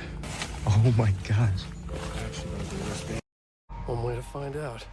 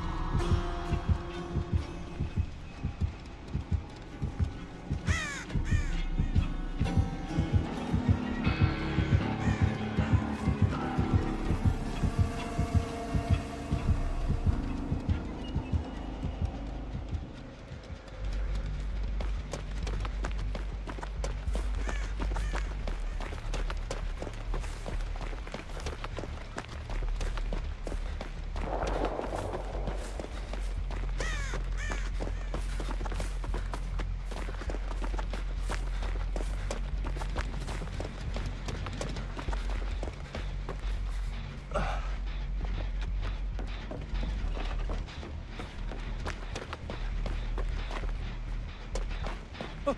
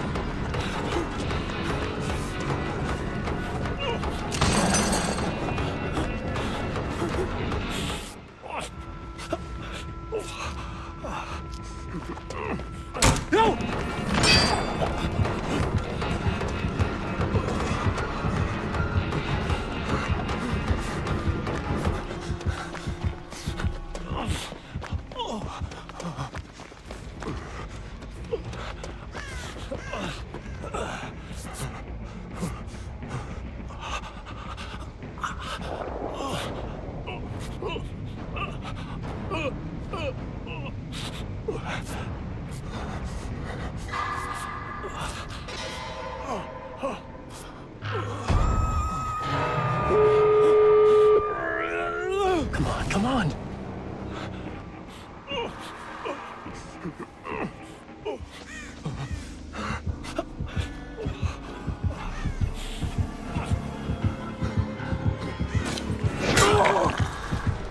I can do this. I have to live.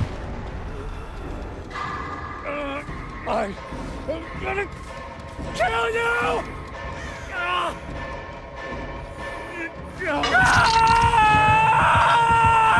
Hello? Please, help me!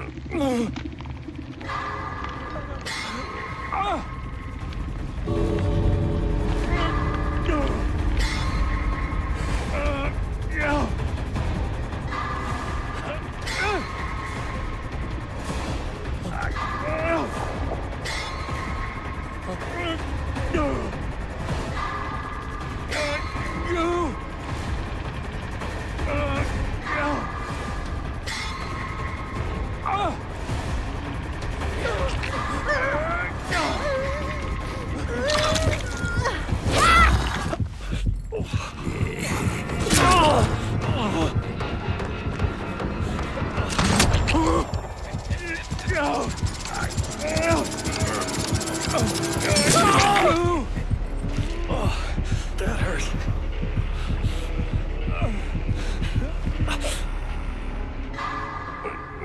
Let go of me!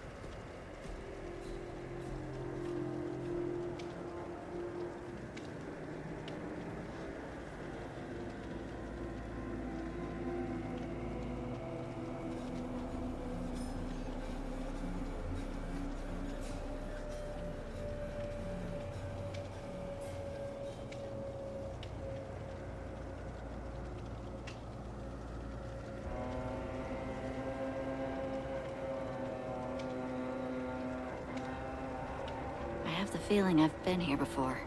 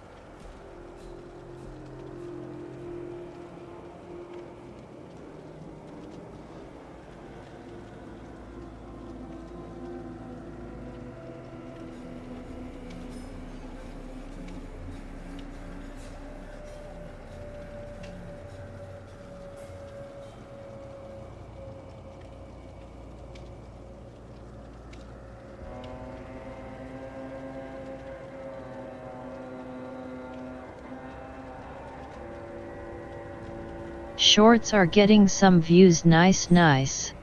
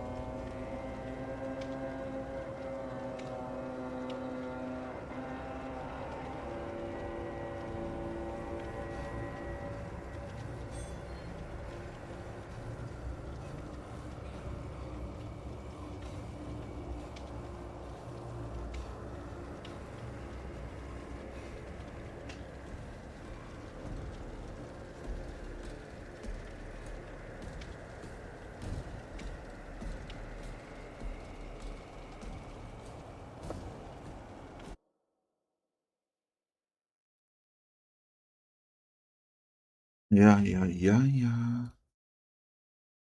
Oh, joi, joi, joi. Okay.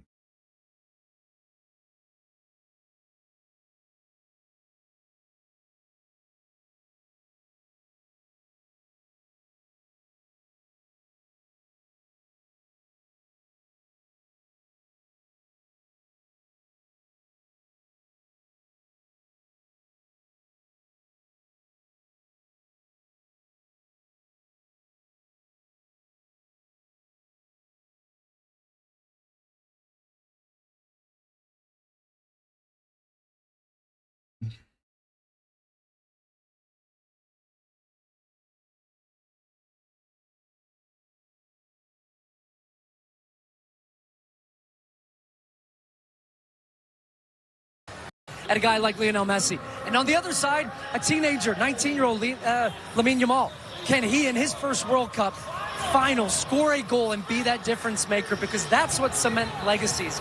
This Spanish team, the collective is the star, but the individual players make that difference in the big moments. And for more on the matchup, Jeff Shreves is with us here in New Jersey as well. Jeff? John, I expect Spain to be the complete opposite of Argentina. This is the masters of control against the comeback king.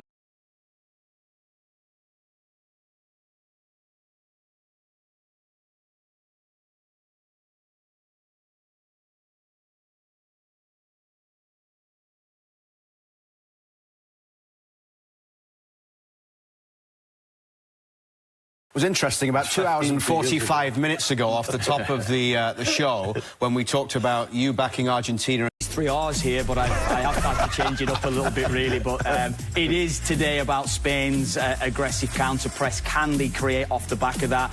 Can they exploit Lamine Yamal one-on-one up against Tagliafico today? That's going to be an interesting battle I'm going to look forward to. And, of course, as we know, they have to stop Lionel Messi. If they can stop Lionel Messi, they have a real chance of going on to be very successful in this final, yeah. Under 45 minutes away from kickoff in New Jersey, only one previous World Cup meeting between these teams. Argentina won it 2-1, but that was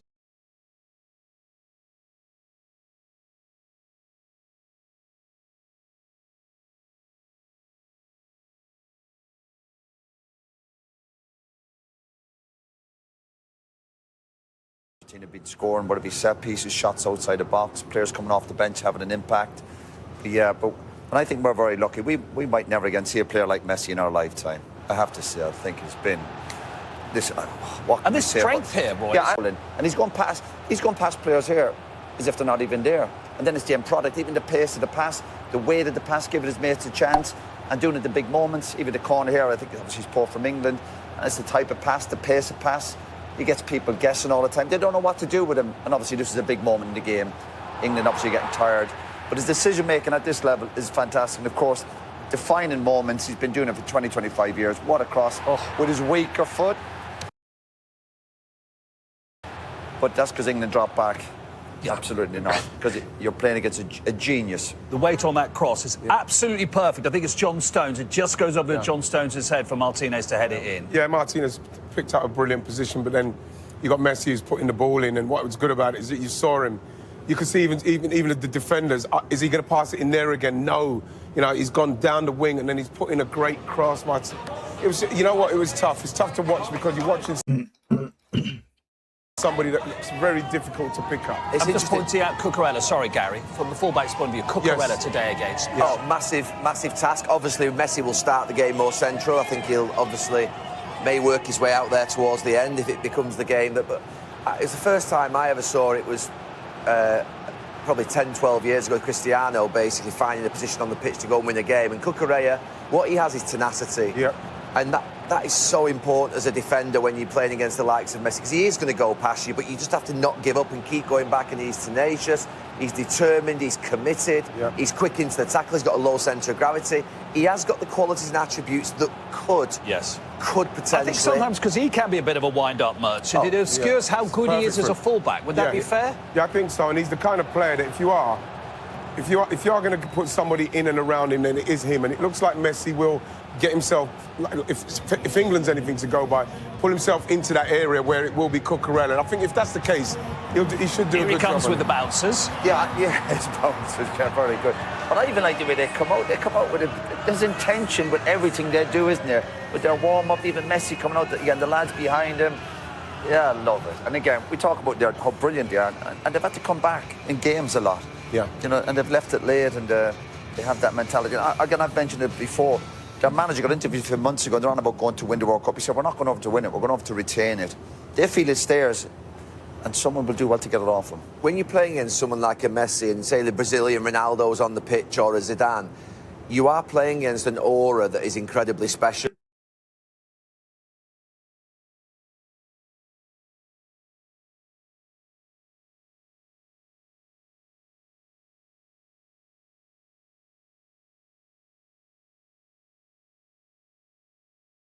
Really feel that, do you? Yeah, with Messi and that aura, that presence. And it's intimidating. Him going out first is the intimidation factor starting straight away. It's all part of a football match, isn't it, about trying to win it. We'll talk about Spain next and how they progressed to this final. But there was one side who reminded everyone here in North America about the romance of football. They faced both finalists and held them in normal time. Cape Verde started with a goalless draw against Spain and then took the holders all the way to extra time, scoring a real contender for gold of the tournament on the way.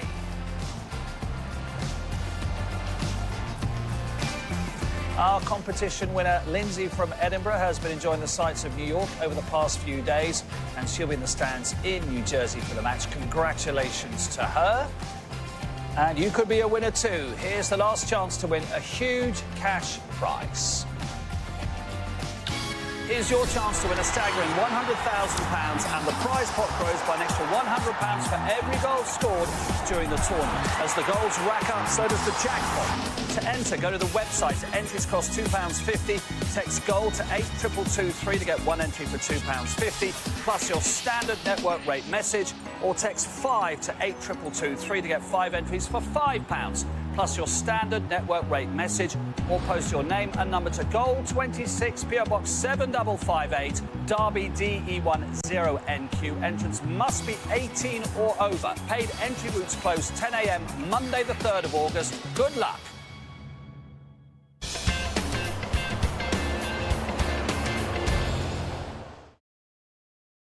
They're away from home and looking for barbecue joints en route.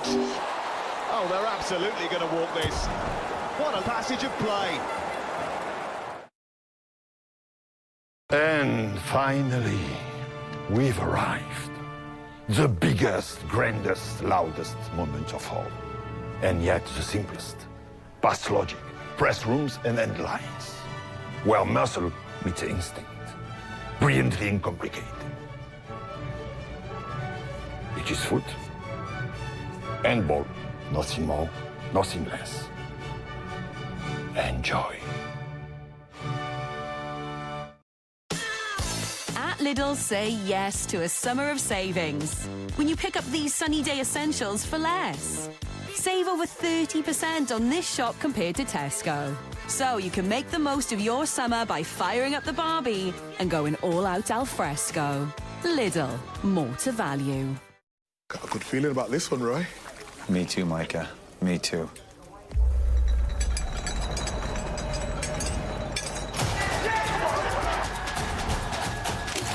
It's football.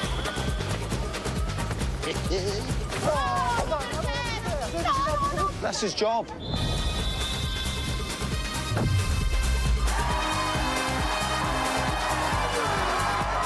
The world's gone football. Get in on it with Sky Bet.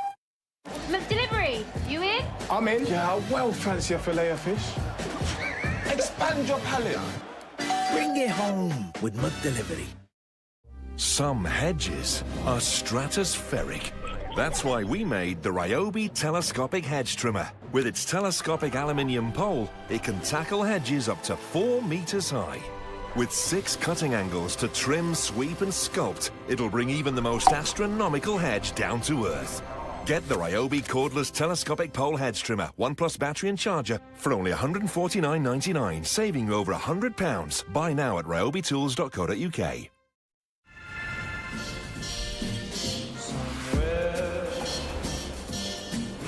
lover stands on golden sand and watches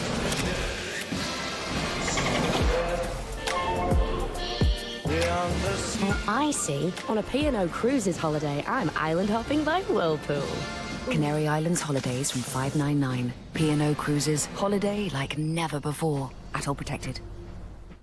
The good old US of A is going to show you how soccer's done. Easy, cowboy. It's football, and nobody does it better than us. Whatever, man. We make it rain T-shirts. T-shirts? No chance. We go own our trap. Now that is a chance. What do you guys got? He's big! He's red! He's the guy that bet his beat the ground! All right, then. Show me what you got. Nobody does football better than us. Paddy Power. So soccer's coming home, huh? They're already out. Leave it. It starts small. Doing what you can, when you can. It's just one change. Followed by another. And another. Until you wake up refreshed. Find your step.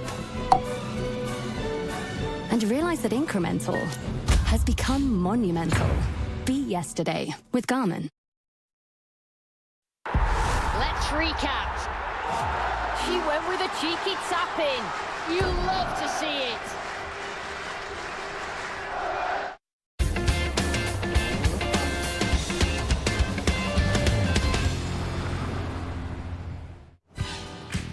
Luis de la Fuente, Spain have had a much more straightforward route to the final than opponents Argentina, mainly due to a brilliant midfield that control games like few other sides. Here's a reminder of how they got here.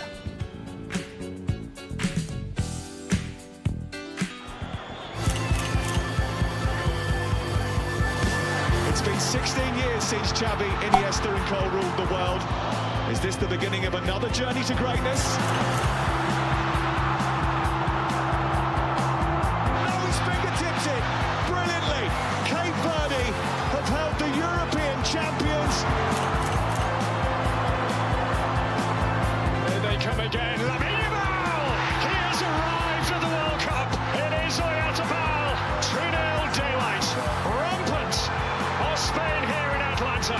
Cucurella with the swing. Well, this will go down as an own goal.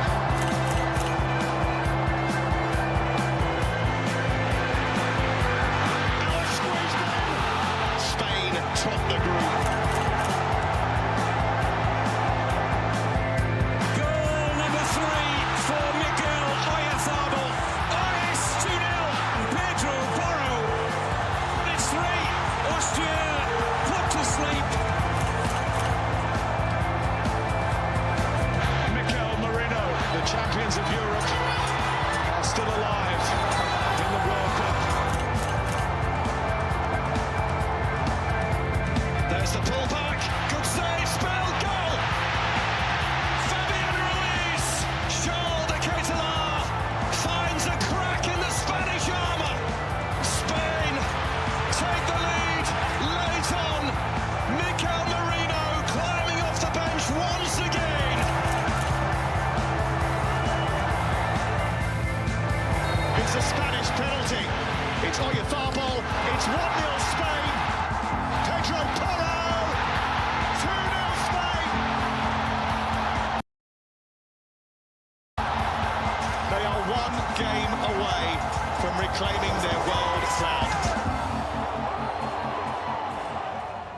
Let's talk about Lamine Yamal, who was 19 the other day, who starred 2 years ago when Spain won the Euros, who started slowly. He is a teenager. He's allowed to have off days, sulky days, if you like. But in the semi-final against France, where we were talking about Elise and Dembele and Barcola, yada, yada, we saw Yamal at his best. Yeah, we did, and it's brilliant to see. But people forget, you know, just turned 19 in this tournament. He's had recurring injuries this season, you know, with his hamstring, with his ankle.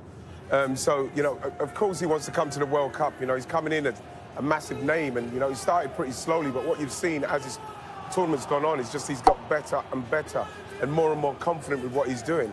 And again, he's going to be a massive part of what Spain are going to do in this particular game, because again, he's going to have the width, he's got the skill, he's got the pace, he's very direct in what he's doing, he's got an eye for a goal. And, you know, he's... And he's not afraid to do it. He's run a defender, get tackled, exactly. go again. He can be very direct. He won Spain that. He won Spain that semi-final in terms of the goal contributions, not necessarily by sort of scoring the goals, but just by his influence on the pitch. Digne was beaten. He overcovered on the wide on the second goal. He wins the penalty for the first. He was absolutely outstanding. His movement was fantastic. He'll be a real handful for Argentina and their left side. If you've got somebody in your team that can go past people, like we've seen with Argentina with Messi, it changes the picture, the landscape going forward. So, yeah, that's obviously one of his big strengths. He's the third youngest player to play in a World Cup final after Pelé and Bergamy. And look, is this the day where the King's playing for Argentina, the Prince is playing for Spain? Yeah. Is it his day and that he takes over? This, you never know. I mean, he's got it in there to do it. Well, Yamal might be the Prince. Rodri's the captain? Is Rodri the conductor as well as the captain? Absolutely. What a big player this guy is. And how much better than last season in the league when he was coming back from the ACL? And I think when you're physically a big player, it does maybe take a bit longer to get back up to speed. He obviously missed a few games at the start of the season for Man City.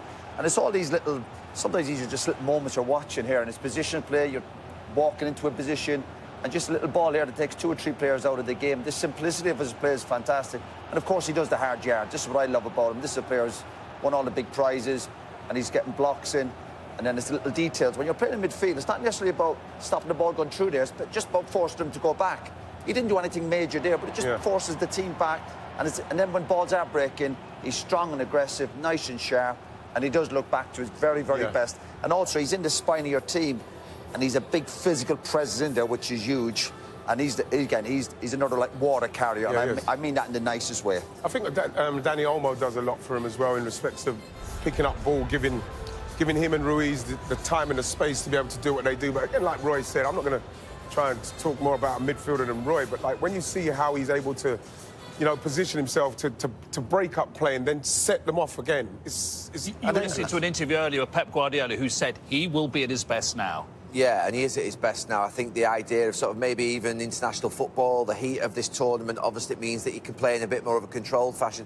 It was interesting watching teams last season playing against Manchester City. Sometimes they would try and get right against him and man-mark him to stop him setting the tempo and rhythm of a football match. It'll be interesting to see who from Argentina's midfield attaches to him and goes. And I can't believe they're going to leave him there just to conduct the game. And his position play is so important, particularly obviously when he's playing for Spain and the Man City, when they dominate possession. It's when they lose position. That's his football intelligence, where he stands and covers the ground. The atmosphere is definitely building in New Jersey, and there are plenty of celebrities who are at the World Cup final. Of course there are. There'll be plenty you'll be seeing a little bit later as well in the halftime show. There's a World Cup winner, Zinedine Zidane. Diego Simeone is there, of course. His son is on the bench today. Mrs. Beckham is there too. Javier Bardem. What a good baddie he is, isn't he, in films? And Timothée Chalamet and Kylie Jenner. So we are told there. And as well as the competition, a last chance to win with ITV7 Football for the World Cup today. We've given away £375,000 so far. There's a £150,000 jackpot for the final. Easy to enter. You can download the ITV7 app or go to itv.com/ITV7 and answer 7 questions. Entries are free. You must be 18 or over to enter. The app is available on iOS and Android devices. You can only enter once per match. And entries close at kickoff.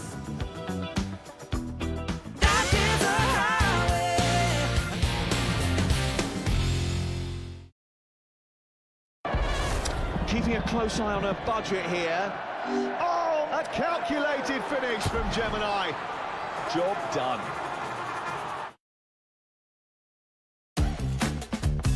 Michael's not feeling the best a man can get right now, and it's not being one-on-one with the keeper. It's his body. Shaved with his regular face razor, and now very irritated. Next time, Mike, use new Gillette Labs Body for our safest body shave, with a triple defence system and uniquely designed handle to help protect against nicks, cuts and irritation. Oh, he's back in the game. Gillette Labs Safest Body Shave. Our best your body can get. Where is he? 10 seconds before the whistle, and you think this is a good time to fill it at Seabass? Really, Terry? Come on. Just grab more snacks. Just get them delivered, you donut. What are you doing? You need to leave. Gordon Ramsay. Who could cook at a time like this? With hundreds of deals on Uber Eats. This morning, Starling's been asking listeners for their habits that make them good with money. Check your balance. The more you check, the less scary it seems. Avoid the Magazino with a 3-year-old. Never do the big shop hungry. Separate your fun money from your serious money. Think of payday as pay all your bills day. Hello, Starling. How can I help? Hi, can I cancel my card? Not a problem. Ask for help. Check your balance. Split the bill. Come on, Miss Stacey. Join millions of Starling customers. Good with money starts here.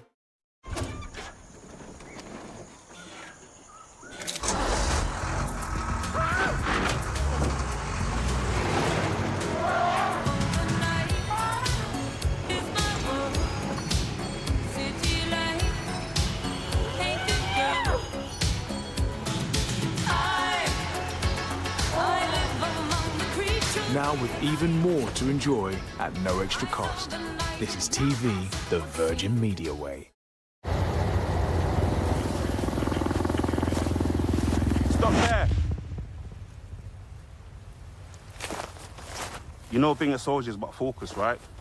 What you want to know is, what's in it for me? At school, I thought I was too shy to join the army.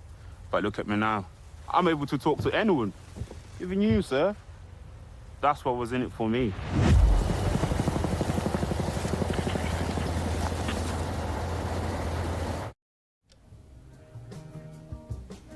Hey, Sainsbury's.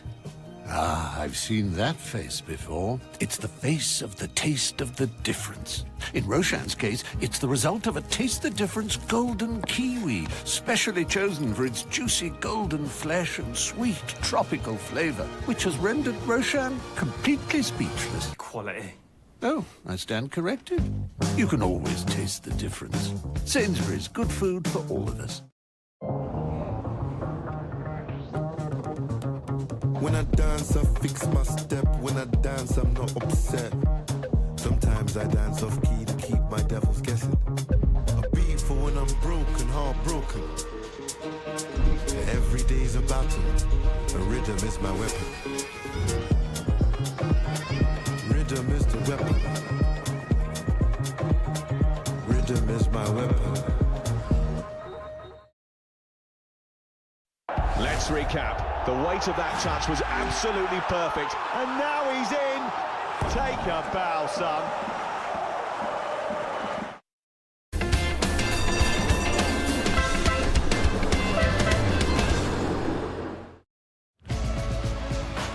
Lionel Messi's place on football's Mount Rushmore was guaranteed after that 2022 win.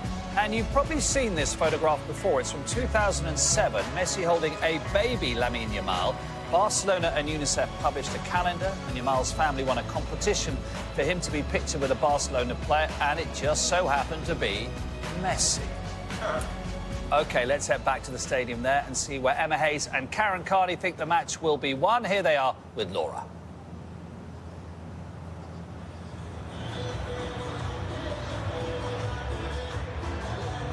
Thanks, Mark. Well, there's been a little bit of a problem. You'll notice behind us that there are a few seats that are still empty at the moment, and we're still, 25 minutes to kick off, not very long. Ultimately, FIFA have had a bit of a glitch in their system with the tickets. When the fans have tried to come in and use their passes, it's not been working, so there's quite a lot of queues outside. So we're actually still waiting for it to fully fill up, and it is 80,000 in here, so look, it's going to be a sellout. But guys, let's talk about Spain and Argentina and how this match is going to go, because for Spain and Argentina, in fact, two of the best collective teams in this tournament. What is it about this Spanish side, though, Emma? Well, I think it's about what they've been doing in their DNA since they were 8 years of age. For them to play in the 4-3-3 the way they have, every single player knows how to dominate a football match, whether it's through numerical superiority or positional superiority. They are the masters of time and space, and I think you'll see that in an abundance today. And it's every single player. If we have a look for the clips here, I'm highlighting the two centre-backs, Kubasi in this shot in particular. Their progressive passing from deep is second to none. I think you'll see a lot of this today. Laporte stepping into midfield to create the extra number, whether it's to go back out wide or get Olmo in play. Same again. Whenever it goes backwards, they're press resistant. This is where Olmo comes into play. When he sits behind the midfield lines and looks to get on the end of those slight diagonal passes, these are the kings of playing this way. Because they are equally as impressive out of possession as well, though, Spain, aren't they? Emma mentioned their DNA to dominate the ball, but actually against France they only had 51% possession. So what are you doing when you don't have the ball? Well, you defend properly and you hunt in packs and you win it back quickly, you win it back aggressively. So you can love them for their in possession, but this is why I also love them, the desire to get back. There's 3 players getting around it. How quickly can we win it back? In 5, 6, 7 seconds, it's theirs. Again, recovery runs, some centre forwards, some attacking midfield players. Then we're calm on the ball. Wide players, non-negotiable. Get back, track back. Now you keep the ball, keep the first pass. And this is why, for me, they've conceded 1 goal in this competition so far. It is a team in possession, but no question about it, a team out of possession. trusts you to help them build a positive, safe community. Two teams going at each other, of course. LOL, saw this in my notification. As well, Emma. I think a team is a tournament that's been really difficult to break down very compact blocks. I think the top teams have been so efficient with their crossing. And we know how Messi likes to come outside of blocks and work on that final ball. They are the kings of crosses in this tournament. Absolutely. I fucking slept way too long. We've got more I almost overslept. But then I show speed. We got more ceremonies, closing ceremonies, protocol ceremonies, or whatever. Roy, just very I show briefly speed here. that his Whenever anybody gets the ball in the World Cup Spanish thing. midfield, they have, it seems, 1 or 2 It's pretty good. options, It's don't really they? good, That's the brilliance actually. of what they At least 1 or 2. Yeah, that's the style of their play, and that's why it's so hard to break. First it was I show speed, and then right after it was Post Malone. You've been chasing for a few minutes. And holy you're fuck, fatigued, and then you look for Speed made Post Your mates Malone having look like a recovery, and that's when they fucking get it back. So the piece of biggest compliment trash, now, really. Spain, technically fantastic. Post but Malone again, was so boring, they made a man. good point there. Is to walk right off the ball. Against France, they almost embarrassed the French team with direct walk right off the ball. Missed it. But when It's when they're okay. in possession, You can watch it technically back, outstanding. of course. Oh, I missed it. On YouTube. It's probably on YouTube already by now. The closing ceremonies now. It's going to start with the national anthem of the United States. Yeah, I saw your message sung by earlier as well. Jennifer The Hudson. shorts. Wow. I don't know why it's translated to Dutch. My fucking here, my OBS. Everything is in Dutch that you type. Unless I hover over it. Come on. Don't know how to change though. I don't want it. Would it surprise you if I told you it wasn't running to tie? Can't say that. He's got a great voice. This is, yeah. Or trust Gary, you it's a to good thing you said there off mic. It was nothing libelous that you said there. Yeah, I well, gave you more than being in rating. America, we were always going to have this sort of fandango, weren't we? About More the than fact that rating. opening ceremonies, closing ceremonies, protocol ceremonies. So many. Because they love an event. Let's be honest. That's what it's all about. Oh, That's oh, the same like whoa, when I you went to too the, careful. when I went to the MLS. Be careful. No, the baseball. The baseball. It was like, you know, the national anthem for every single game. You know, it's what they do. Yeah, but you said you love an event, but it's a big game. Yeah. You got to The remember the players World are dressing, they're Cup. focused, Put your they'll have dicks their up in the routine, air. Put your hands Forget up. about the Put your players, they're hands pretty up. important and all this. Put your flags I up love America. and your dick Half-time up. that we have to worry about. Yeah, of course, isn't it? we've got that issue This coming up. is But yeah, we got to be fair to the the players. That's what- World Cup. It's not a big delay. Yeah. Mark, is that right that if the players, whoever wins this competition, they get like a World Cup ring this They're time? getting a Super Bowl title. Yeah, I actually don't mind that you take something cultural from the nation where the World Cup is to bring it into the tournament. If that's something they're going to continue doing forward, it's not just for America. So I don't mind some of these things if it's actually then repeated when you get to Morocco or in Portugal and Spain in the next 4 years, that they do something that's similar to what they I mean, used to they in that are country. pretty gaudy, aren't they? But it's what they do here. You know, No, it's but well that known is something pretty special, though. If you're doing that, I've always quite liked that about the about America and the basketball. Because you're quite gaudy, and the aren't you? football, You're quite gaudy. and the NFL, both of them. I remember when we won something. Everybody, we all got something from the club. It's nice, a one-off thing. Yeah, but you still have to respect the game, though. You gotta Well, respect the we game in all terms of know kick who off. is Are you winning worried that this this. is not respecting the game? I think so, a little bit. Because obviously the players, we're talking about peaking and getting ready for the game. If there's any sort of delay, they already have the challenges at half-time. Yeah, they'll have to roll with that.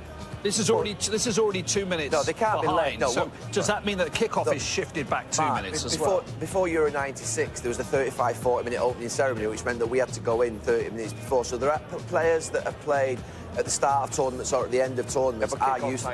No, what you can't do is have kick-off time late because of an opening ceremony. So that's ridiculous. I mean, that's something that isn't right. No, and this is a brand new challenge, obviously for the coaches and for the players. Is it Madonna? Is she getting ready, or at half time? Robbie Williams? If Art doesn't win, then it's what to say. Oh, here we go. Jennifer Hudson is ready with the national anthem of the United States. Jennifer Hudson. Oh, there he is, Trump. Up there. Oh, it's the ceremony shit. Why are they doing the national anthem of America? Makes no sense. This World Cup was hosted by Mexico, Canada, and America. So they should play Canada's anthem as well, and Mexico as well. It's so fucking American, really. How to make it all about me. That's what America thinks.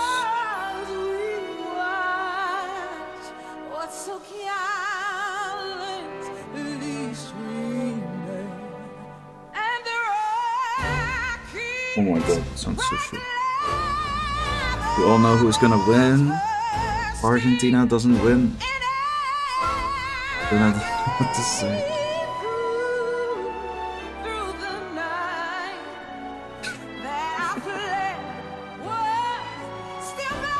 Oh my god, this is so bad.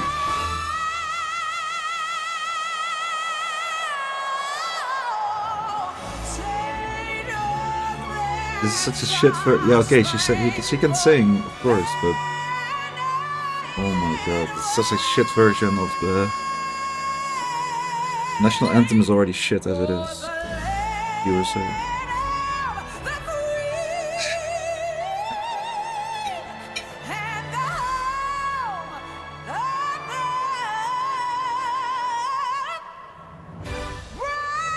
Let's see which stream is ahead. So I don't get fucking spoilers all over again. All the time. TSN.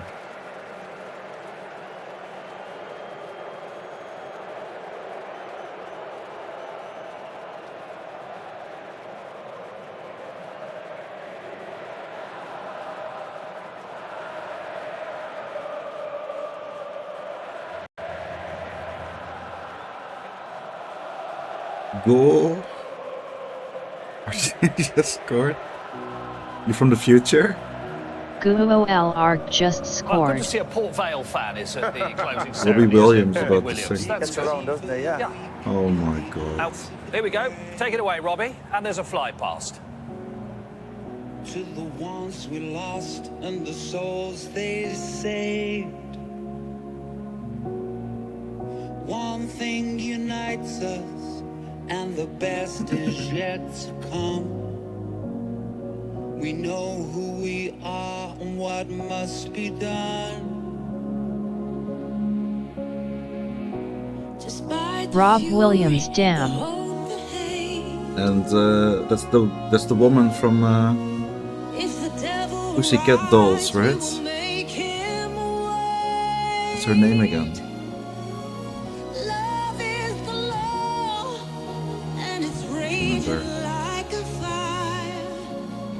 Remember the Pussycat Dolls?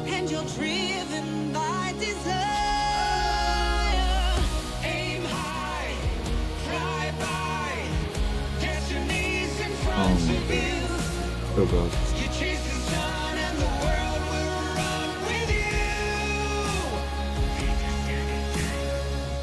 Cuando el diablo nos mire, tendremos valor. A pesar de la furia y del rencor, nuestra ley es amor y arde como el fuego que veo. No habrá dolor porque ganamos con deseo. Aim high, fly by, destiny's in front of you. It's a beautiful game and the dream is coming Oh my god. I wanna mute this screamed so badly. The match starts in 10 minutes. How did the players fucking warm up then? Because there's so much shite, stage and everything on the field. What's up?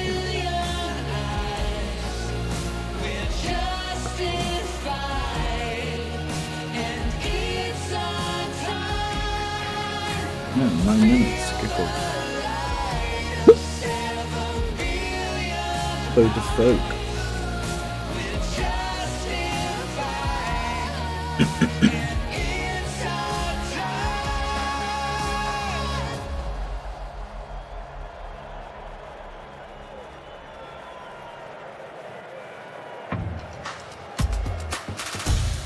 Ladies and gentlemen, football fans around the world, please give a warm welcome to 2010 FIFA World Cup champion Andres Iniesta and 1978 FIFA World Cup champion Mario Kempes and Louis Vuitton ambassadors Hoyen and Carlos Alcaraz presenting the FIFA World Cup trophy and its monogram canvas Louis Vuitton Trophy Trunk. There's a trophy.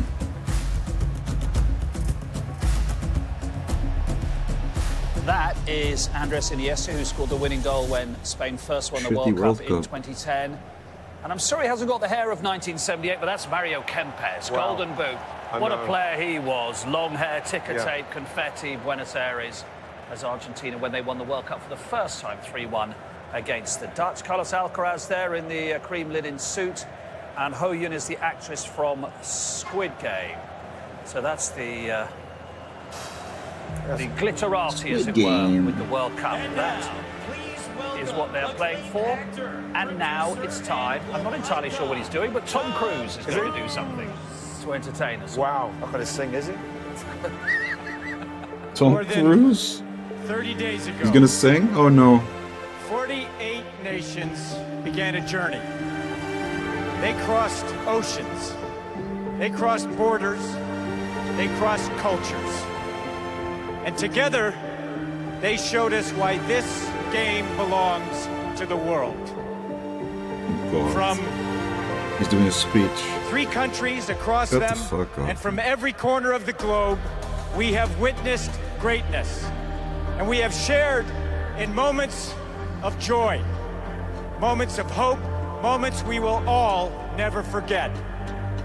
Football is a language spoken without words, a force that unites people, that turns strangers into friends, and reminds us of what we all have in common. Today, only 2 teams remain. España y Argentina.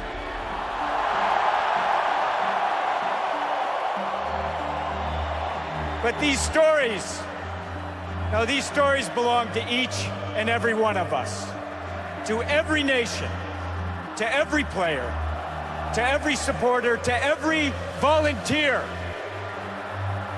to every dream carried on the pitch. So as we gather for one final chapter, let us celebrate a tournament that brought the world together. Let us celebrate each other.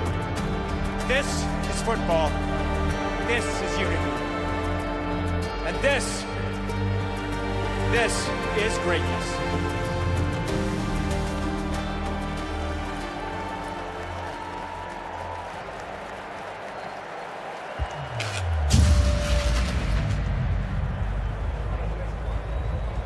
Two nations.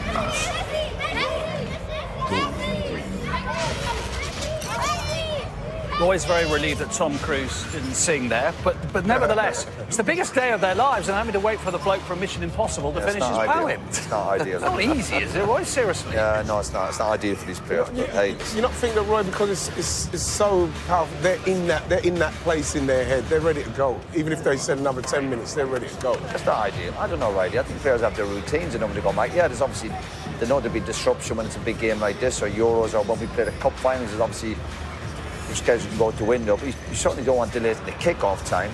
But yeah, the players look quite relaxed. They look in the zone. And hopefully the delay is not too much. And remember, they've been waiting a long time for this. They'll be just desperate to get on with the game. You only had a brass band at the cup final. I know that shows my age a bit, but you know what I mean. That's true. Right, back to the match. Actually, I want to say something about the referee. Right. Slovenian, good luck to the refereeing. Argentina pushed the boundaries in the first half against England. It'll be interesting to see if the referee is a little bit harder on them than maybe the referee was the other day. That's not the reason England lost, by the way. No, maybe. Look, the refereeing generally throughout the tournament has been excellent. I don't think anybody can have any complaints about the other night in terms of the refereeing, and hope he does well today. It's a massive game for him. And look at that concentration and focus. Yeah, absolutely. Huge moment.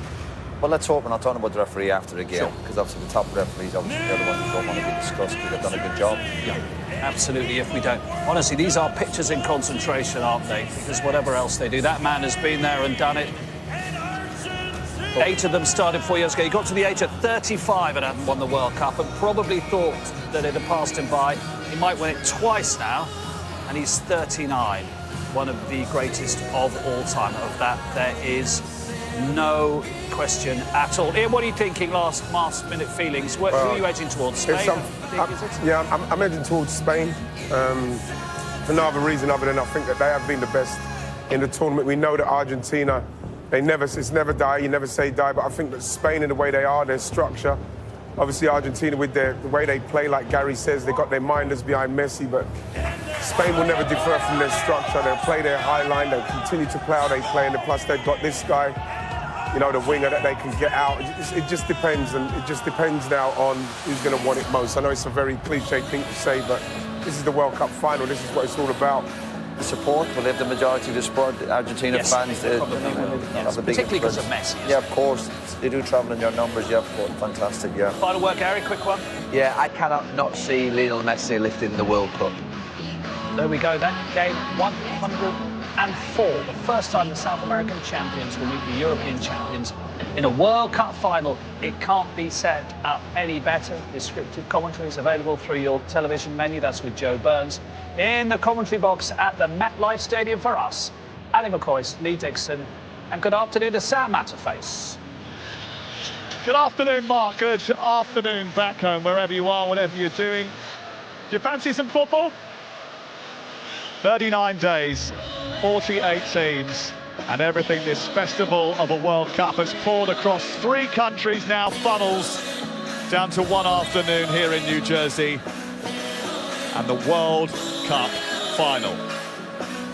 America has waited 32 years to stage the greatest show on Earth, and it has served up a potentially historic last act.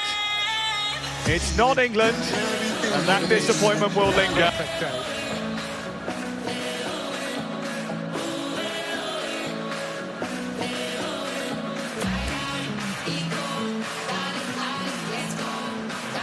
Two of the most passionate footballing nations on earth to sing their anthems. At this time, we ask that you please rise, if you are able, for the national anthem of Spain, performed by Spanish Brass.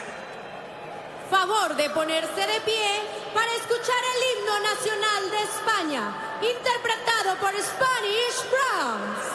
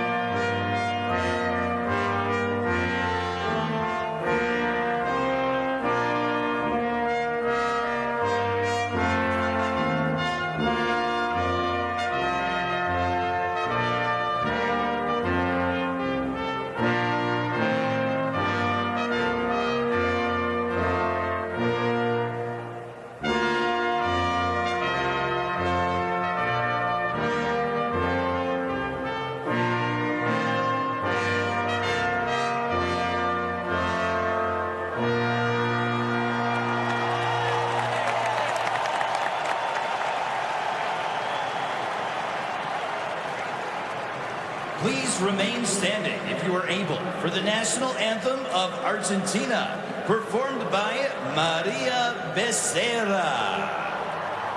Favor de continuar de pie para escuchar el himno nacional de Argentina, interpretado por María Becerra.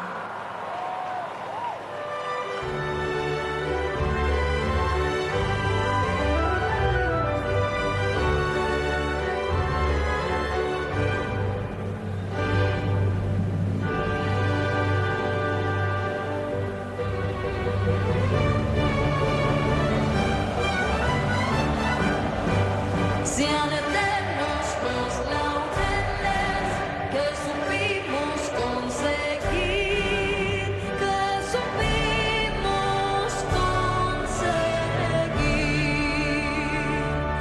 coronados de gloria, vivamos. Oh, juremos con gloria morir, oh, juremos con gloria morir, oh, juremos con gloria morir.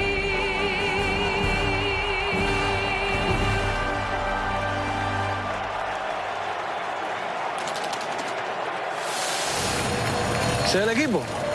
Este es el equipo. Hace 30 años que no pierdo. Ok. Dicen que tiene un primer toque increíble. Esa arena dejó la defensa una vez tan mareada que le salieron hasta pajaritos en la cabeza. Y este tipo, siempre con la misma... He's up next. He's up next. He's up next. Ganan o se van a casa. Y ellos nunca se han ido a casa. Ustedes son los chicos invencibles.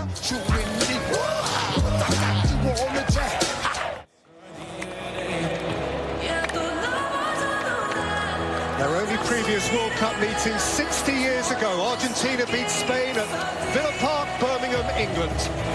Their last meeting of any sort of friendly in Madrid 6 years ago, which remarkably Spain won 6-1.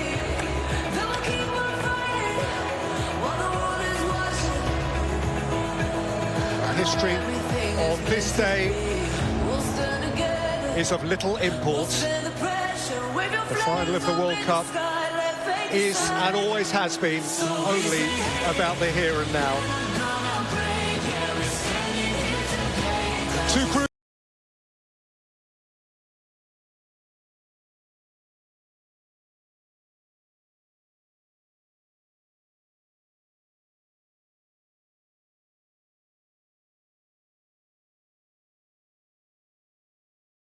Straight wins.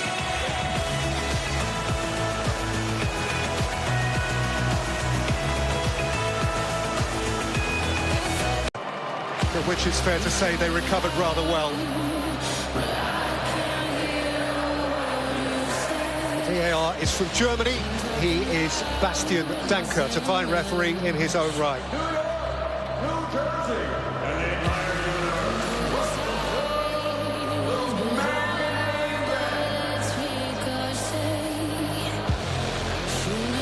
Well, after a near-flawless semi-final display in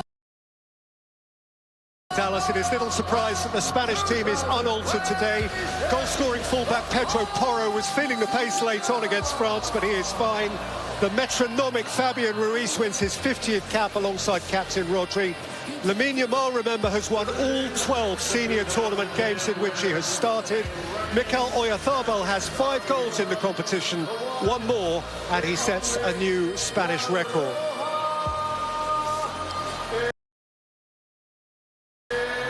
With a day's less rest and often emotionally draining date with the English, Argentina nevertheless picked from a fully fit squad.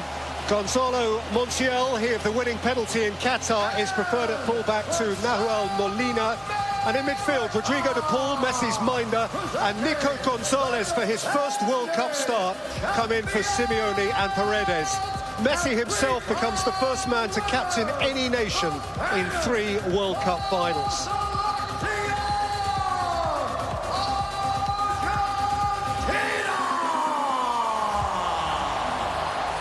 Luis de la Fuente, a calm, invested communicator who has flourished with the younger Spanish age groups and turned many of the boys he taught then into the men who flourish now. Lionel Scaloni, who can be the first coach since Italy's Vittorio Pozzo in 1938 to win successive World Cups.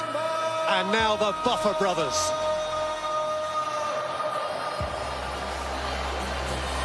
And now, this is the moment you've all been waiting for.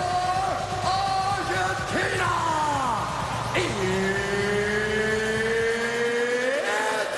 time!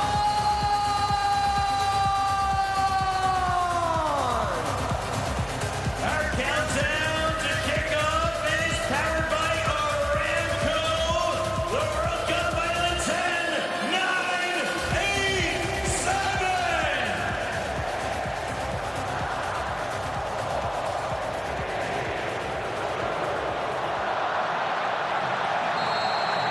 The day a planet stops for a game, for every nation, for two nations. 9 o'clock at the end of a steaming hot Sunday in Madrid. 4 o'clock on a dark winter's afternoon in Buenos Aires. 3 o'clock on an idyllic day by the banks of the Hudson River, where New Jersey meets New York. Match 104, the final of the 23rd World Cup. Spain for their second star, Argentina to defend their trophy with all their might. Alan Smith, what are you thinking? I'm just thinking, in one way, it's like any other football match. Individually, you want to get off to a nice, solid start. When you get a chance to touch the ball, you want that to be true. And just work your way into this football match, gain some confidence. Pedro Porro, who sealed the semi-final for Spain against France. The cherry on the top of an immaculate performance in Dallas the other day. Yeah, in fact, it is an unchanged lineup. Tells you everything you need to know about what De La Fuente thought of that performance. And for Cucurella, now Baina, who was broken through as an international star at this competition. Snatched back by Nico Gonzalez, who draws the first foul. And we hear the first whistle of Slavko Vincic. Yeah, Nico Gonzalez coming in from full Paredes. Interesting one that he did ever so well when he came on, Gonzalez against England.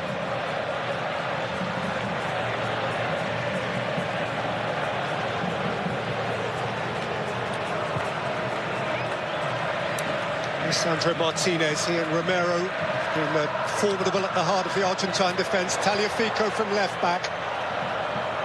Julian Alvarez. Enzo Fernandez, what a wonder strike from him against England in Atlanta at a point when it seemed the English might hang on.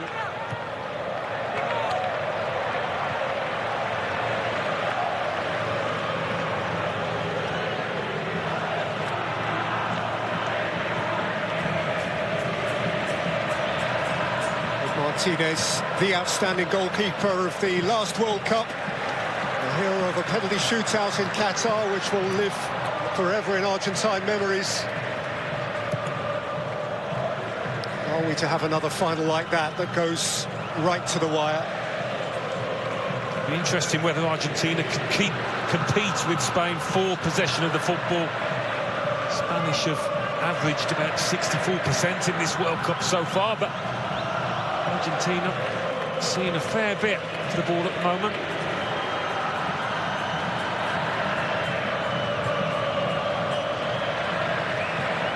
Martinez, Tagliafico. Out of the reach of Alexis McAllister. They've got his crucial strike, of course, in the quarter-final against Switzerland. Argentina's approach to this final has been, by comparison with Spain's, roller coaster. Really, none of their knockout games has been a straightforward exercise, far from it. There's a collision on the halfway line. Baina has gone to ground under pressure from Montiel. Yeah, Baina feeling that this is a yellow card. Took a chance there, the fullback. Gonzalo Montiel starting his first game at this competition since the opening day. The man, of course, who famously had the final kick of the last World Cup final. Dani Olmo, oh, lovely feet from him. Aimed in towards Olmo, and now Yamal! And Emi Martinez left a foot behind to make the save. Well, as soon as Yamal gets the ball, there's 3 shirts going towards him, and that frees up a little bit of space just behind, which Yamal sprints into. Bit of good fortune there for Argentina. Oh, Rodrigo de Paul has let it get away. Rodri. Yamal. Very important block by Lisandro Martinez.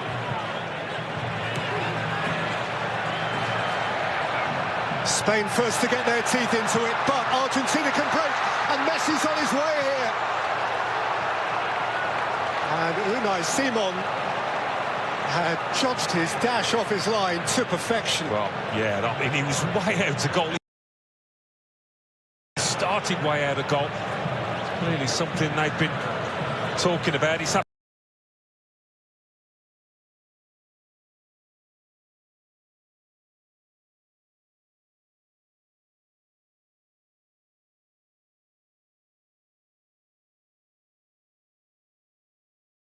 to get their teeth into it, but Argentina can break, and Messi's on his way here. And Unai Simon had judged his dash off his line to perfection. Well, yeah, I mean, he was way... Alessandro Martinez.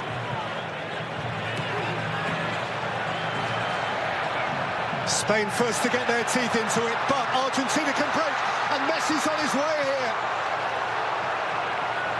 And Unai Simon had judged his dash off his line to perfection. Well, yeah, I mean, he was way out of goal. He started way out of goal. It's really something they've been talking about. It's happened a few times in this tournament. Unai Simon's starting position, but he had to get the ball. If he'd have caught Messi, he was off the pitch, the keeper. It's a red card.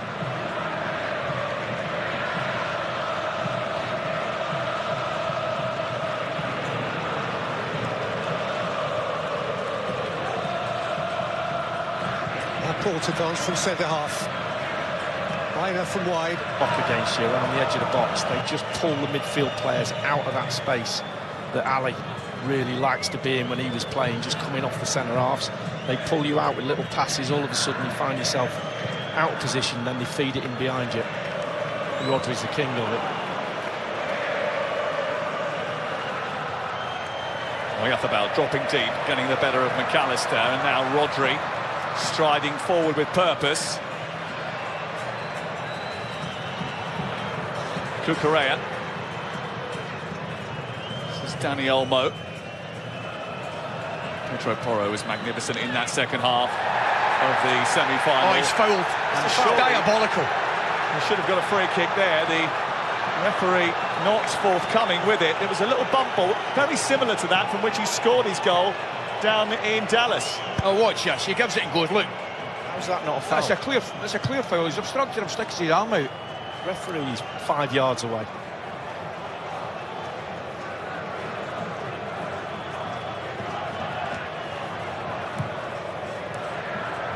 Olmo.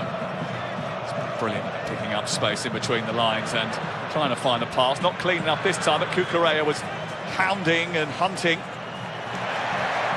They've won it back again. Oyarzabal.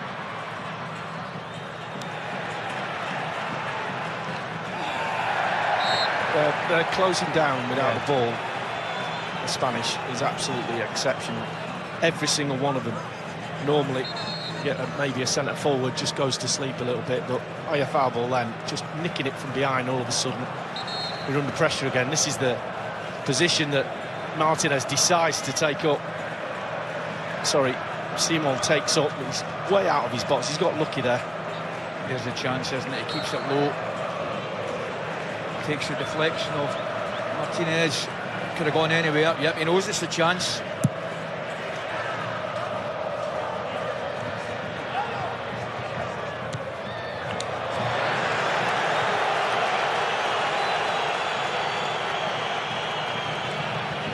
unintended consequences.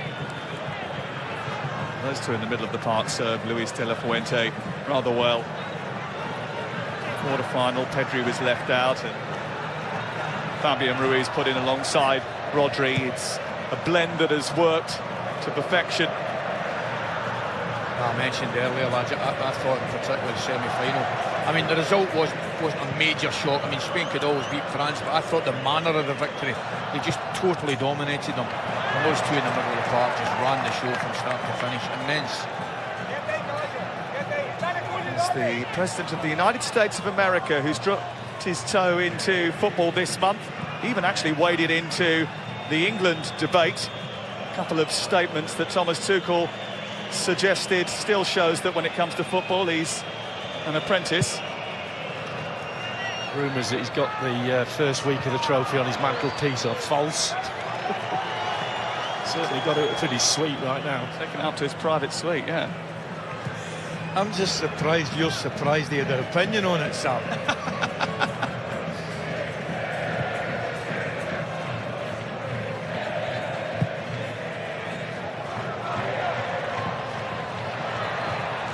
Pedro Porro.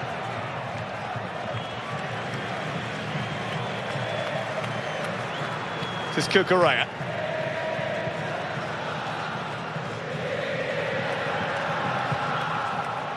Rodri flying the ball out to Lamine Yamal, trying to keep it in play.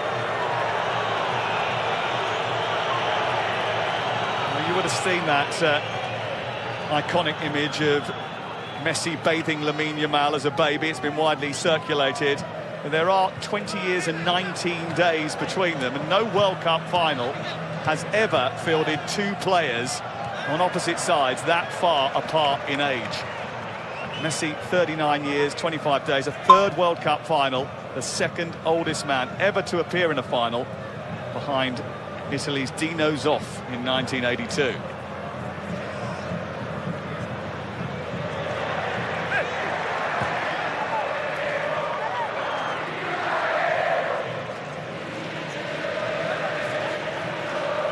Nothing has surprised us so far, is it? There's nothing popped up and you go, oh, that's a bit unusual. Messi just walking around, hardly touched the ball. And Spain in total control of possession. Baena. This is Rodri. Bit of room for him to manoeuvre into. Fabian Ruiz's cross, and then just took a flick on the way through off an Argentine defender. Lisandro Martinez got in front of Dani Olmo. That's a corner. To suggest that maybe trying to stop the cross from the Argentinian point of view. It's all right getting men behind the ball. You have to engage the guy on the ball. That's too.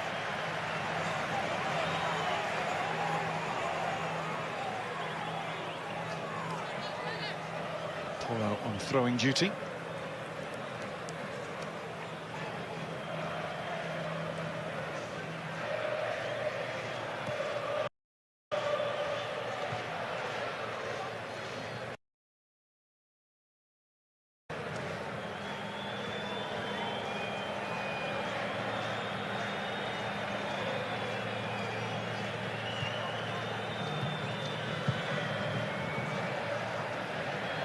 Simon has conceded just one goal throughout the entire competition, scored by Charles de Ketelaere for Belgium.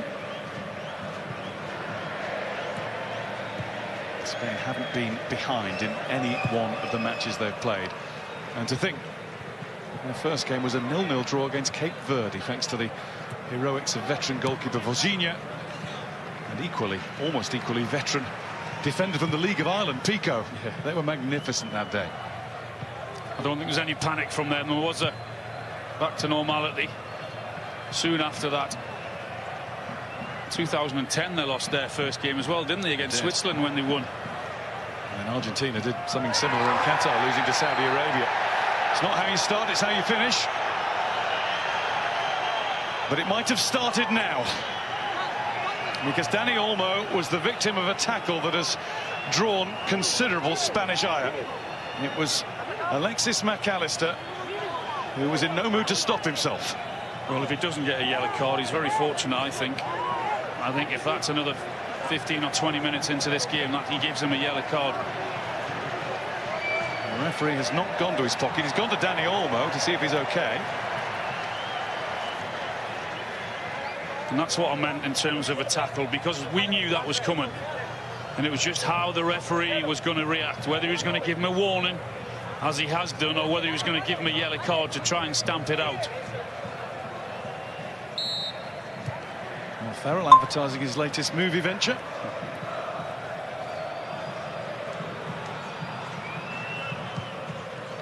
I think that's AKA Rocky, or ASAP Rocky, sorry. I think. Not getting any backup. Which one was it, AKA or ASAP? Yeah, but we won't bother again.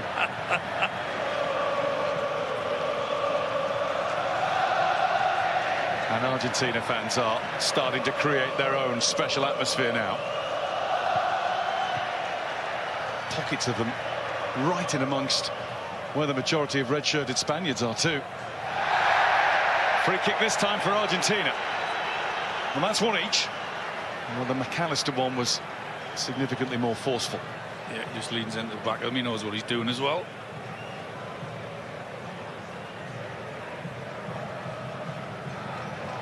You were saying we knew it was coming. I think we knew on Thursday. Yeah.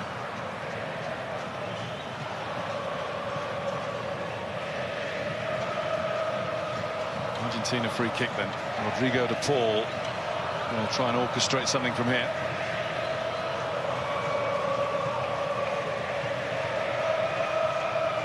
Can't be much break for him and Lionel Messi. Inter Miami players. The MLS season has already restarted after its World Cup hiatus. De Paul, that's a really good ball round the back. Nicolas Gonzalez just unable to get his stride pattern right to stretch out and touch it. Just a little bit. Too much on it, wasn't there?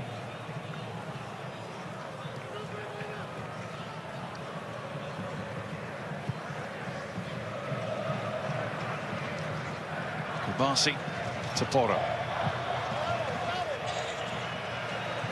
Lamine Yamal.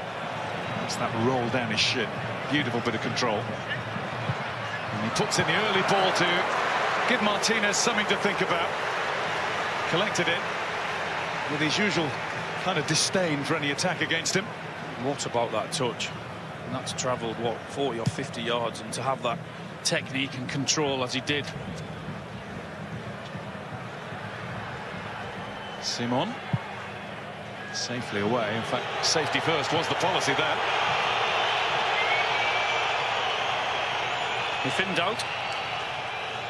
Works at all levels.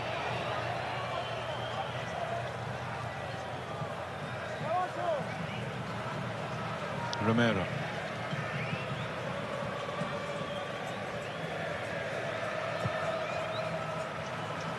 Sandro Martinez. It's come off Gonzalez and it's helped him. Don't know if he knew too much about it. Pedro Porro wasn't letting him think about it too long. Tagliafico in on Dani Olmo. Lamine Yamal comes into the tackle. And then that's a curious sort of challenge, an awkward one on Julian Alvarez. And I don't think the spark has fully taken yet, but it's been lit.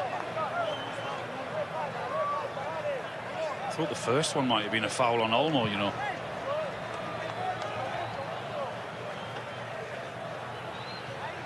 Nicolas Gonzalez knew little about that.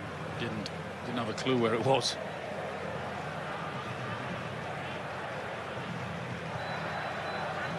Fabian Ruiz. Cucurella.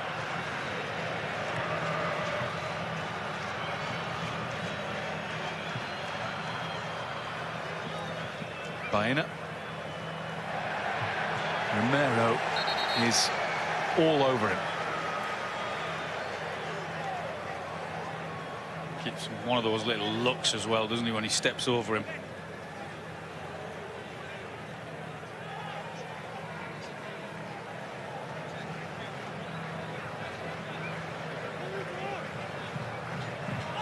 Fernandez. Now he's been caught by a challenge from Dani Olmo, which may have had an element of vengeance about it. Card's not going to come out again. No, he's not. No, he's not. He's got every right to go for that ball.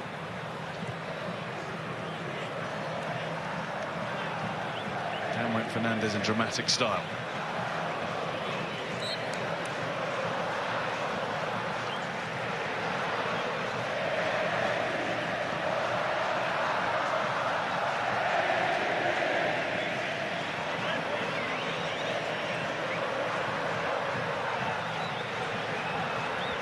What a run Lionel Scaloni has had in charge of the Argentine national team. He's the 7th to manage in 2 World Cup finals in this one. Only Vittorio Pozzo, the great Italian of the 1930s, has coached the winners 2 World Cups running.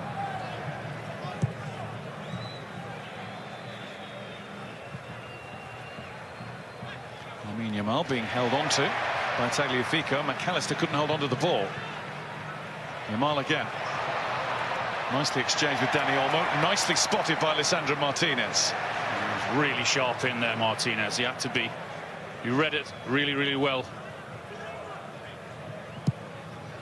Just do with a little bit more pace in the game on both sides. Yeah, there's not been too much goal-mouth action, has there? Bounce takes it away from Oyarzabal, and the flag was up anyway. You can see what Argentina are doing. They just want to get as tight as they can. They don't want to allow Spain to get into the rhythm and try and pass it around and control the game at their pace, and they're doing everything to stop that.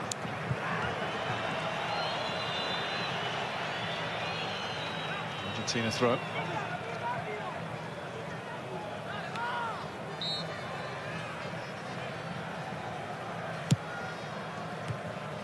Alvarez did well to direct that into the path of Gonzalez. Here's Messi. Not seen him on the ball too much. Was a good ball in, of course it was, to Gonzalez. He was offside as he tried to lay it back. So Spain will have a restart rather than the chance of a counter. Well, he just picked his head up, didn't he? Messi knew what he was going to do. That pass was either going to be in to Gonzalez or Alvarez. And again, Martinez in tight.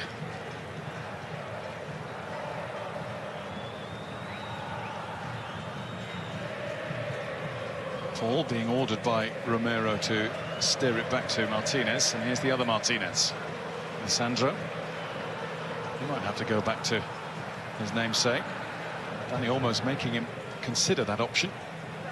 And that is now going to break to Oyarzabal. And Enzo Fernandez arrives on the scene, and good job for Argentina that he did. Well, he didn't, because the assistant didn't put his flag up.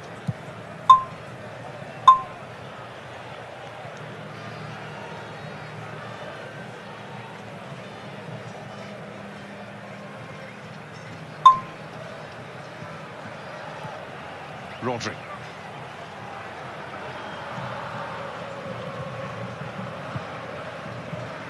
Cucurella. Just on the other side of Rodrigo de Paul, and it comes off him and goes behind for a Spain corner. And they play such an important part in what Spain do, both fullbacks, Porro and Cucurella.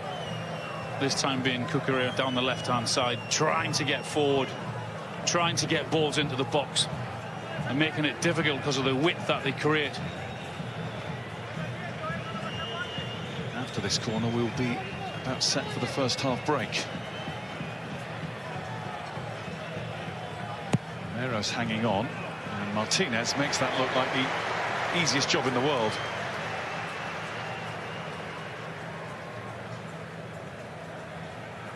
He hasn't got many options now, though, has he?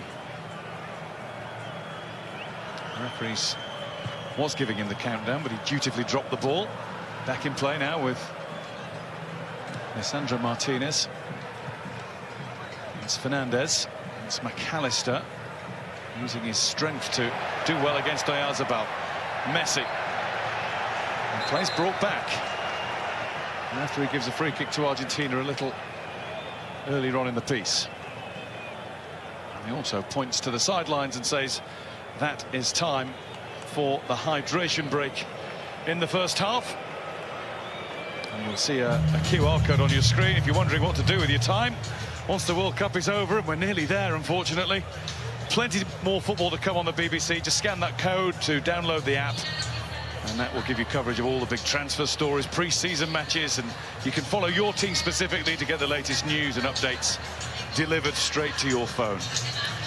Let's get the news from the studio and see what Michael Wayne and Joe have made of the 24 rather slow minutes we've seen so far. Yeah, I think it was a dominant opening to the game by Spain. Argentina, I think Argentina are trying to slow it down a bit too much. You've got opportunities to break, but they're slowing the game down and allowing Spain to get a rhythm.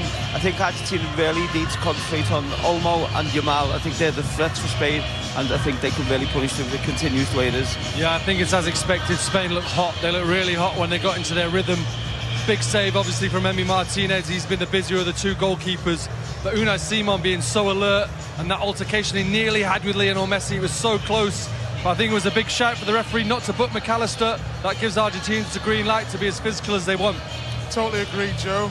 But in terms of Spain and the way they are setting up, it's absolutely outstanding to see Fabian Ruiz, Olmo, Enrico, the rotation in the midfield. So when Argentina are trying to jump, they're forcing one of the players out. The ball's going out to Porro, playing through the lines to Olmo. If Olmo can get more on the ball in the, let's say, the second quarter of the first half, people are calling quarters now, it could be a real danger because he's looked really good with his sharp movements around the middle of the pitch.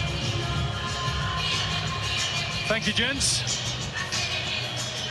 Alan, what are your thoughts on what you've seen? Yeah, I just think they make it very difficult for you because of the way they protect the ball, because of the way they pass the ball, and because you're trying to chase that ball, Argentina, enough hard when eventually you win it back.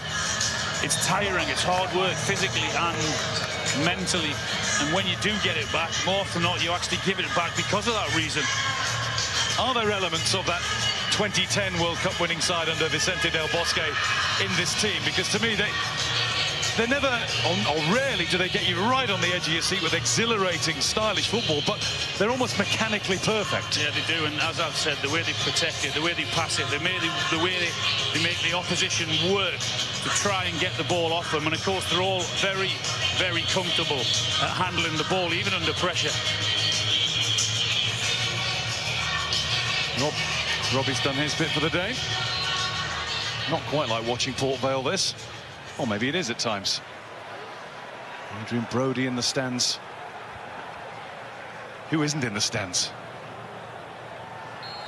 Who's who? Gave away a few tickets, didn't they? Enzo Fernandez. On we go with the remaining 20 and a bit minutes of the first half. Towards Alvarez. Kabasi had his measure. Handball, McAllister. Yeah, and because they also press you high, Spain, they force you into doing that and kicking it long, in the hope that when they kick it long, those two Spain centre-halves dominate and win it like they did. Oh, Kabasi panicked for a moment. He thought he'd sold Simon way short. Just enough on it. And Cucurella there in the nick of time to keep it in and win Spain a throw-in. There's a slightly nervous situation for the teenage defender. Yeah, he just didn't get enough on it, did he? Deep breaths. The youngest to play in the Spain back line, beat the record of Sergio Ramos. He goes on to have half the international and club career he had. He's going to have some trophy cabinet. Quite a few yellows and reds. There's Lamine Yamal, who's been lent into by Julian Alvarez. Yamal and Dani Olmo have taken the brunt of the Argentinian tackling so far. Oh, his movement was brilliant, just to go long and then come short to get the ball, and then the turn, which then gets him the foul. It's magnificent.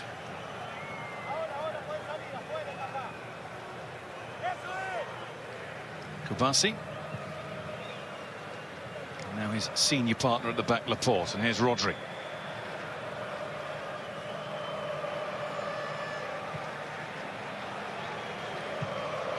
Pedro Porro.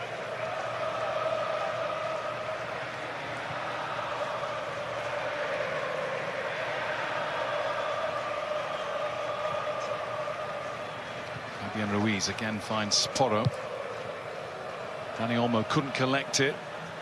Alex Baena momentarily thought he might be able to steal in between two.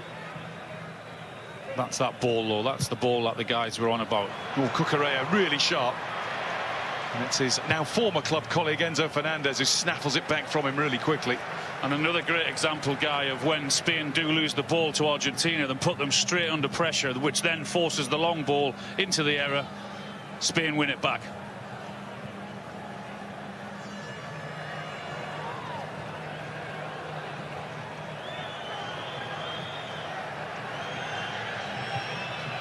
Porro. What has he done with that? De Paul thought he might be in there, but Cucurella watches the bounce, keeps his head, finds goalkeeper Simon, and now they're off.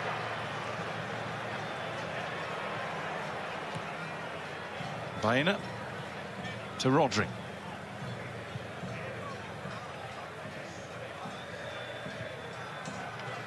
Yamal. Well, saw Dani Olmo. It was an awkward pass to pull off, that one. It was a good run. Pass just couldn't find him, though.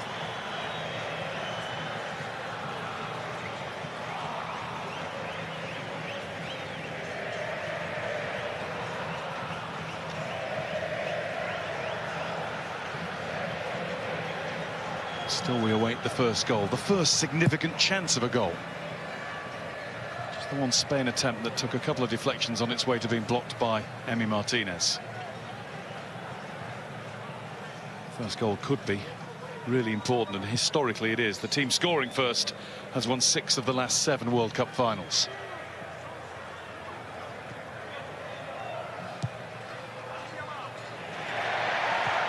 Cut out by Tagliafico.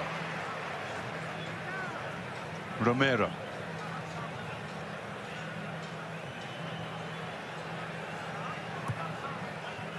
De Paul. Montiel. Didn't have anywhere much to go. Cucurella to Rodri.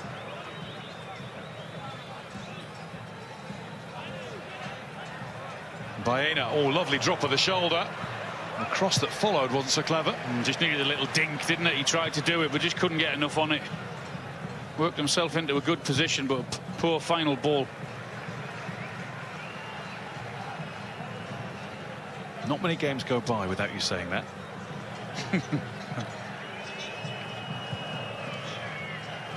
Here's Pedro Porro.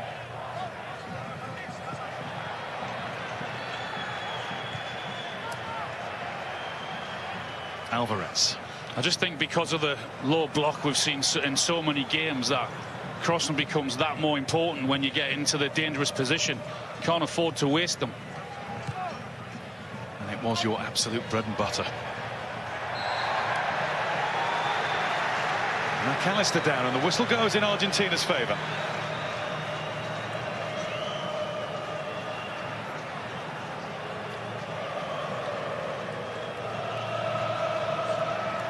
It's the cue for Argentine voices to rise up once again. Did I just say a low block there, by the way? You did, you did. You've gone all jargon. Sitting deep. Spain resisting the urge to do that here, trying to keep those Argentina players away from the edge of their own box.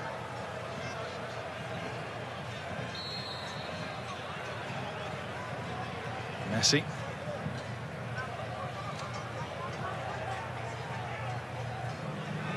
Messi got past Yamal, but not Fabian Ruiz. Just a little tap to the ankle of Pedro Porro, courtesy of Julian Alvarez. Spain get on with it rapidly. Here's Rodri.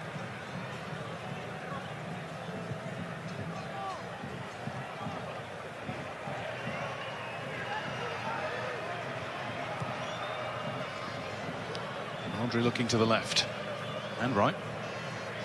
Fabian Ruiz to Porro.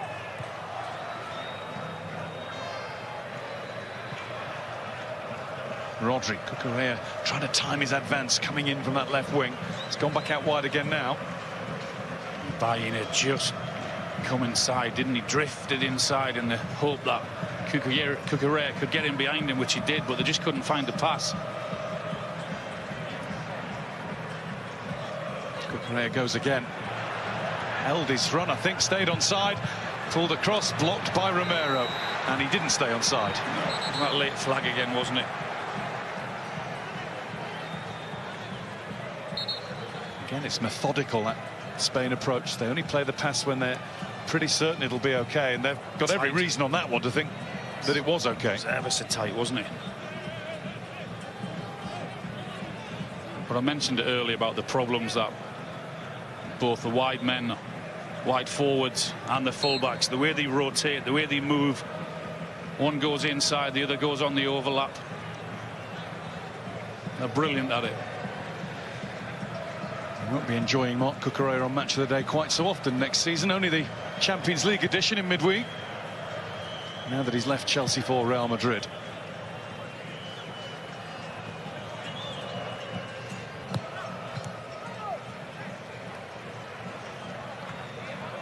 Another Argentina throw-in.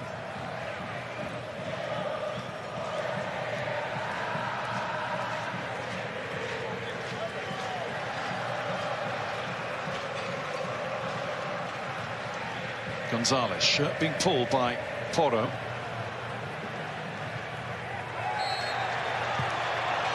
This time the whistle is to the benefit of Spanish ears.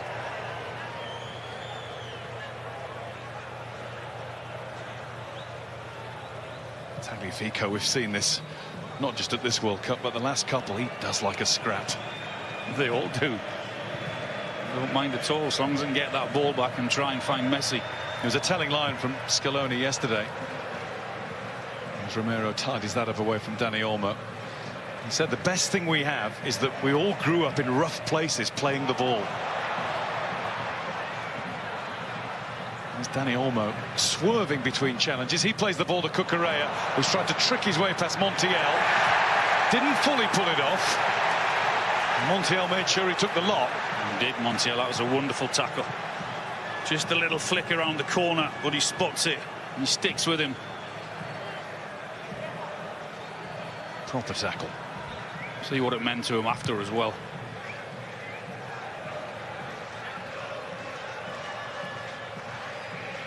Pedro Porro. Yamal holding off Tagliafico, who's having another scrap. He's back for another. Arms are up from Yamal to the referee. He wants a foul. Nicely taken by Baena. Dani Olmo to Cucurella. Cucurella could look right across into the middle. It was blocked by the heel of Romero. Dani Olmo trying to find Baena. Handball shouts from Pedro Porro. Referee not interested. And Rodri gets back in front of Julian Alvarez and then asks for the support of Pau Cubarsí and gets it. But there again, it's a great example of when a ball goes in and Argentina are trying to clear it. Their reaction, the red shirt, the reaction, within 2 or 3 seconds, can they get that ball back straight away? Unsurprisingly, it's very Guardiola, isn't it?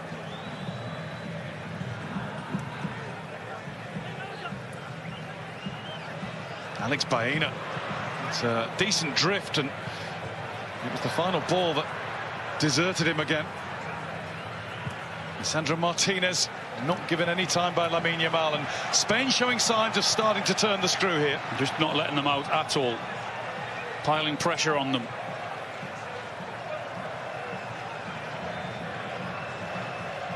They wear you down physically and mentally with how they pass the ball around. Poke through to Dani Olmo. It breaks for Oyarzabal. Martinez right in the centre of his goal, is able to fall on it. Didn't get the strike that he wanted. Oyarzabal sort of scuffs it, doesn't he? Only, what, a yard or so to Emi Martinez's left-hand side.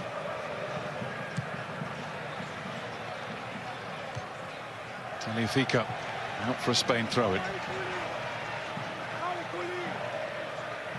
Now do they try and keep this step-up going until the break?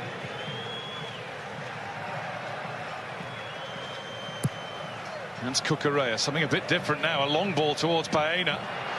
And the bounce was really awkward for Montiel. He's done really well with that, the right back. McAllister.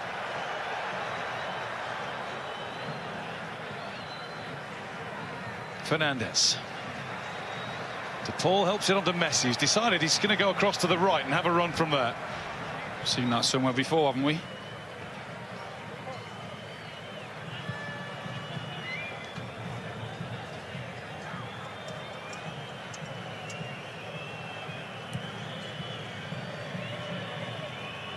Here goes Messi. Alvarez. De Paul. McAllister's calling for it. Paul with the ball back towards Lisandro Martinez. Oyarzabal was there first. Martinez then a little too enthusiastic. And it is a yellow card for the Manchester United man. And one that was deserved.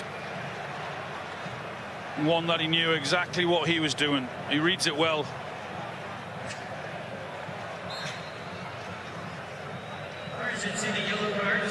Had to be a tackle from behind. I said to you, didn't I, about 15 minutes ago, if the tackles like that happens, it's going to be a yellow card. McAllister got away with one.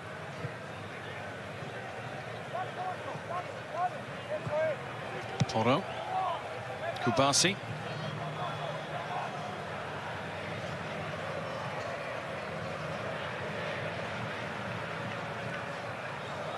Fabian Ruiz.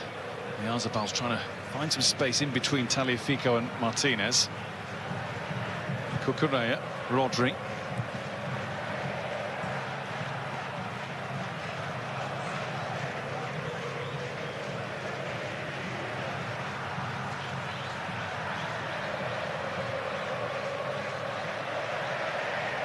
There's a great example there of you. Cucurella on that left. A width again, Olmo in the space. Oyarzabal in the space, trying to get the ball in the hole, and then you come over to the right-hand side and Yamal's on the right. Nicely controlled by Oyarzabal. Pedro Porro into the box.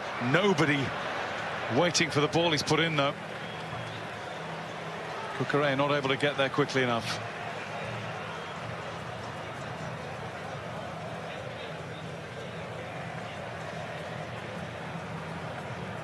A lovely little run in behind, but again, just that is a dink. The good ball, I think he's looking and hoping that someone can get on the end of it. He did his job, put it in the middle.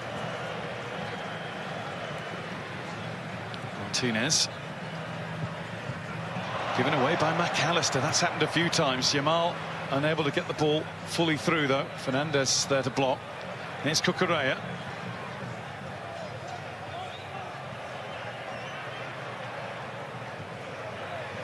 Spain have laid the foundations. Now they have to start to build. Cucurella taking on the shot. And Martinez, look at the appraisal he's got of his angles. He knew exactly where that was going and probably how many centimetres wide it would be. Yeah, he's well within his rights to have a shot, Cucurella. No other option really than to do that, but as you said, Martinez knew that wasn't going to trouble him. Got his angle spot on. Having just been booked, Lisandro Martinez is now down in his own penalty area. Slavko Vincic will be reiterating that if he needs treatment, he's going to have to go off. The signal's just been given by Emi Martinez that he'll be going off anyway. He won't be coming back on. You'd think that's what that signal was, wasn't it? Argentina could be losing one of their trusted centre-backs. It's been a really good partnership between the man from Spurs and the man from Old Trafford. I know some have criticised it, but together they just seem to gel. See Otamendi warming up there. He did indeed. Looks like he is coming off, isn't he? Otamendi coming on. So to use the nicknames, the Butcher is being replaced by the General. Otamendi on to play for his country for the 139th time. Number 6, Lisandro Martinez, is replaced by number 19, Nicolas Otamendi.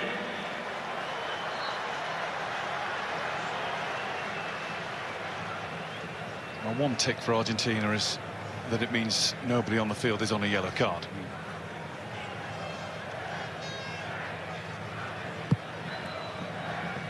And Otamendi's been there, done it, and won it.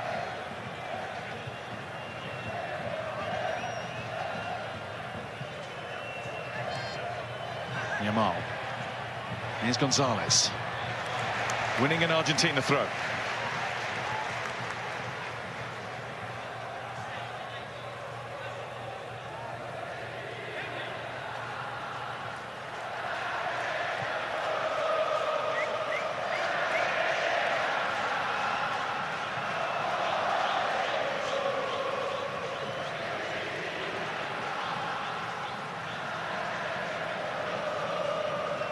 Martinez again to slow it down.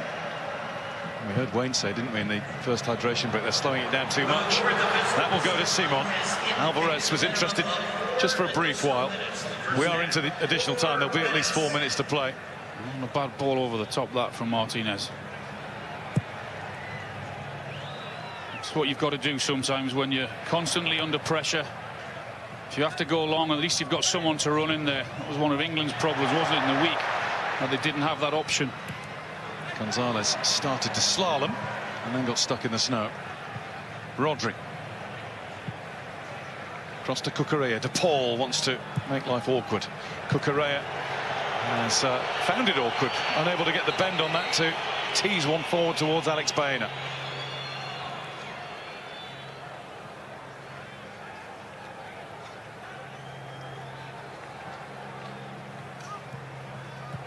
Fernandez.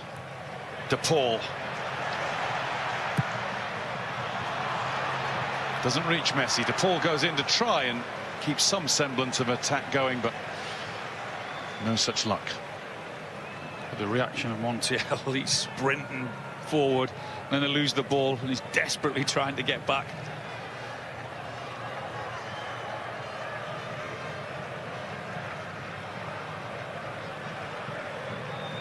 Pedro Porro. Oyarzabal.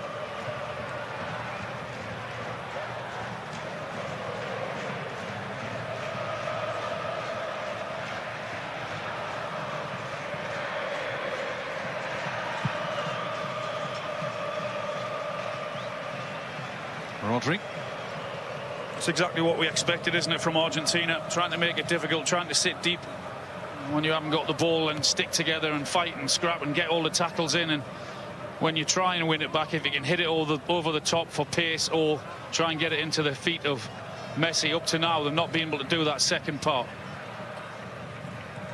Fabian Ruiz. Baena allowed to turn and find Oyarzabal. He didn't have quite so much time and space, and Messi has got a free kick.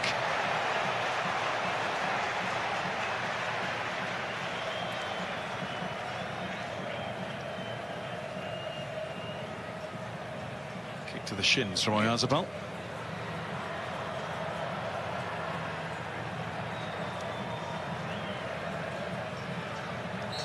Apology accepted with a nod. Just a little nod.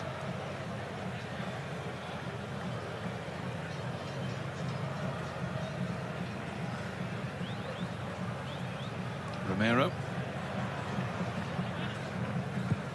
Fernandez.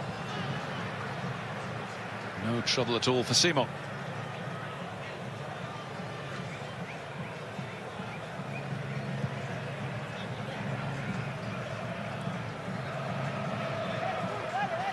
Kubasi. Porro.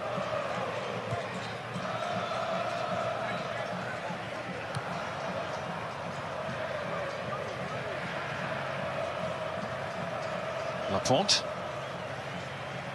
Last half a minute of the first half in the World Cup final.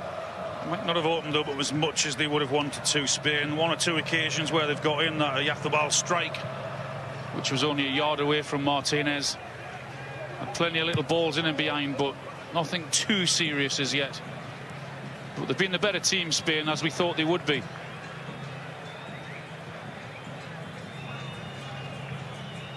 Martinez will get this one away. And that is half-time in New York, New Jersey. Lionel Messi has had precious little chance to shine. Spain have been the better team, but nothing to show for it yet. Spain 0, Argentina 0. It has been all Spain. Just 3 shots so far, all Spain. It's the fewest on record since the 1966 World Cup first half. And you can see there that the story is really about the lack of Argentina attack. No shots and no touches in the opposition box. Will Spain be ruining the opportunities they've had going in goalless at half-time because they were smothering Argentina? No, I think they're just applying the right amount of pressure. I think Argentina found it very difficult, as I said before the game, to get near Spain.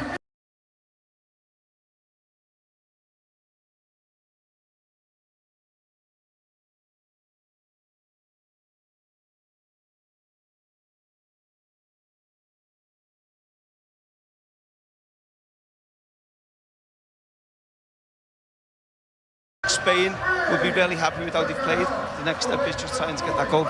There is an element to that first half for those of us who were watching England the other night that we've seen this movie before. Yeah, I think so, but Spain obviously were very composed in possession, building up, as Wayne said. I don't think they'll panic, even though they had those chances, like the Mel chance was big.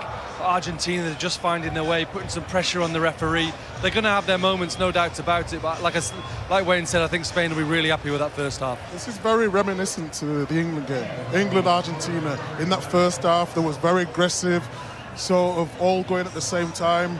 They've been a little bit deeper today because Spain have forced them back.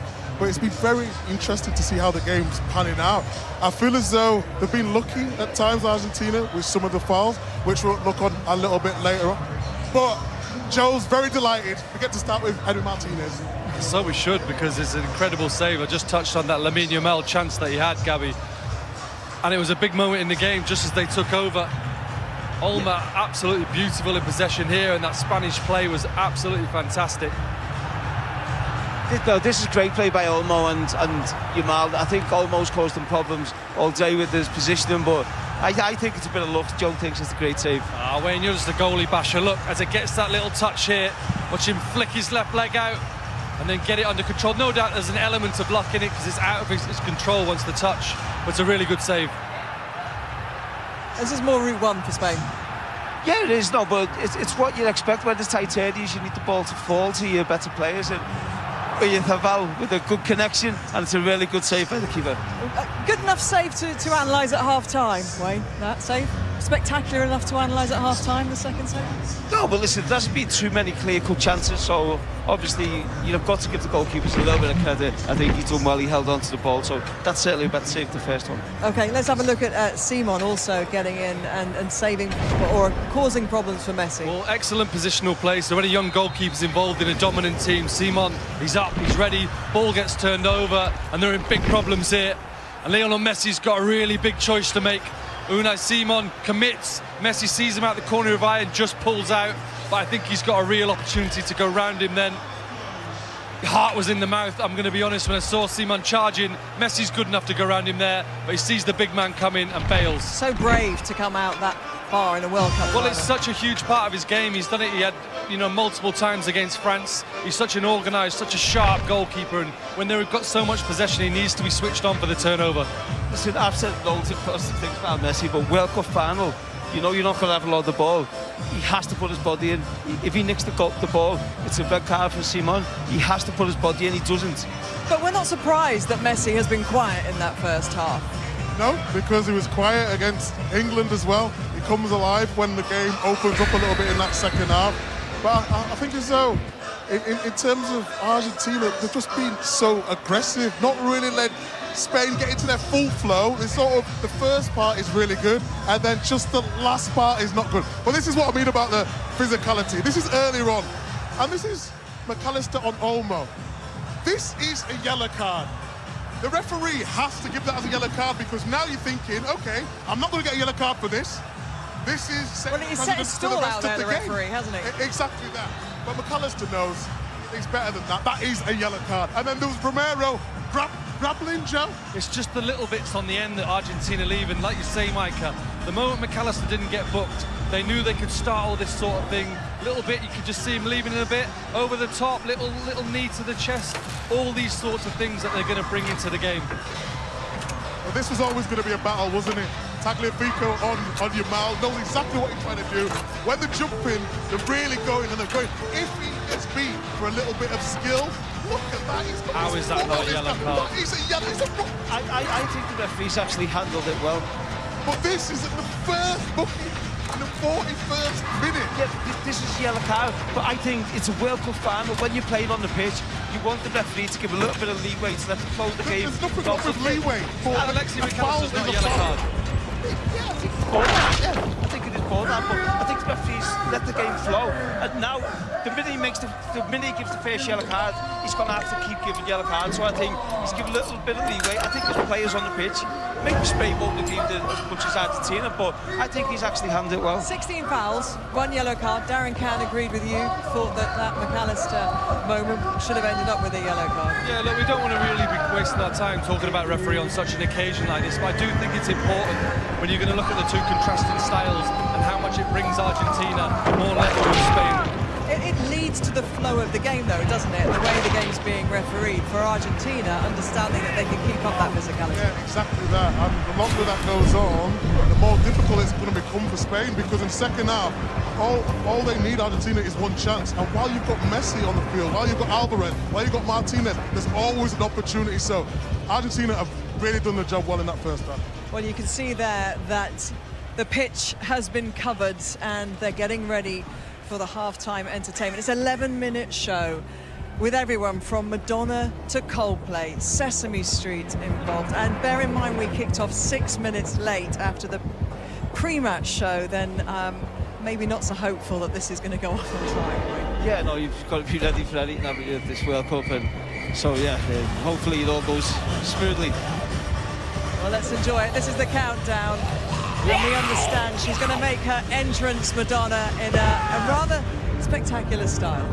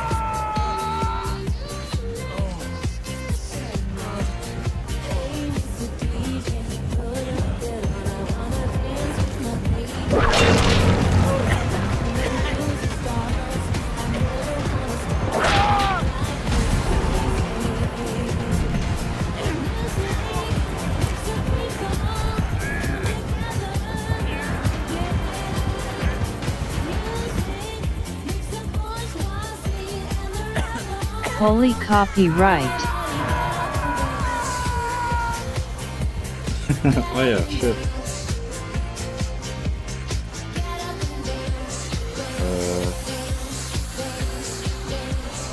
1 second.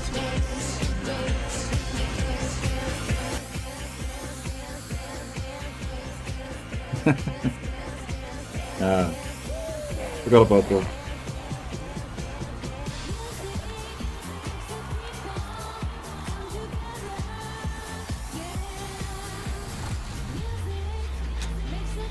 Madonna. Still alive?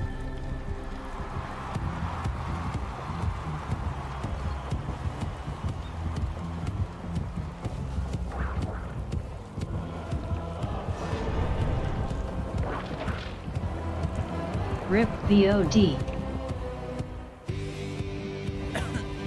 Oh no. Oh shit.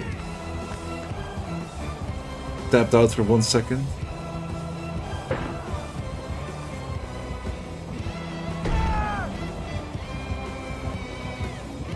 Oh my days.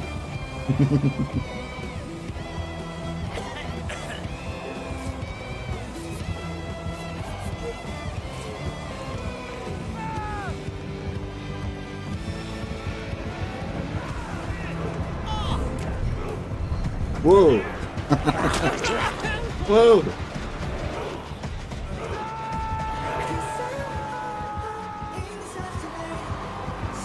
Oh shit. Itching my ear. Ah!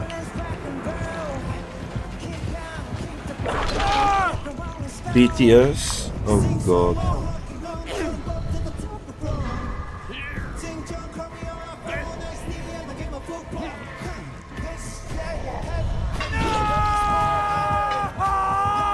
It's halftime show right now. BTS is performing now. Oh god.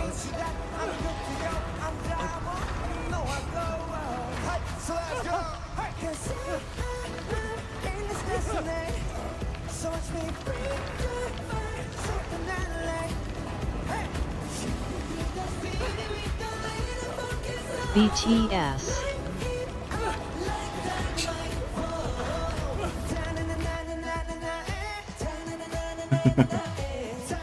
Yeah, exactly.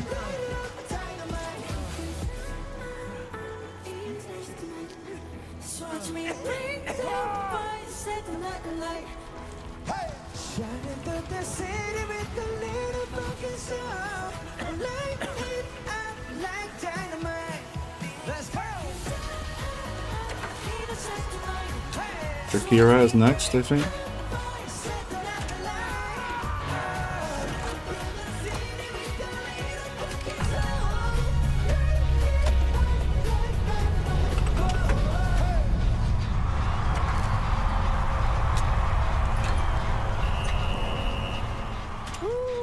Coach, I gotta say, first half of halftime knocked my dog sock off. Spectacular, baby. I mean, how the heck is anyone gonna be able to fall all that? Gonna be tough. Yeah, you know what I think we need? We need support. You know, someone that has a soul. Someone who can bring the love. Ooh, you think of what I'm thinking? One step ahead of you, Coach. You always are. All right, young man, let's go. Your big shot. Okay. Now listen to me. Go out there, don't be nervous. Nobody's watching. All right, make us proud.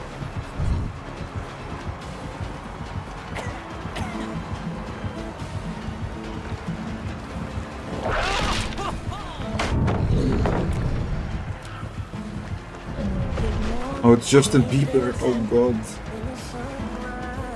Even worse.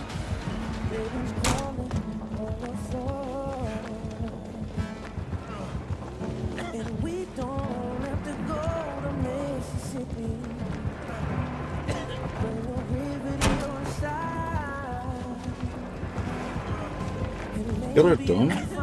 He's still going for me. Ah! Fucking hook.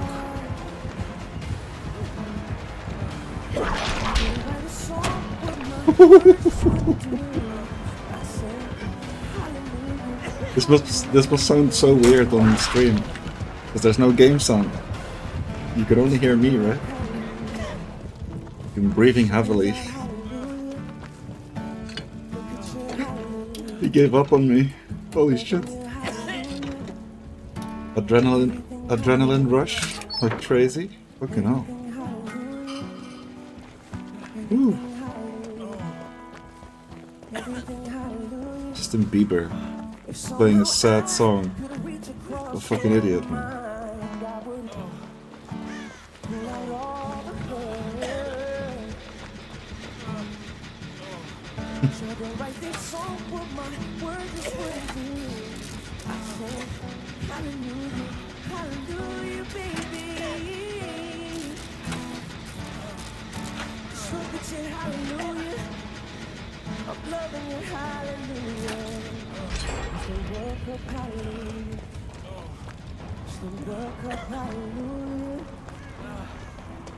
The chase was pretty beast, I'm not gonna lie. I'm lucky that the killer is so stupid.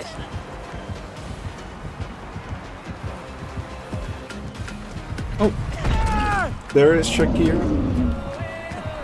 Oh god.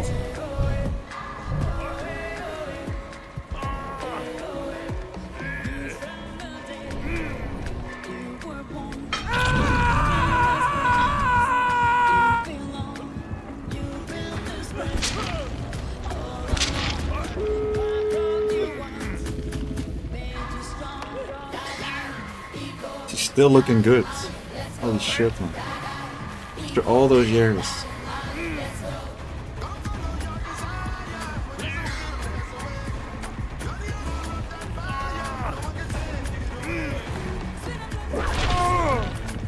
Oi. Oh, I'm being tunneled now.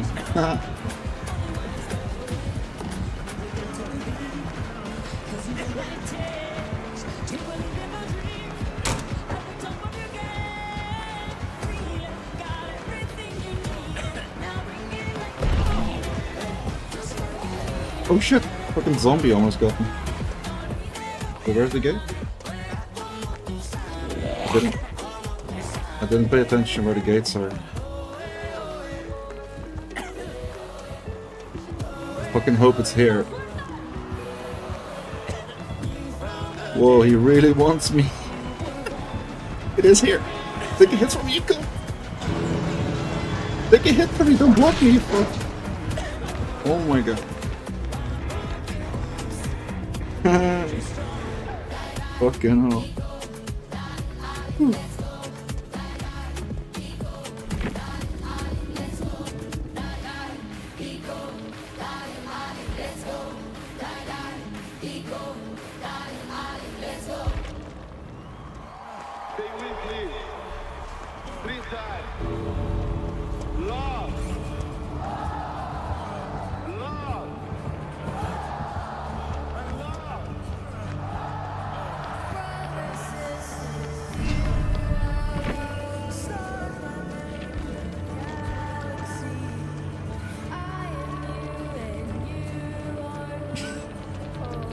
Genius.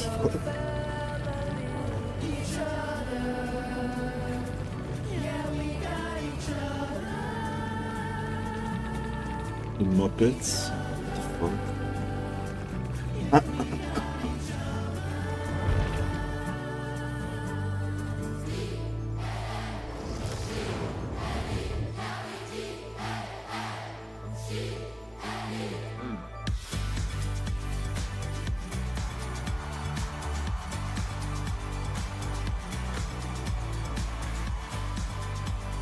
Oh, Coldplay. I have to restart my stream actually,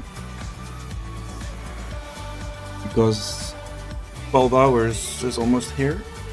I'm about to reach 12 hours, and the vault only goes until 12 hours in each choose. So I gotta restart the shit. Do that right now actually.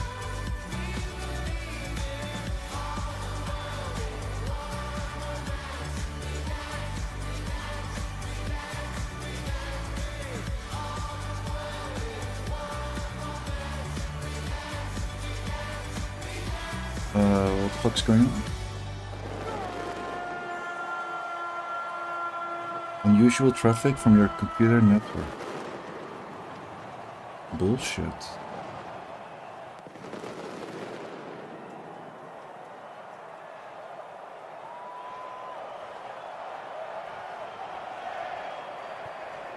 What a collection of musical talent here in New York at half-time for that show. I'll get the thoughts of Micah and Joe and Wayne shortly, but it has been our absolute privilege to bring this tournament to you over the last few weeks. 38 million people have tuned into the coverage, and it's big moments like these that make the BBC what it is.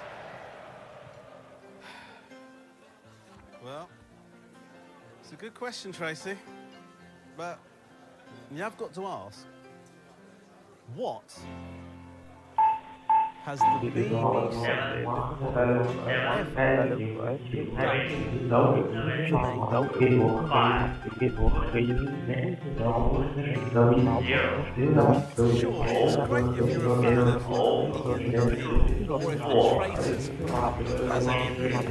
Who cares if they've raised $2.5 billion for charity? Oh. What has the BBC ever done for me?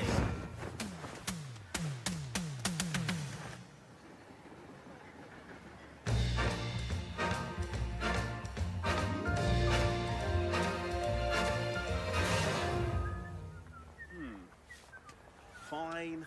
they introduced the nation to someone called...